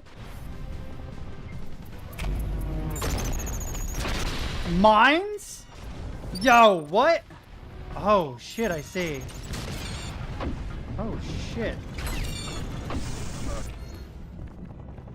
All the way back here again?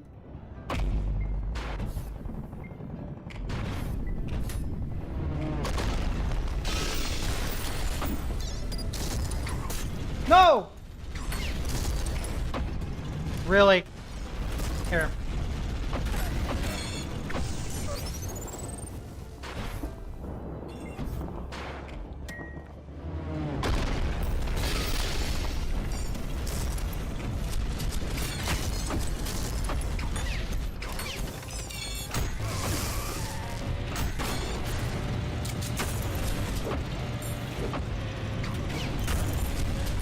What angers him?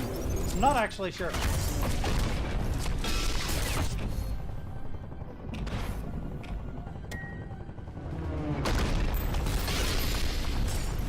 Ooh, wrong.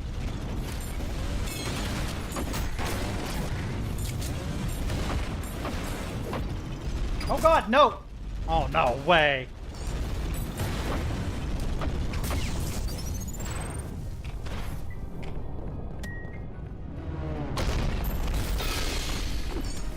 I think the shield fucked it up. Wait, can I get up here, really? Oh, I can.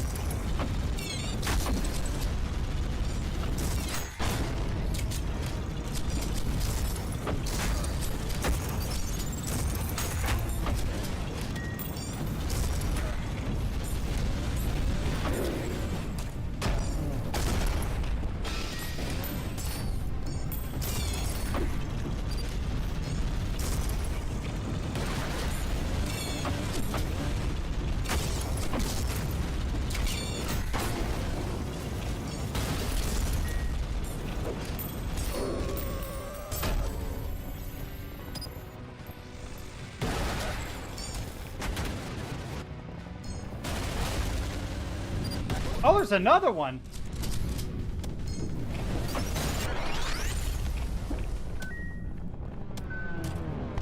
Okay, they dropped that.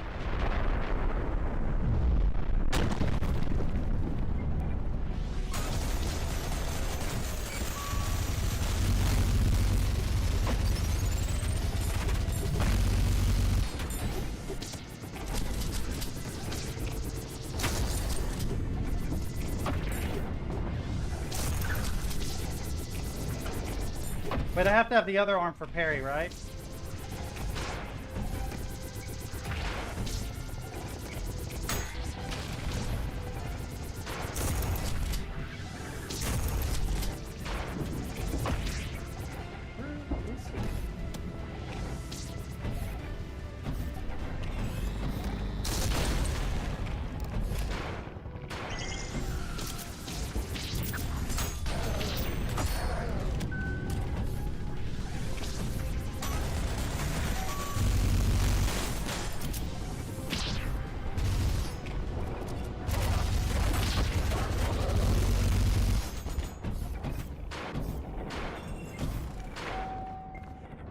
Huh? So here's how you beat the level. What are you talking about? Talk about stem keys thing? Yeah, I'm not surprised. He probably speedran the level. Alright, so here's how you coin add efficiently, Teddy. We're getting it. Where are we going, over there? Oh, I'm sorry you've had a bad day.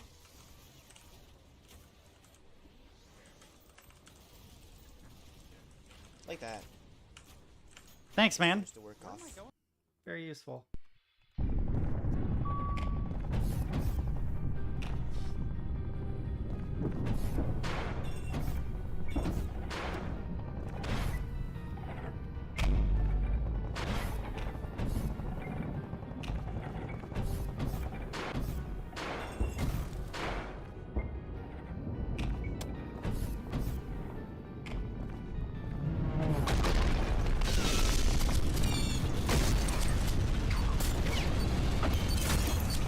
Holy shit.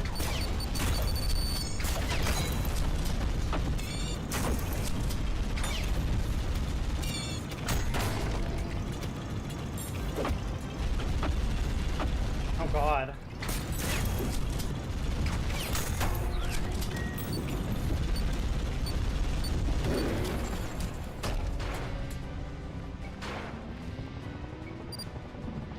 So where the fuck am I going to? Oh.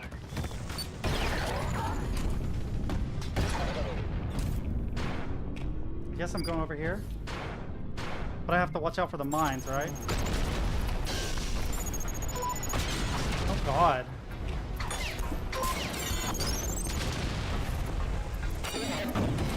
Oh god.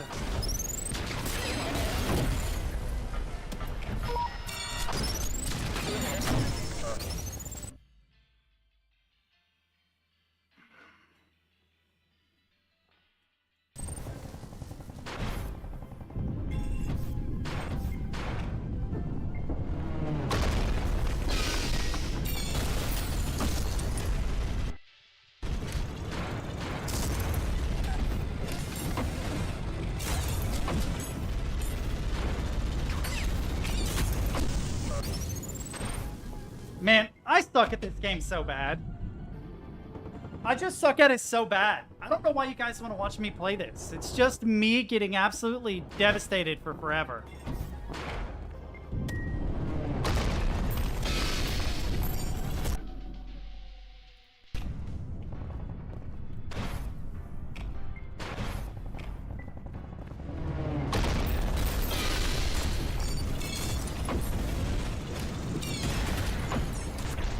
Like, I don't even know what the fuck happened there. I'm now 3 health instantly.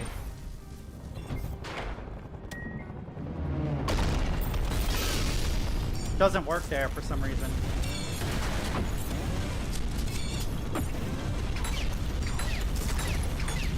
See, it's not...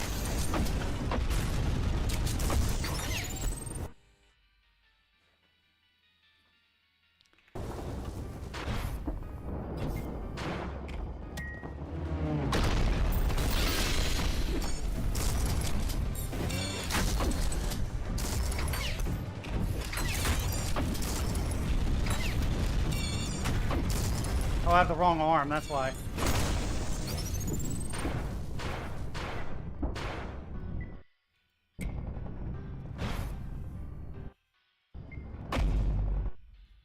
I can't even get across this without...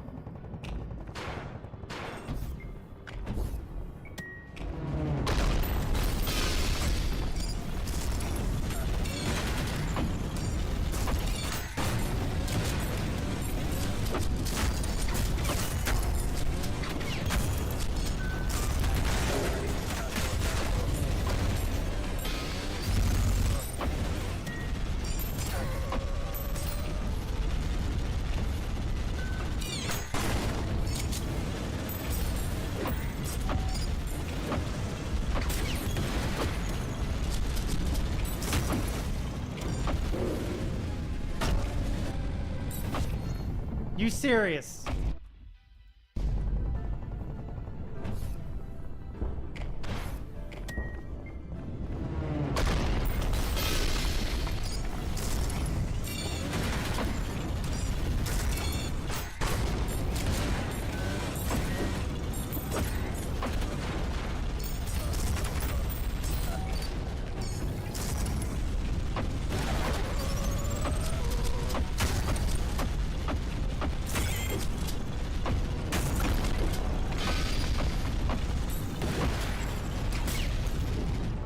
No.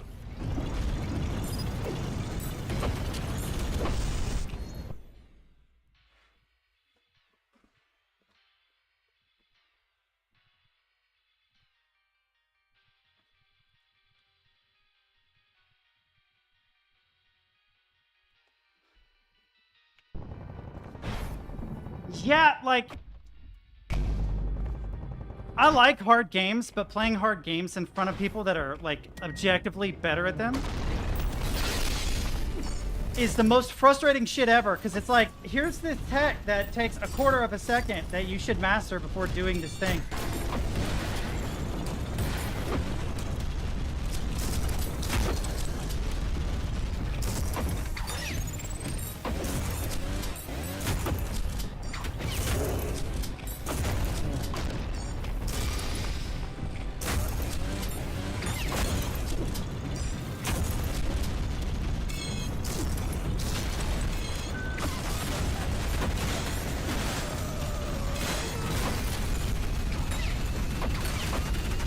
Dude, that would give me health if I were just there.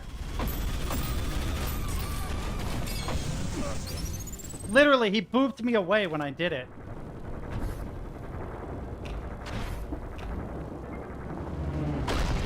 I'm not mindlessly, I just have really poor accuracy. That's what it is. It's poor accuracy. It's not mindlessly. I'm trying to hook onto him.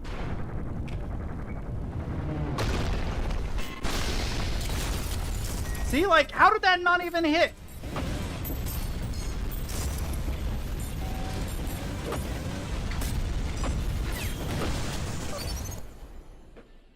Yeah. Yeah. Yeah.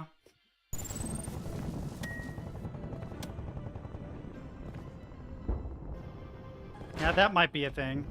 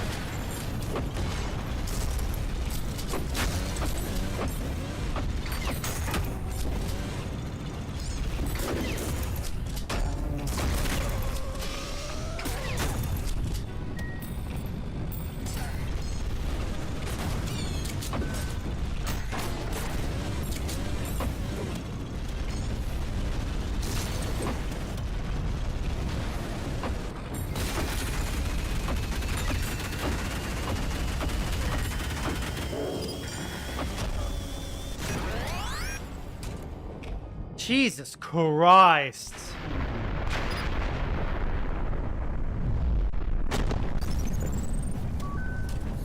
Like, I can beat it, but hot damn. Wonder why that doesn't hit them.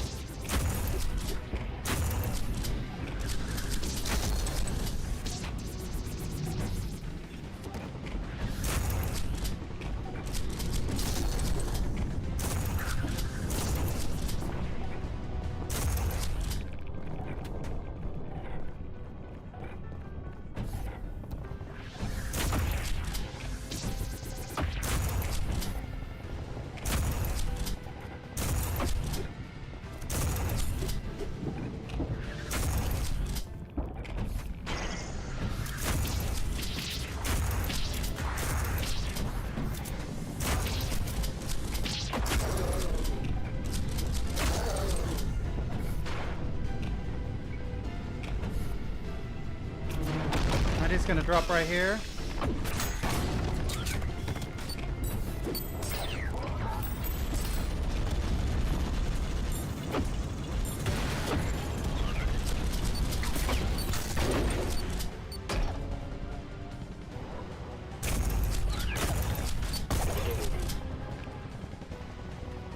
So where am I supposed to go from here? Oh, this way. Ah, I see. Thank God.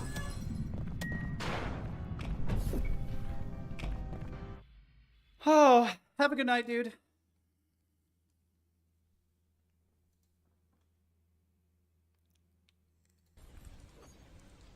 Alright, I think, Ted, so I think the best course of action here is to understand how the Gutter Man works. When you get close, he attacks with a one unparryable attack. And he has a minigun that gets more accurate over time. As you can see, here he is missing. But he's inching closer to me and he starts hitting me, right? So, what you should do is just get in his face, punch him, and just do this. Just shotgun swap him. Try that. Yeah, I don't even remember how to do the shotgun swap.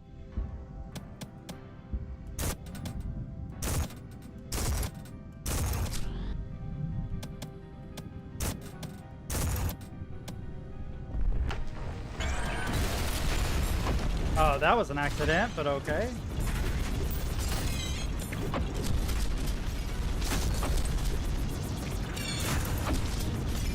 God, I'm already dead.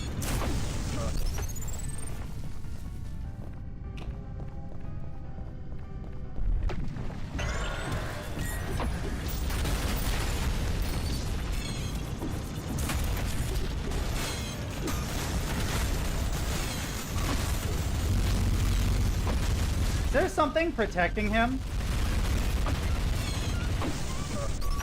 What is with this guy?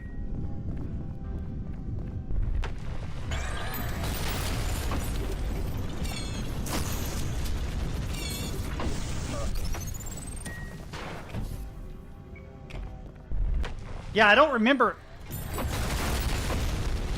any of this tech, really.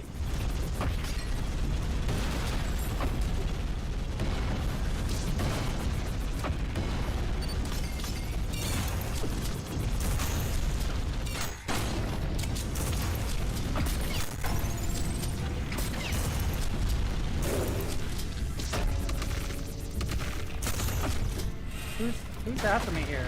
Oh god, I'm gonna die. Oh, wait, maybe not.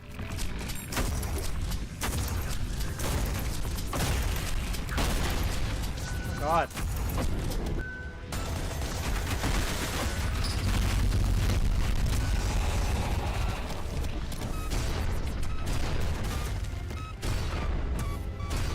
Oh god, I can't remember how to... Isn't there a tech where it shoots him up in the air and it does a super explosion or something?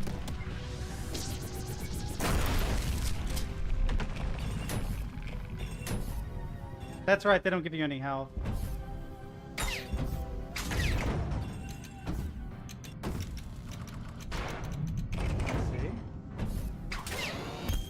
Oh, I see. No, you motherfucker. Okay, so we have a platforming section.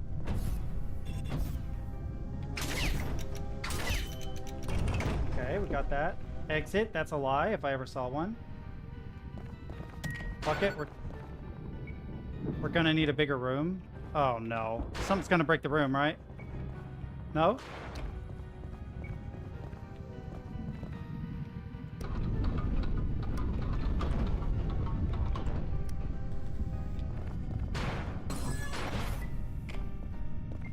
What's going on here? Oh, I need a bigger boom.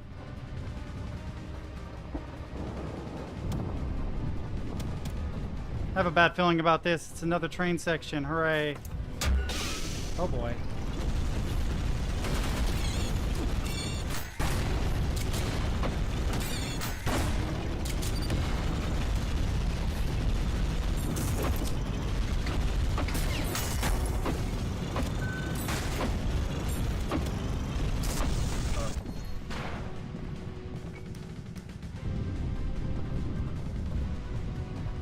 I had the shotgun swap down once before, but for whatever reason...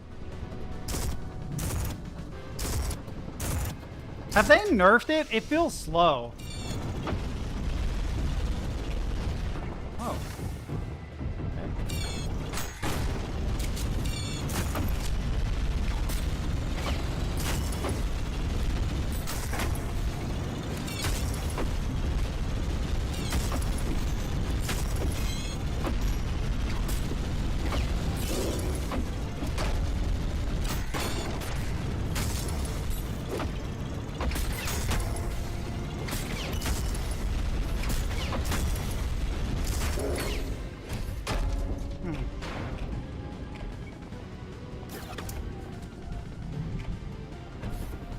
No, no, I want it.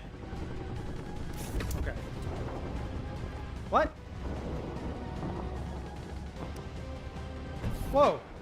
Hey, hey. You should use more multi-damaged weapons when they are close. Yeah, the thing is, when he got, like, in his blind spot and was doing the shotgun tech...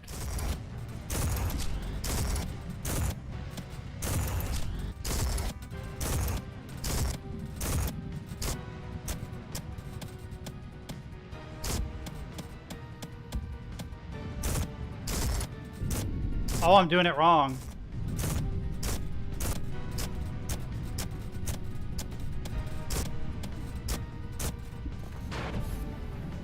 Barely. I know it's something like, oh, wrong arm.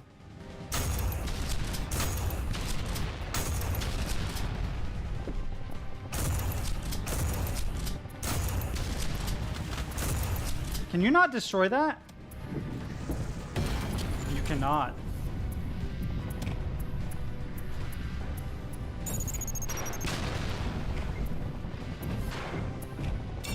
Oh God. Oh no, my health is really low.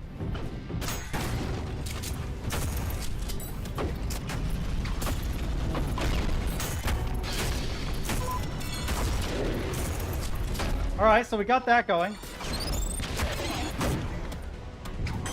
God.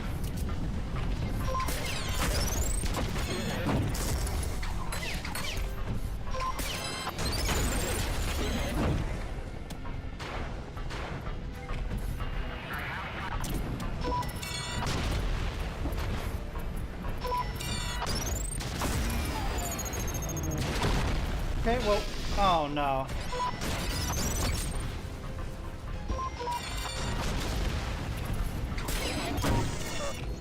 Puts me all the way back here.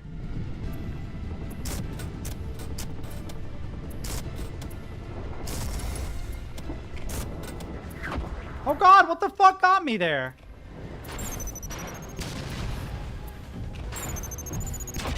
Whoa, did I just get him with that? No way.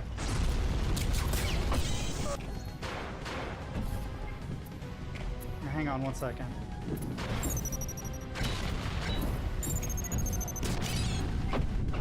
What?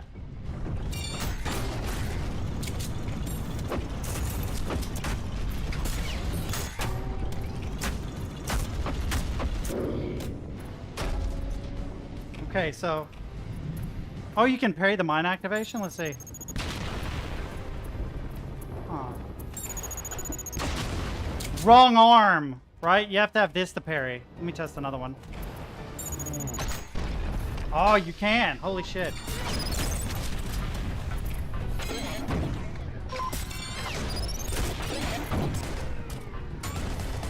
Wrong.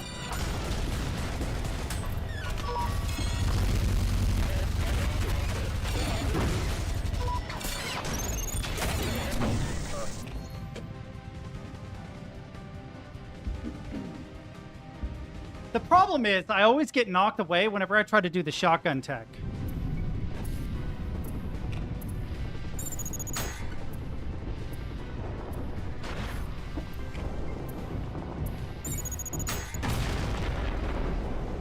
Oh.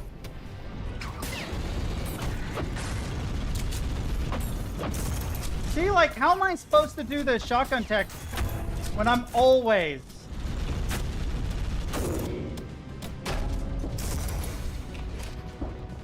I can't do the shotgun tech if I'm a million miles away. Do I just stay behind? Wait, can I trigger him? Oh, that was a mistake. Whoops. Let's try this. Why is it? Oh, wrong arm. God damn it. Ah! So annoying.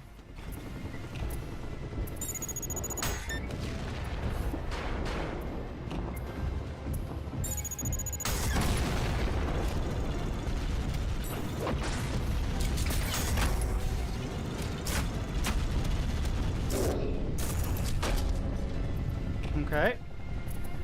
We got it, we're figuring it out. Come on, drop. Nice, nice, nice.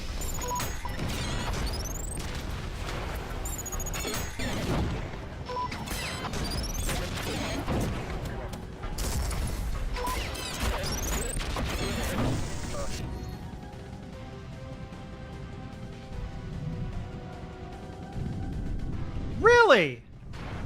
Yo, that's nuts. I didn't know you could do that.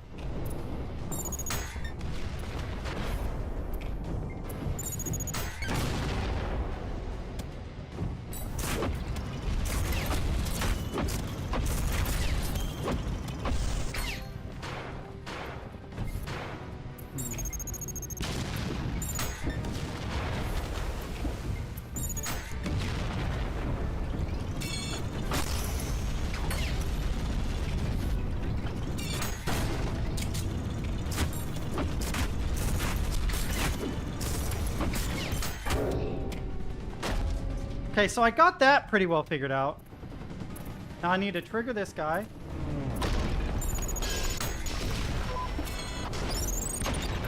Oh god, that didn't work.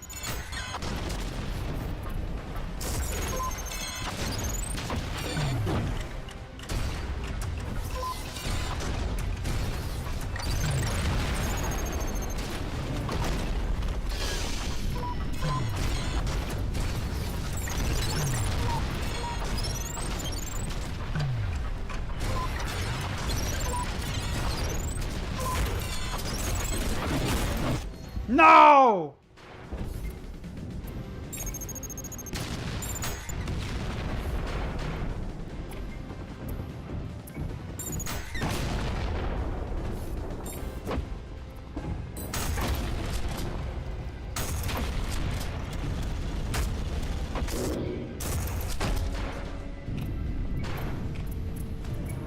Wait for him to drop. Oh shit.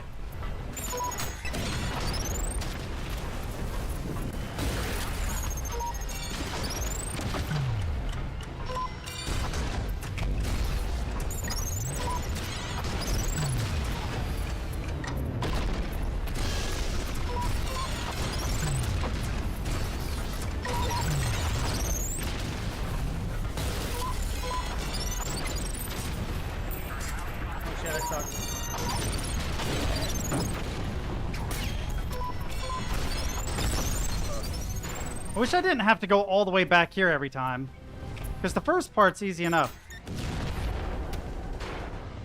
This will knock his thing off, which is exactly not what I wanted to do, but okay.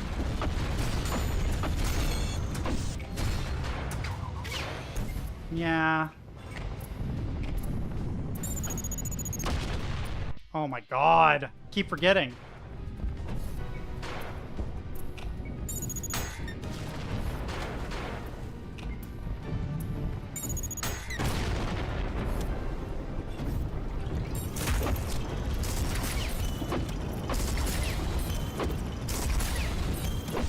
Bro, like, literally cannot get a single hit on him at all. Not one.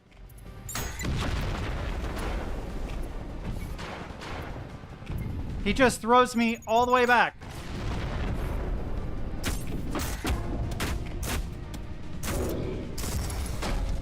I don't understand what causes that. Like, how to not trigger that.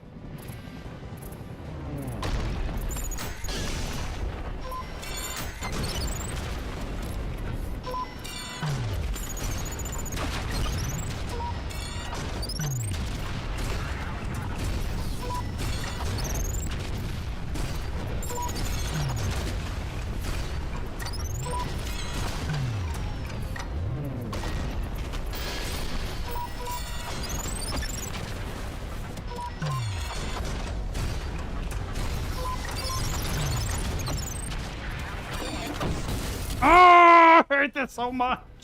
I hate this so much. It's so dumb.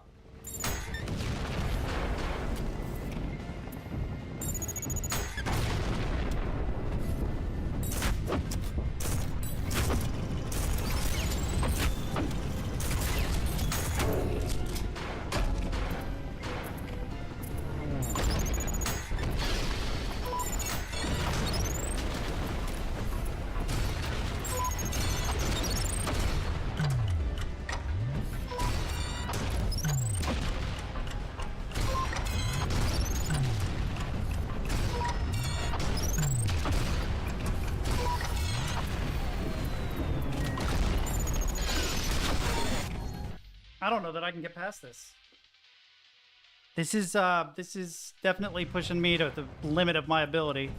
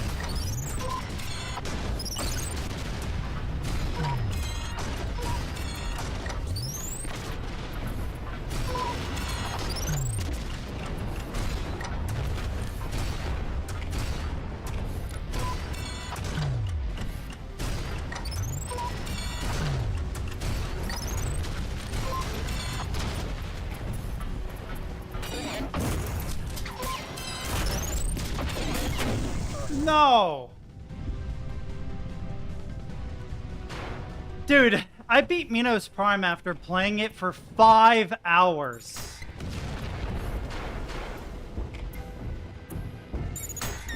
I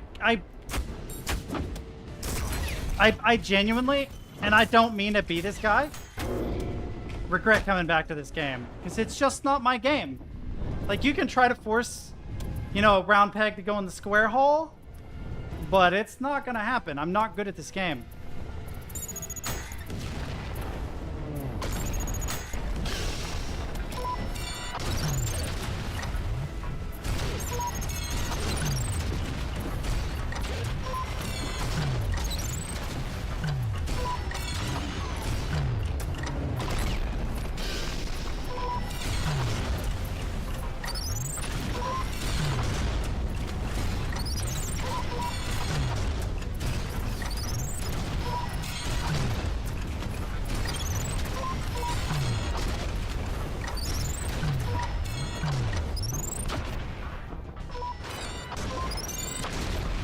Hang on, hang on.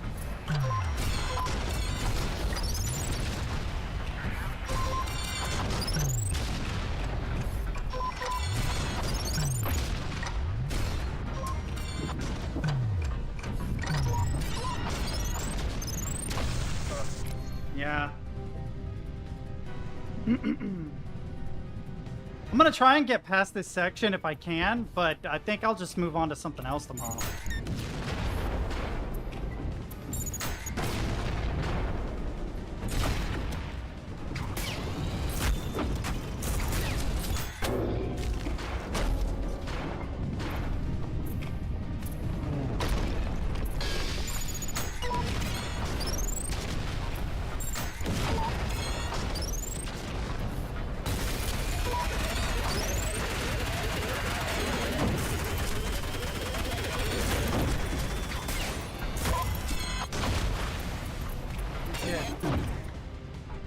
That's very bad.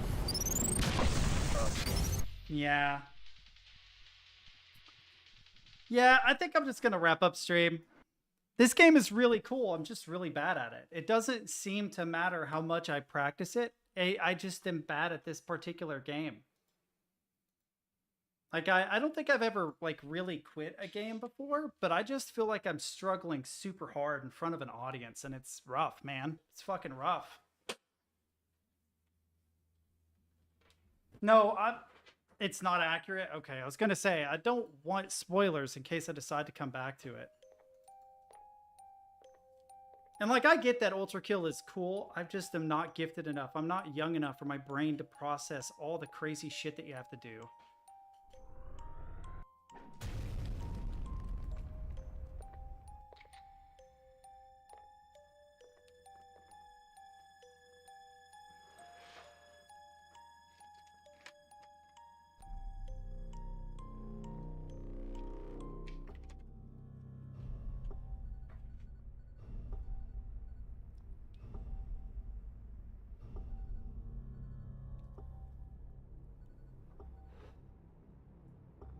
Well, like, there are also games that are difficult that I seem to be able to learn. Like, Celeste took a long time, but eventually I was decent. I wouldn't say I was great. But it felt like no matter how much I struggled in Ultra Kill, I never really got better. Like, marginally. Little bit. You know what I mean? I could grind the shit out of it, but I wasn't making gains. I wasn't getting better the same, like, speed a lot of other people would. At least with Celeste, when I got toward the end, I felt competent. I definitely don't feel competent in Ultra Kill at all.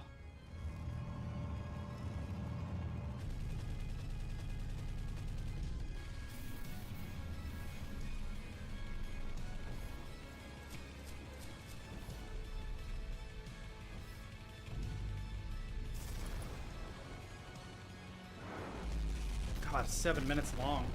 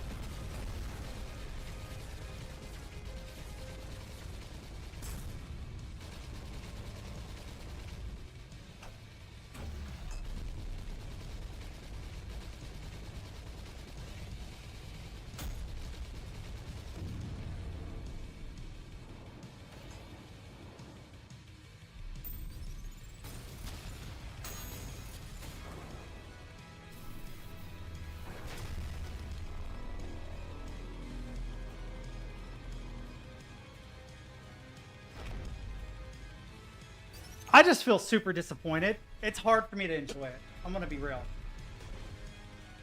I'm bummed. Bummed into stream. It's like, cool. Yay. That's how I feel about it.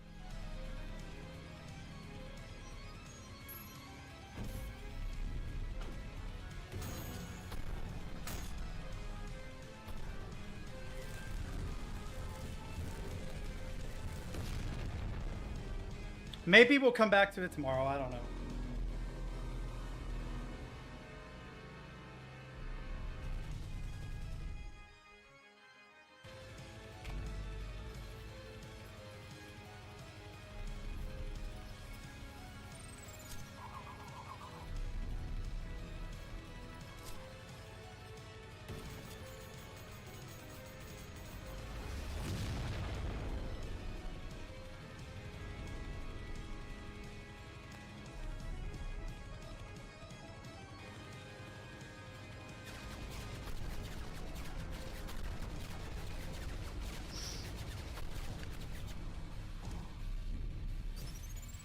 Not hungry.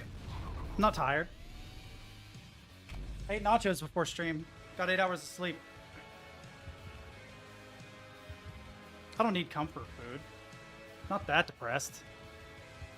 Just bummed.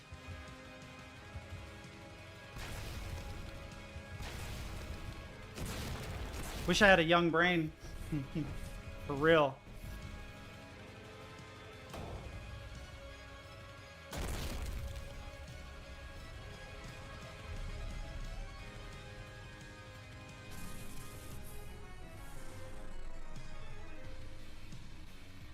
It is a cool animation.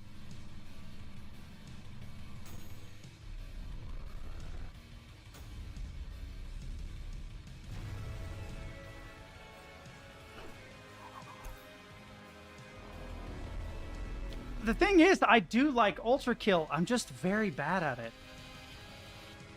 And it's like, I play it over in my head like, in a game like the finals, I can absolutely fucking dominate a lobby and outstrat a lot of people. But then you get me into a boomer shooter, which should be my genre. Can't do it. It doesn't. I'm trying to figure out why. Why can I pull off tech in other games, but can't consistently pull off tech in this one?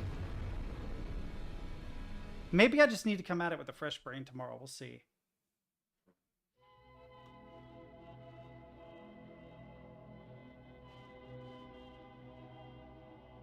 Because there are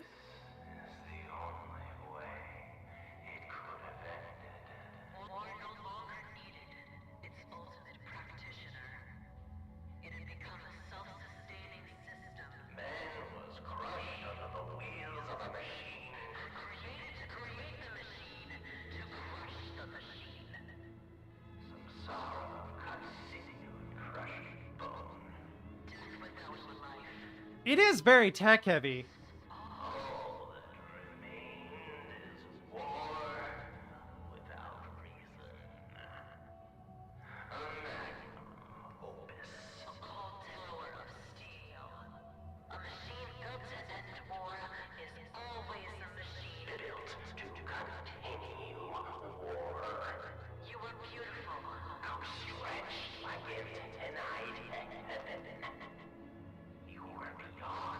What the fuck is this? I don't know what's going on.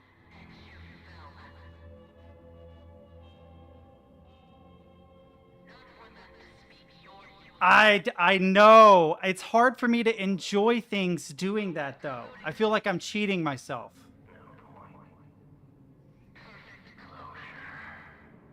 Like, I don't know that I could really do that. There's not any game I think I've ever done that on, is there? There might have been one or two. But it's pretty rare that I play something on easy because I'm bad. That seems worse. I know it objectively isn't, but it does seem worse. It genuinely, I don't know. I feel like I'm cheating myself doing that. Maybe just with a fresh brain tomorrow. We'll try to get through that again tomorrow. I do think, though, that I honestly should have gone back and played all the other levels first. Because there was all that tech that I had to try and relearn. Oh, I know it's eventually going to be unreachable, but I'm fucking 36. I'm not ancient. Like, take someone like Dr. Disrespect, right? Dr. Disrespect is older than me. Just for the record. So, like, my neuroplasticity should not be that deregulated, but it seems to be with this particular game. Like, I get that it takes longer to learn things, but genuinely, I do usually learn them. Man, fucking Ultra Kill kicks my ass.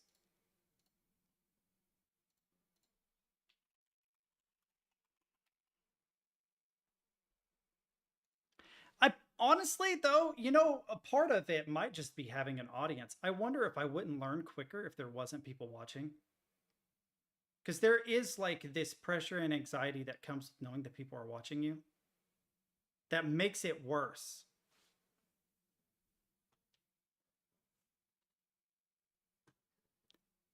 Yeah. I don't know how I feel about it. I don't know that I can articulate exactly how I feel. Maybe it is true that I just want to like it more than I do. No, I think... No, Stemkey's got a point because he's OG. He knows exactly what he's doing. I kind of understand where he's going with it.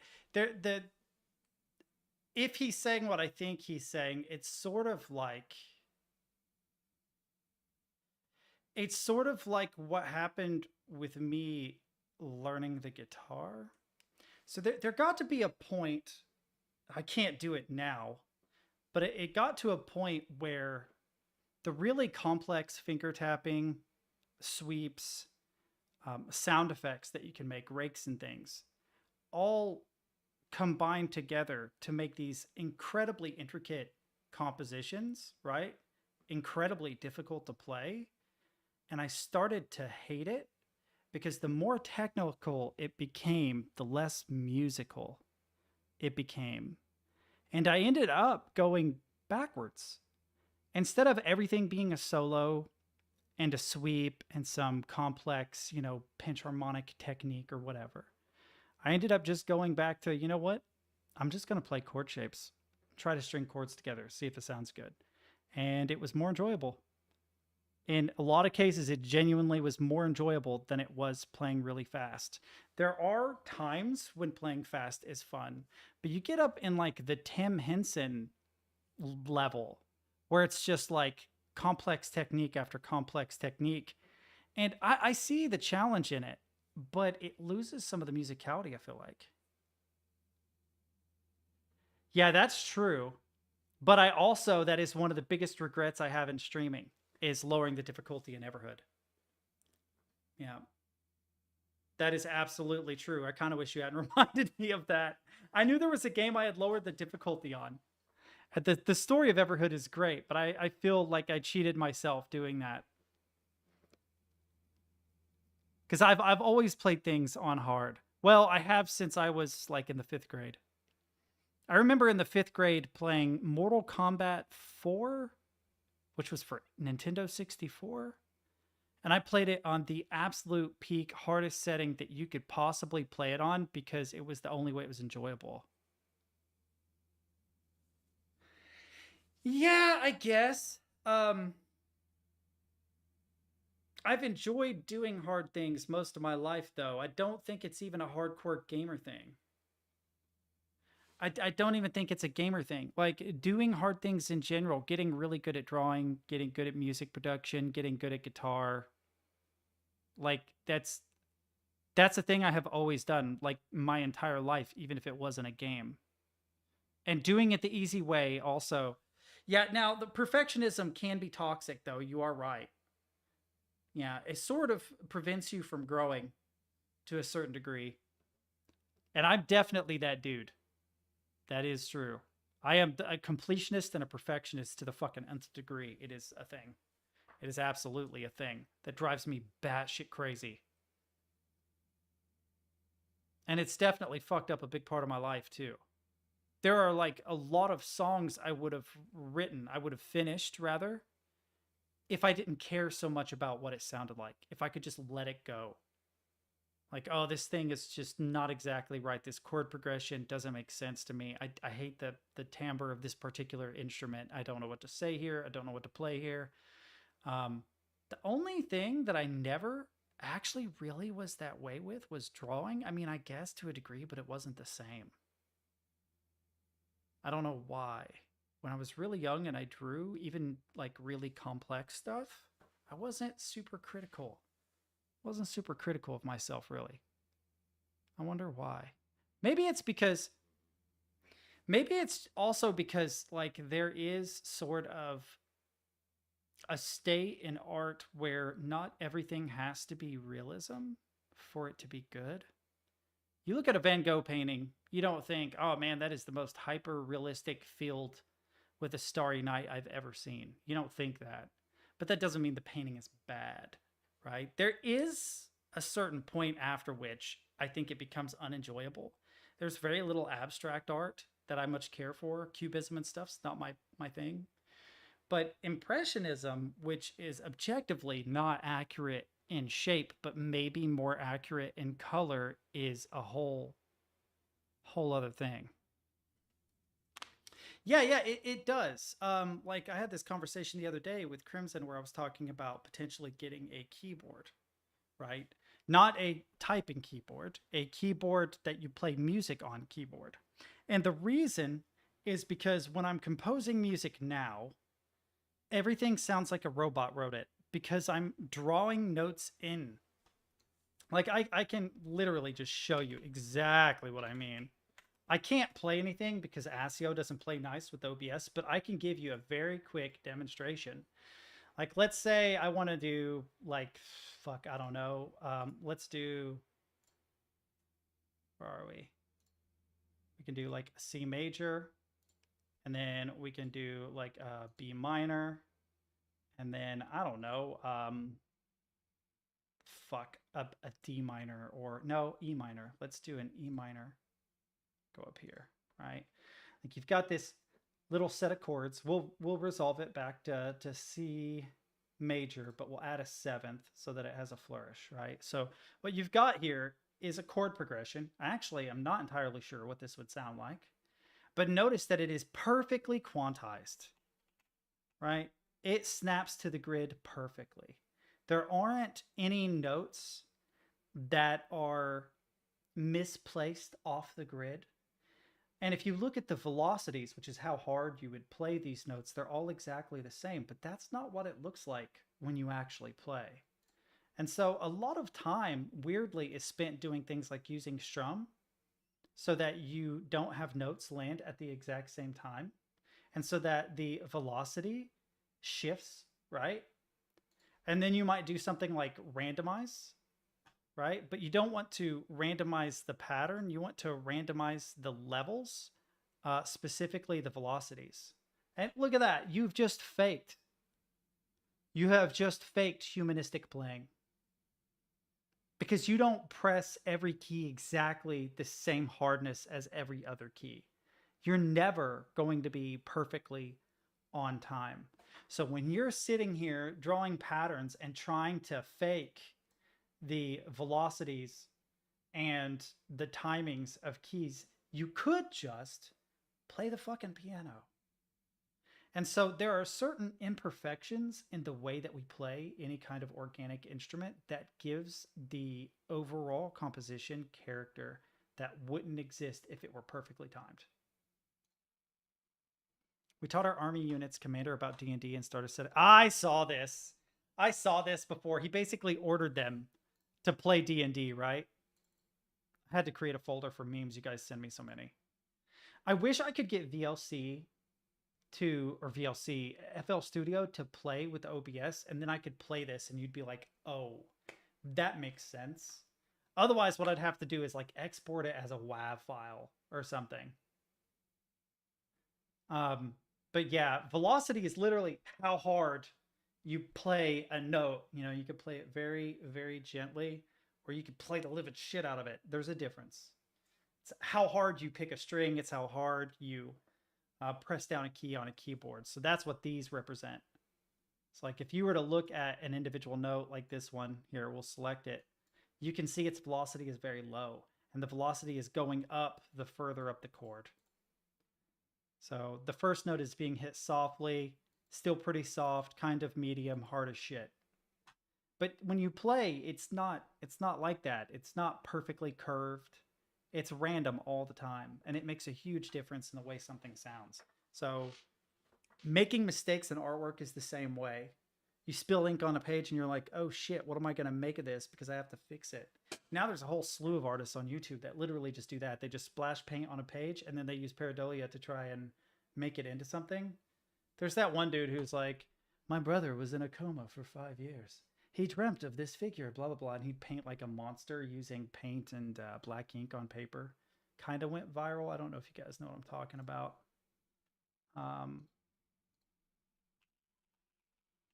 My brother painting short.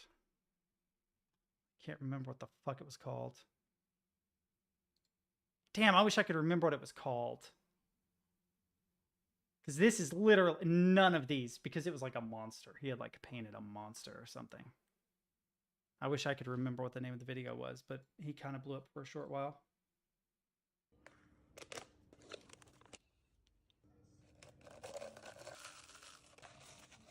Equal part cheese and boiling water till halfway. Cover and let it soak for 5 minutes. Then a packet of fire noodles following standard procedure. That looks so gross, dude. What am I doing with my life? For real. It looks a little bit diabolical, but you're gonna have to trust me that it tastes good. Alright, thank you.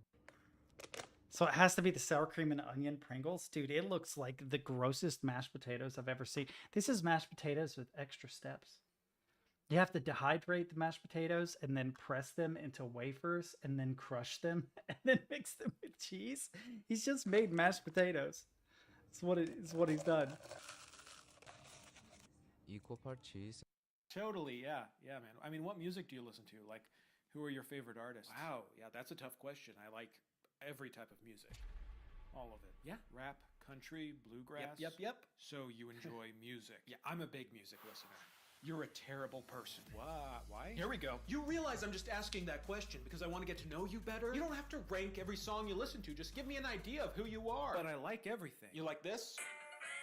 great tune. Show me your Spotify rap. I use Apple Music. Oh, of course you do. What? Name one artist you like. Dolly Parton. Fuck you. Why? Everyone loves Dolly Parton. Who are you? Whoever you want me to be. The second I met you, I knew you'd judge me for my taste in music. So I won't tell you. I won't. I'm sorry. Yeah, I'll be less judgmental. And if you're so curious, lately I've been listening to the Hamilton soundtrack. Hamilton? In 2023? What are you, a 40-year-old drama teacher who's also a virgin? I'm sorry. I don't know that I could do the Hamilton soundtrack. I mean, I know that like musically it's okay, but no. So the thing with me is I like music as a general rule if it's authentic. Like it has to have a certain, and it's interesting because it's an emotional resonance thing. It's an instinctual thing. It's not a thing that like, oh, this is 9 out of 10 on the authenticity scale. But when you think of modern pop music and how formulaic it is, it lacks a certain depth. Like it just doesn't fucking mean anything. That's why, like, you know, Richmond Up in Richmond is, even though that's not a genre of music I listen to all the time, it's authentic enough that you appreciate it. And then we'll make like 1,000 of these. That's aged. That is aged steak. Cuts. Traditionally, you use cube steak, which is a tough, cheap cut. But I'm using a prime New York strip because I'm ignorant like that. That is an aged New York strip, too. You can tell by how dark it is. So it looks like it almost can trigger people with trichophobia. Lactic acid in the buttermilk's gonna further tenderize it. 1 cup of flour, 1/3 of a cup of... It's not like hardcore aged. Hardcore aged looks like jerky. But... Key bump of baking powder. Make sure you press the dredge into it, getting all that white powder up the crack. We'll heat it up to so this is degrees. It's chicken fried steak. I was like, but this is just chicken fried steak. So in total, less than 10 minutes. You can have gravy on the side as a beverage, but I'm gonna put it on top. I used to love chicken fried steak as a kid. The first bite deceives you as fried chicken, but you also get a satisfaction from a piece of steak. This is my first time having it, so I got no frame of reference. I'll give it a 9.5. If you're just here for a fun time, not a long time, yeah, when I day. was a kid, I ate it all the time. But as an adult, I don't think I've had chicken fried steak in like 20 years.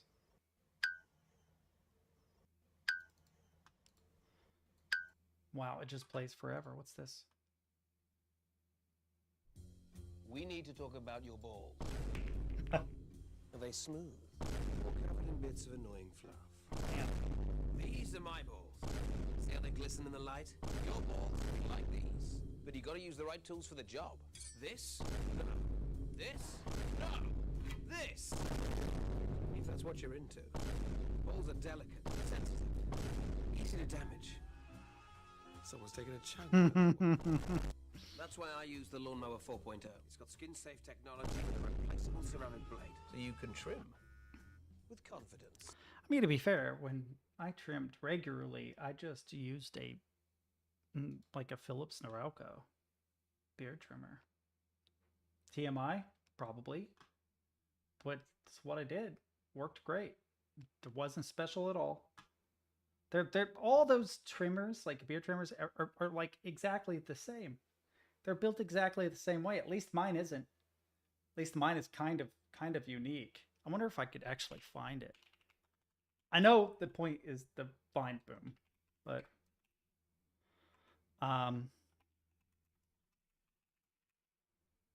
to be fair, I use this almost exclusively for my beard. Just saying. This is what I use. I fucking love this thing. Like as beard trimmers go, so good. This actually is the 360 blade version. Mine is just the regular. But I actually recommend. If you need a beard trimmer, I recommend it. It works really well. You can like, you can edge stuff up. Oh God, you can't use the word fucking edge anymore, chat. It's not allowed. Shit.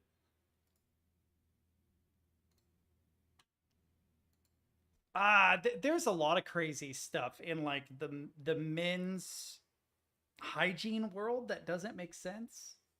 You don't need a 5-blade razor blade. 2 is sufficient, 3 is great, anything more is too much. 3 blades is fantastic. It does I don't need to take off 6 layers of skin in addition to my facial hair. I'm good. And if you have really, really thick, coarse facial hair, if you're a bearded dude and you have a hard time with it, then you need to use a trimmer first. You trim and then you shave. It makes it easier. The longer your beard is, the harder it is to shave with a razor. I do have a single blade razor. I usually only use it for sharpening edges on my goatee. I haven't in a while. It's in storage somewhere. It might be in the house. But it is an old school...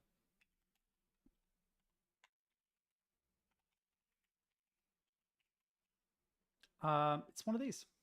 It's not this brand. But I have one exactly like this. But I will tell you right now, I liked it except one thing, and that is razor burn. This shit will give you the worst razor burn you have ever had in your life. Multiple razors do help to prevent razor burn, ironically. They really do. But yeah, it's great except razor burn. So you need a really good shaving cream. I used the old school kind. That's a paste that you brush with hot water, like steaming hot water, and it lathers up after you brush it, and then you apply it, and then you shave. That worked great. But if you're using like a can of Barbasol, it's like its consistency is almost too thin or empty with a single blade razor. Now, I have not used a straight razor, but I have always wanted to try it. So... What if forks were made of salt? How do you even find this, Captain? Would a food be perfectly salty? How do you make a fork Let's take a out look of at fucking our salt? stakeholder requirements. Number 1, it must look like your everyday fork. And number 2, it must be capable of stabbing and lifting a piece of steak. After weeks in the design phase, I finalized the CAD models. Bro, did you see his CAD model? So good. And bought one of these Himalayan pink salt blocks. The same kind of salt in those lamps that girls like, apparently used for cooking in the blockular format. And so I set out, not to cut, carve, or chisel, but to liberate a fork from that block of salt. Oh my God. I started freehanding it with my reciprocating saw, confident that the fork would be ready in time for lunch, but I ended up with this dinky 3-pronged thing. I figured I could do better, so I transposed my CAD model onto the remaining piece of the salt block and got back to liberating.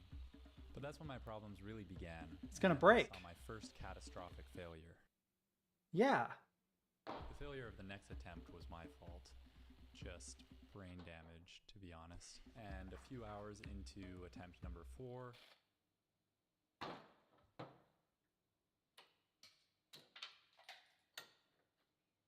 it's too soft a material. Key boy number 1 started to look pretty good. Why wouldn't you just make a skewer? I feel like you could make a skewer pretty easy. Its prongs pointy with the Dremel. I googled in desperation. Dude, I'm hearing sounds. I don't know where they're coming from. As 2 prongs. So stakeholder requirement number 1, long forgotten. I decided to try making a 2-pronger, holding the salt in my hands instead of a device because I thought it would be less likely to break. Dude, still have all 10 fingers. It breaking is the least of your worries holding it in your hand like that. But technicalities were not going to carry me to victory here. All right. Let's skip forward and see how far it goes. Okay, that's one way to do it. Without further modification, but the salt just crumbled. Then I thought of cutting triangular prongs out of a thin slice of salt, sort of like shark teeth, which would have been great if the point of a fork was to inflict maximum damage on your food. I was out of ideas and dejected. I slept for 3 hours in the middle of the day after this, and I stumbled upon my hero. Antonio Lotico 8 years ago wrote, "Perhaps just water." Legend. I kind of figured. I actually thought of that the whole time. I was like, why aren't you using water? Cut out a new block of salt and then the rough shape of a fork without worrying too much about the thickness of its prongs. Then I dipped the prongs in water over and over until they dissolved and became thin enough to be working fork prongs. few finishing touches with the Dremel, and there we go. Beautiful. Nailed it. Peppa Pig fork. Oh my god, this is one of the dumbest things I've ever seen a person do. Ribeye, nice. I don't know what that is. I can't remember what those are called. Someone in chat probably knows. There's no way it's gonna hold that. Bro, if it... Oh, no. Come on. Time, thank you. I think I need to... Oh! A bigger chomp. I'm shaking. Yo, let's fucking go.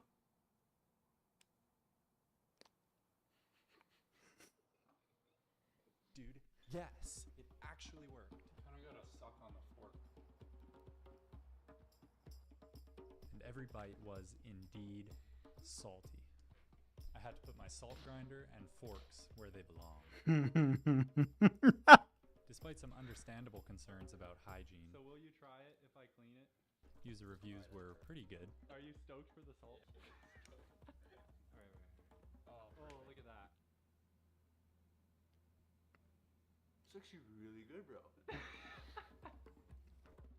Yeah, bro. That is the most ridiculous thing I think I've ever seen in my life, but I do approve of it. Let's go.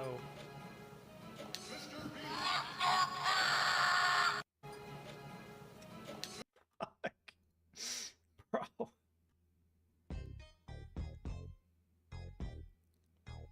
Dude. Since that's what the founding fathers intended. Four ruffians break into my house. What the devil is? I grab my powder wig and Kentucky rifle. Blow a golf ball size hole through the first man. He's dead. They made it a song. Pistol on the second man. Miss him entirely because it's mud burning nails the neighbor's dog. I have to resort to the cannon mounted at the top of the stairs loaded with great. Have you ever heard of the jet bullets? Shreds the men in the blast the sound. An extra shrapnel set off car alarms. Fixed bayonet in charge the last terrified rap scullion. He bleeds out waiting on the It's so dumb. It's good though. It's like unironically good. I'm about to bust.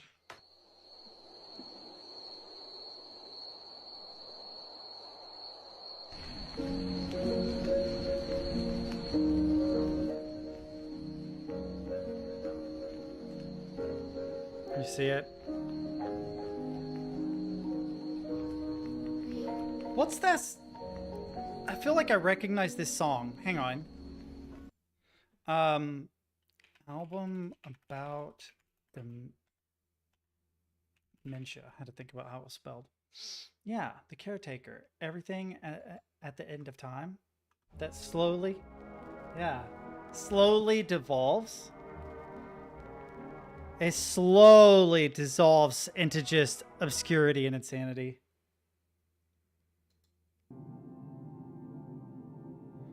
I've listened to this entire thing while doing work before. Like if you're stuck in an 8-hour shift, 6.5 hours right here, just pass right by. Dude, I actually love the album. Not even just from a concept standpoint, but the music does have a backrooms vibe that affects like the world around you when you listen to it.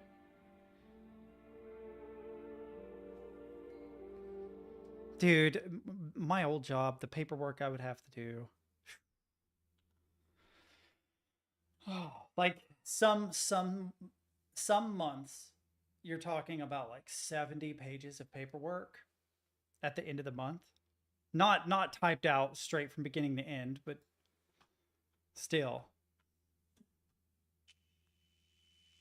Oh, yeah, no, very sad.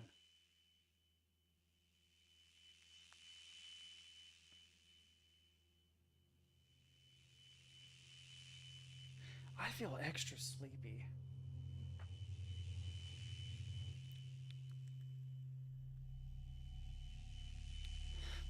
This reminds me of Cryo Chamber's dark ambient stuff.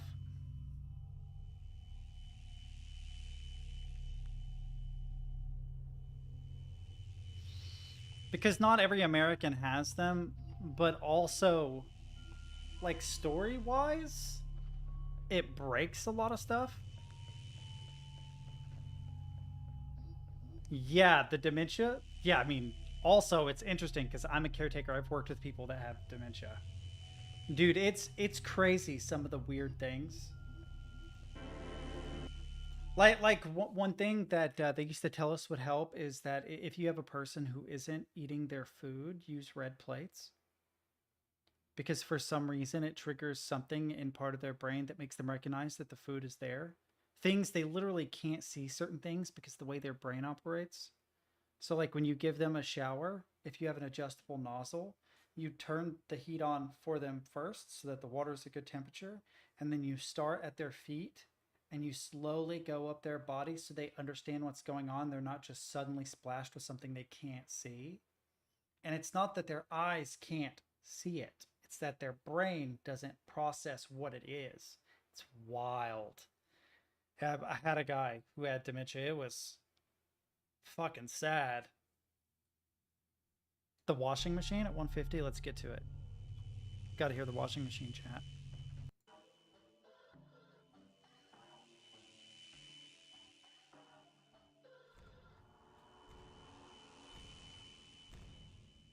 What is off? What is this game? Me. Probably. Fucking early onset dementia, if I had to guess. That's why I suck at video games, chat.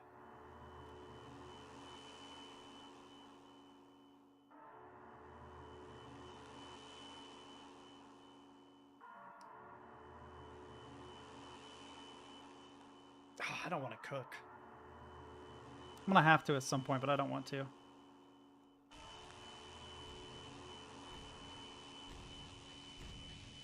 I have no idea. I genuinely don't know. I thought I would play Ultra Kill until I got through it, but dude, I don't know if I'm gonna be able to do that. I'm just not good enough. Turn-based role-playing game developed by French developer Unproductive Fun Time.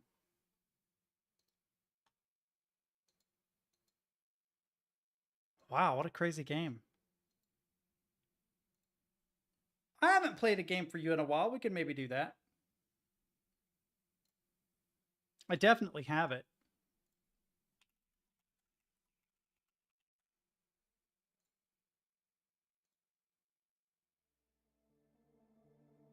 How long is the game? I don't remember. It's like 40 hours, isn't it?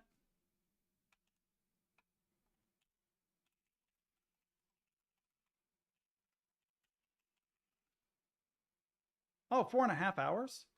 Yeah, we could play it tomorrow. We could do that. 4.5 hours is about the length of a single stream. It probably would end up being 2 streams by the time it was done. Okay, hang on. Game suggestions, I'm guessing? Yeah. Cat goes fishing? Yo, let's go.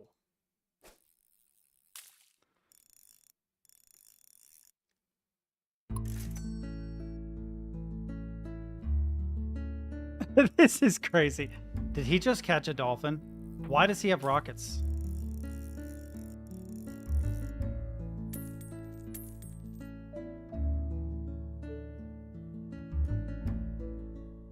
How deep is this lake? Yeah, it most likely would be 2 streams.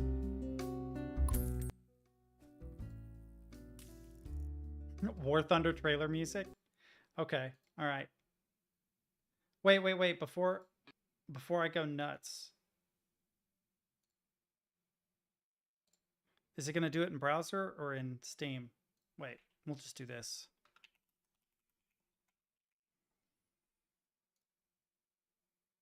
Very positive. People love this for some reason. We'll wishlist it.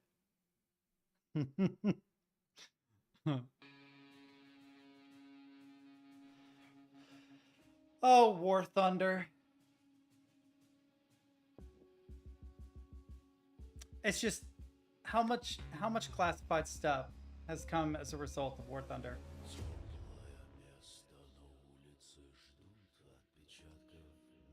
20. It's probably accurate, actually.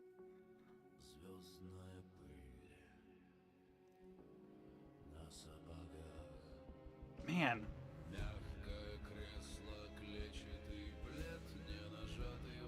Yeah, that's probably about right, yeah.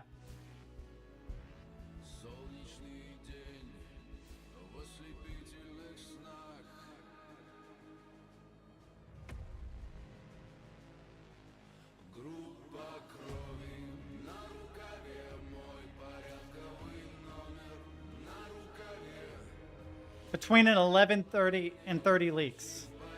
So if you were to strike down the middle, you would add 19. Halved is 8.5, 9.5. So it'd be like 20 and a half documents if you were to cut it right down the middle. That's crazy. The War Thunder trailer?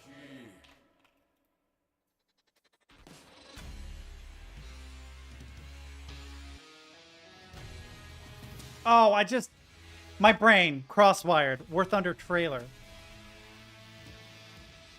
Yeah, here.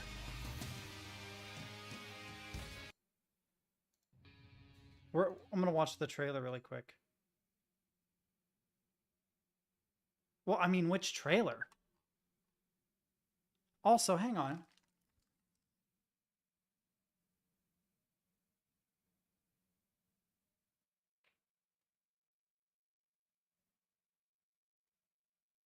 I don't know what I'm hearing, but I'm hearing something. Here, we'll go back to this until I figure out what trailer. Victory is ours, okay. Yeah, sure. We'll watch this really quick.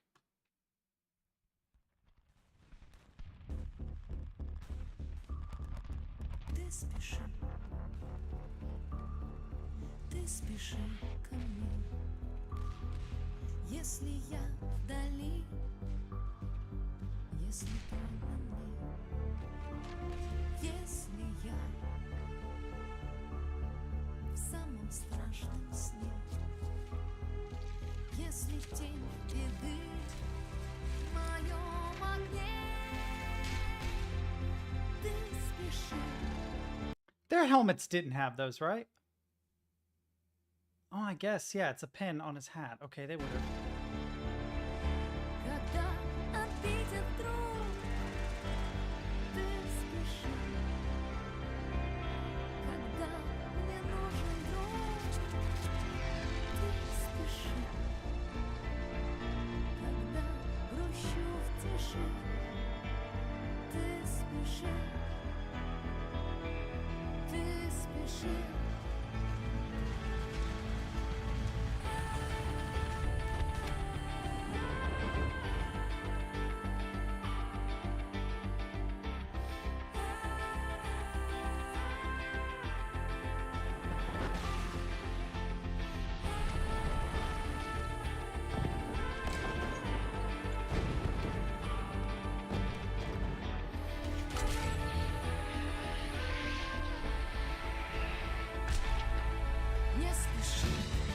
Dude, what a job that would be to fly through that.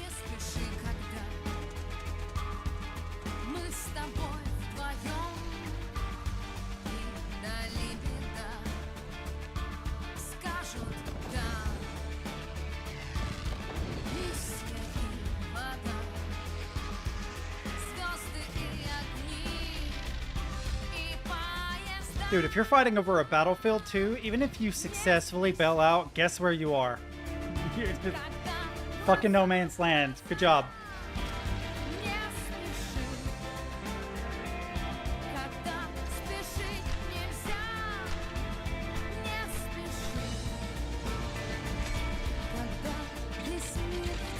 Ooh, stall.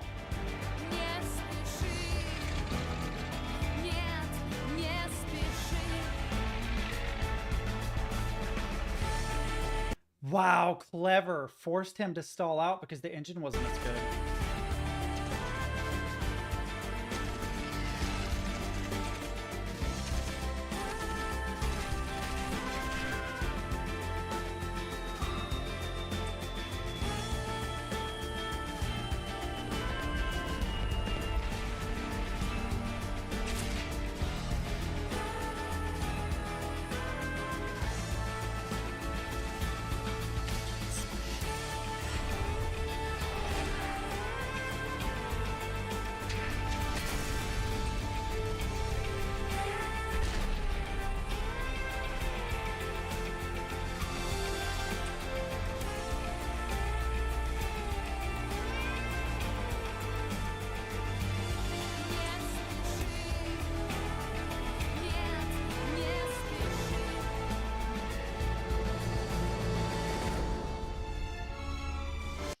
Jesus Christ. Vaguely reminds me of Battlefield 1. Just the I don't know if you guys ever saw the cutscenes in Battlefield 1, but it has a similar vibe to it. Yeah, but I'm not going to listen to every War Thunder song before getting off. I need to get off here in a minute. We'll always have tomorrow. I'll be back.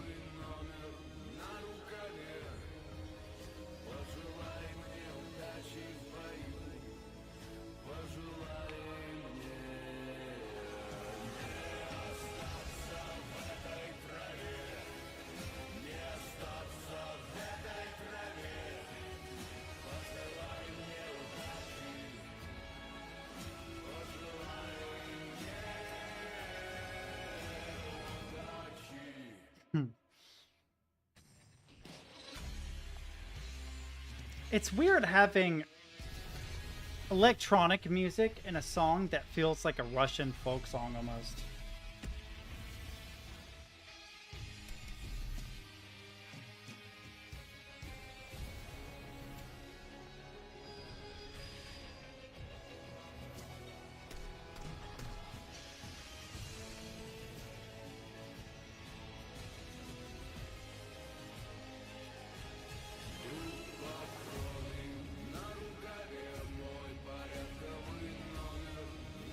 I expected a new section, but it's just a repeat. It's like a chorus.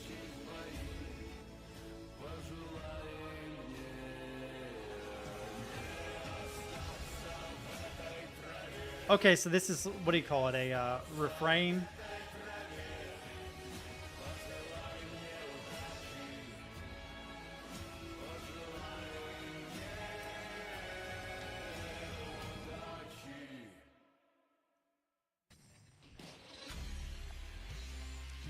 It's very Mick Gordon doomy.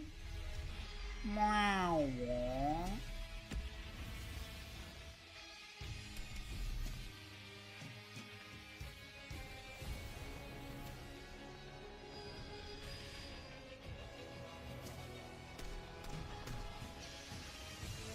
I can't believe he didn't cry during the Titanic.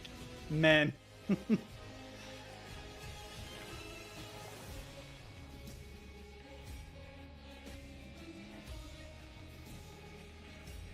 First German soldier to die in Afghanistan was of Russian descent. His TPC got struck by an enemy RPG and he suffered a hole in the chest as big as his fist. His father, a part Volga German, whose ancestors were deported to Kazakhstan, served in Afghanistan as well, back when the Soviet Union still existed. In the last half year of the war, the thought that while some people make it home, some never see it again, their families will never see them again, and sometimes two close relatives can fight in the same war, but only one makes it out alive, and the other is not just scarred by the war itself, but also by the fact that his loved one in the exact same godforsaken place. That thought is just terrifying and deeply saddening. I didn't know that. That's really cool. Oop. But listen, boys, I'm wrapping up. Thanks, Bottle, for doing that. What I'm going to do is I'm going to secretly practice a whole bunch of ultra kills so that I'm dope tomorrow. No, I'm kidding. While I hate the Snell, got to give credit. The Dagger engine scales amazingly well. It would run... I don't know what you're talking about. What is the Dagger engine? Oh, the War Thunder engine. Interesting. I didn't know that. That's really cool. That is actually really cool. Is it? Oh, it's actually a framework. It's considered a framework as opposed to an engine. Wait, is it open source? Yo, is it open source? It looks like the GitHub repository is just there. Oh, it says engine. Yeah. No way. Hang on.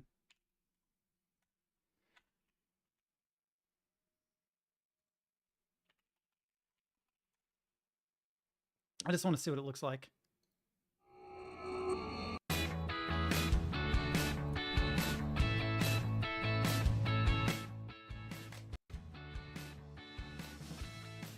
I actually don't mean an example of its graphics, but what the actual interface looks like. Is it an interface or a framework?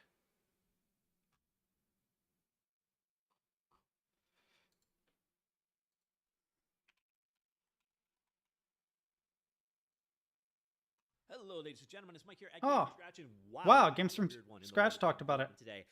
The game engine behind one of the most popular games on Steam was just open sourced and literally got pre-built ones for like a physics test, a sky sampling in the Dagger engine. Now, the good thing about this example is it's more of a minimalist example, so it will show you how to create your own app from scratch. You jump through the source using FS and then language. This looks like a framework to me, not exactly an engine. Handling here, and then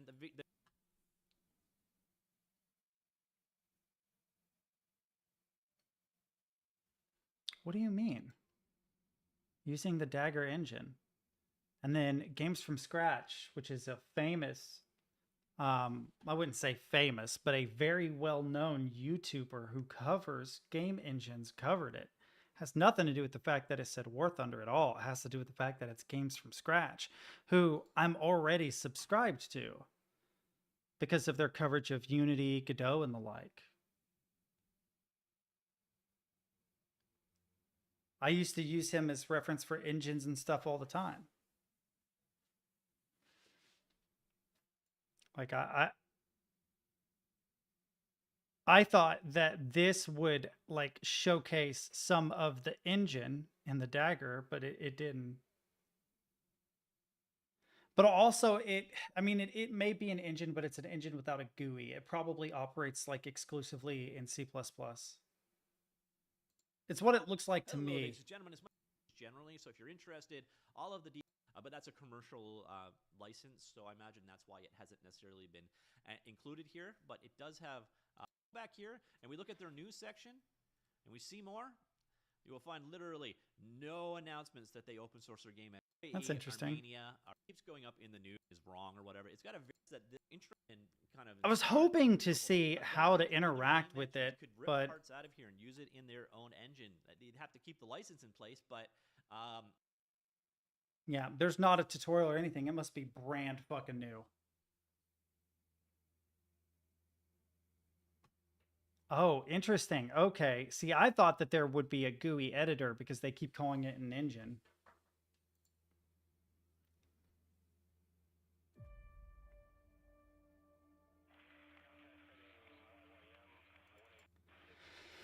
Oh, am I ever getting off stream? We're gonna live here. This is my new home now. I feel like Troy Baker is a name I know.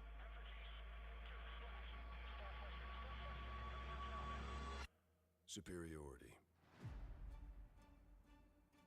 It's an attitude. It's aggressiveness. It's a mastery. Dude, I feel super tired for some reason. I think it's this stupid fucking Prime. I think I'm crashing from having drank it. Race. To design the fastest, the most agile, the most precise. I need to sign up for my next set of classes in college. And error, through combat loss. I don't know why. I've never really been interested in War Thunder. It's a race without a finish line. As an actual game. It's people marked with stories. Getting in that machine again. What do you mean? What's Stockholm Syndrome? You liking War Thunder? Without an ounce of fear. With ice in their veins. Who take that hit unflinching. Looking their enemy dead in the eye. Oh. Are you playing a bunch of War Thunder right now? Is that what's going on? Literally, like the only game I've really played in my free time lately is the finals. It's the machinery of war. Jesus Christ, I don't think I have 2,000 hours in anything. The missiles twisting metal. I'm assuming you're asking Captain, not me. One thing. To search and destroy.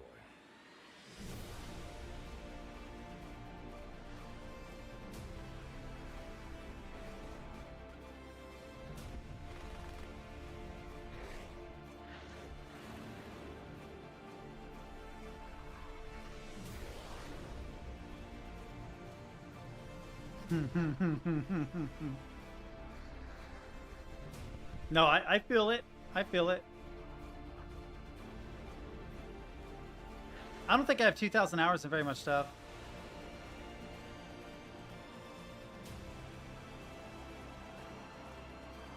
I have a lot of time spent in Overwatch. Maybe like 1,000 hours. Probably like 1,000 hours in Overwatch. But it's also been around since 2016. That's over 8 years. Not that crazy.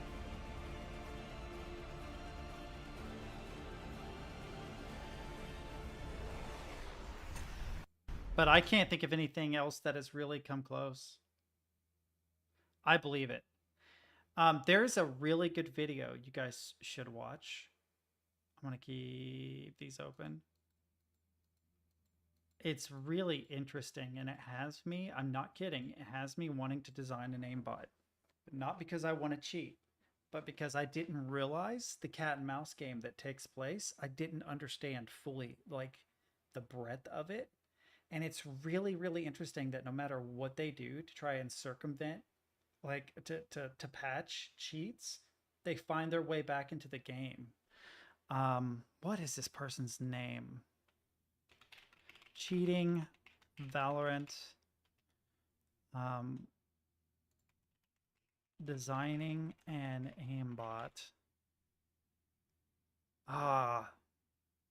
Yeah, hacking into kernel. Will need to access. This is actually a really, really fucking interesting video. It's treated as a documentary. Take a look at this clip. About. No, you don't. Does it look suspicious? What if I told you this person was using cheats? Well, they are, as the person is me, using an aimbot I developed in a couple days and have been using for months without any fear of being banned. No one would have ever questioned. This is a big deal too, because this means that whatever cheat, right, is circumventing kernel level privileges by Vanguard. Vanguard has kernel level privileges. It launches before everything else, so it can see what else is being launched and how it interacts with memory, which is how aimbots work. To play like this in a game, and if someone was playing well and hitting all their shots, they would just be praised for being like, I'm gonna be honest, I don't have an interest in cheating.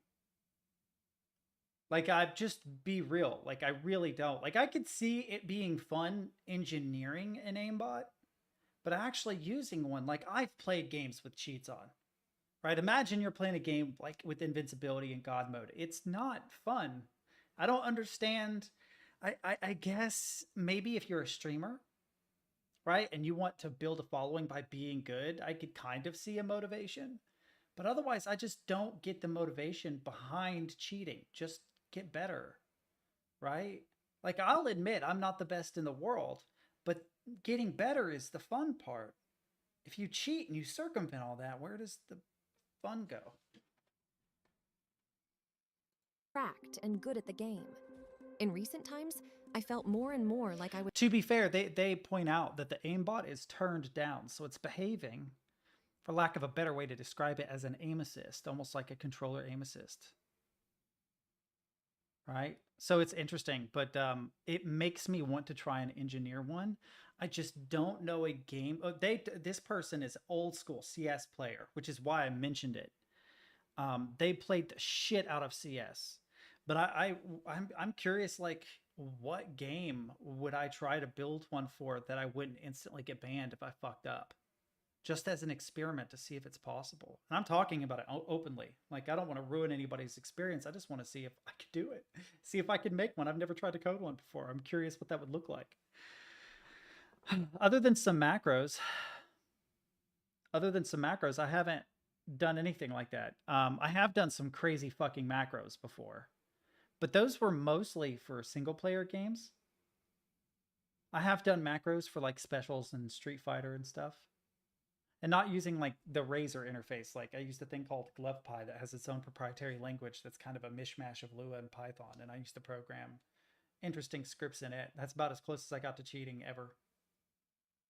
But yeah, I wouldn't know what game to pick. It would have to be something obscure. Something that isn't played super competitively, because I don't want to ruin anybody's day. I wouldn't want to like go into a ranked match and ruin someone's day. Goat of Duty. That's exactly the kind of shit. You nailed it. You nailed it. Something like that. But yeah, they don't actually describe fully how they're made. They do an overview, but I don't think they're like, the first thing you do is build this and this. They don't. It's not a tutorial. It's a documentary. But all right, I'm out of here. I'm free. I'm free of you. Bye bye. No more links. I'm done. I'll see you tomorrow. Until then, bye bye. Bye bye bye.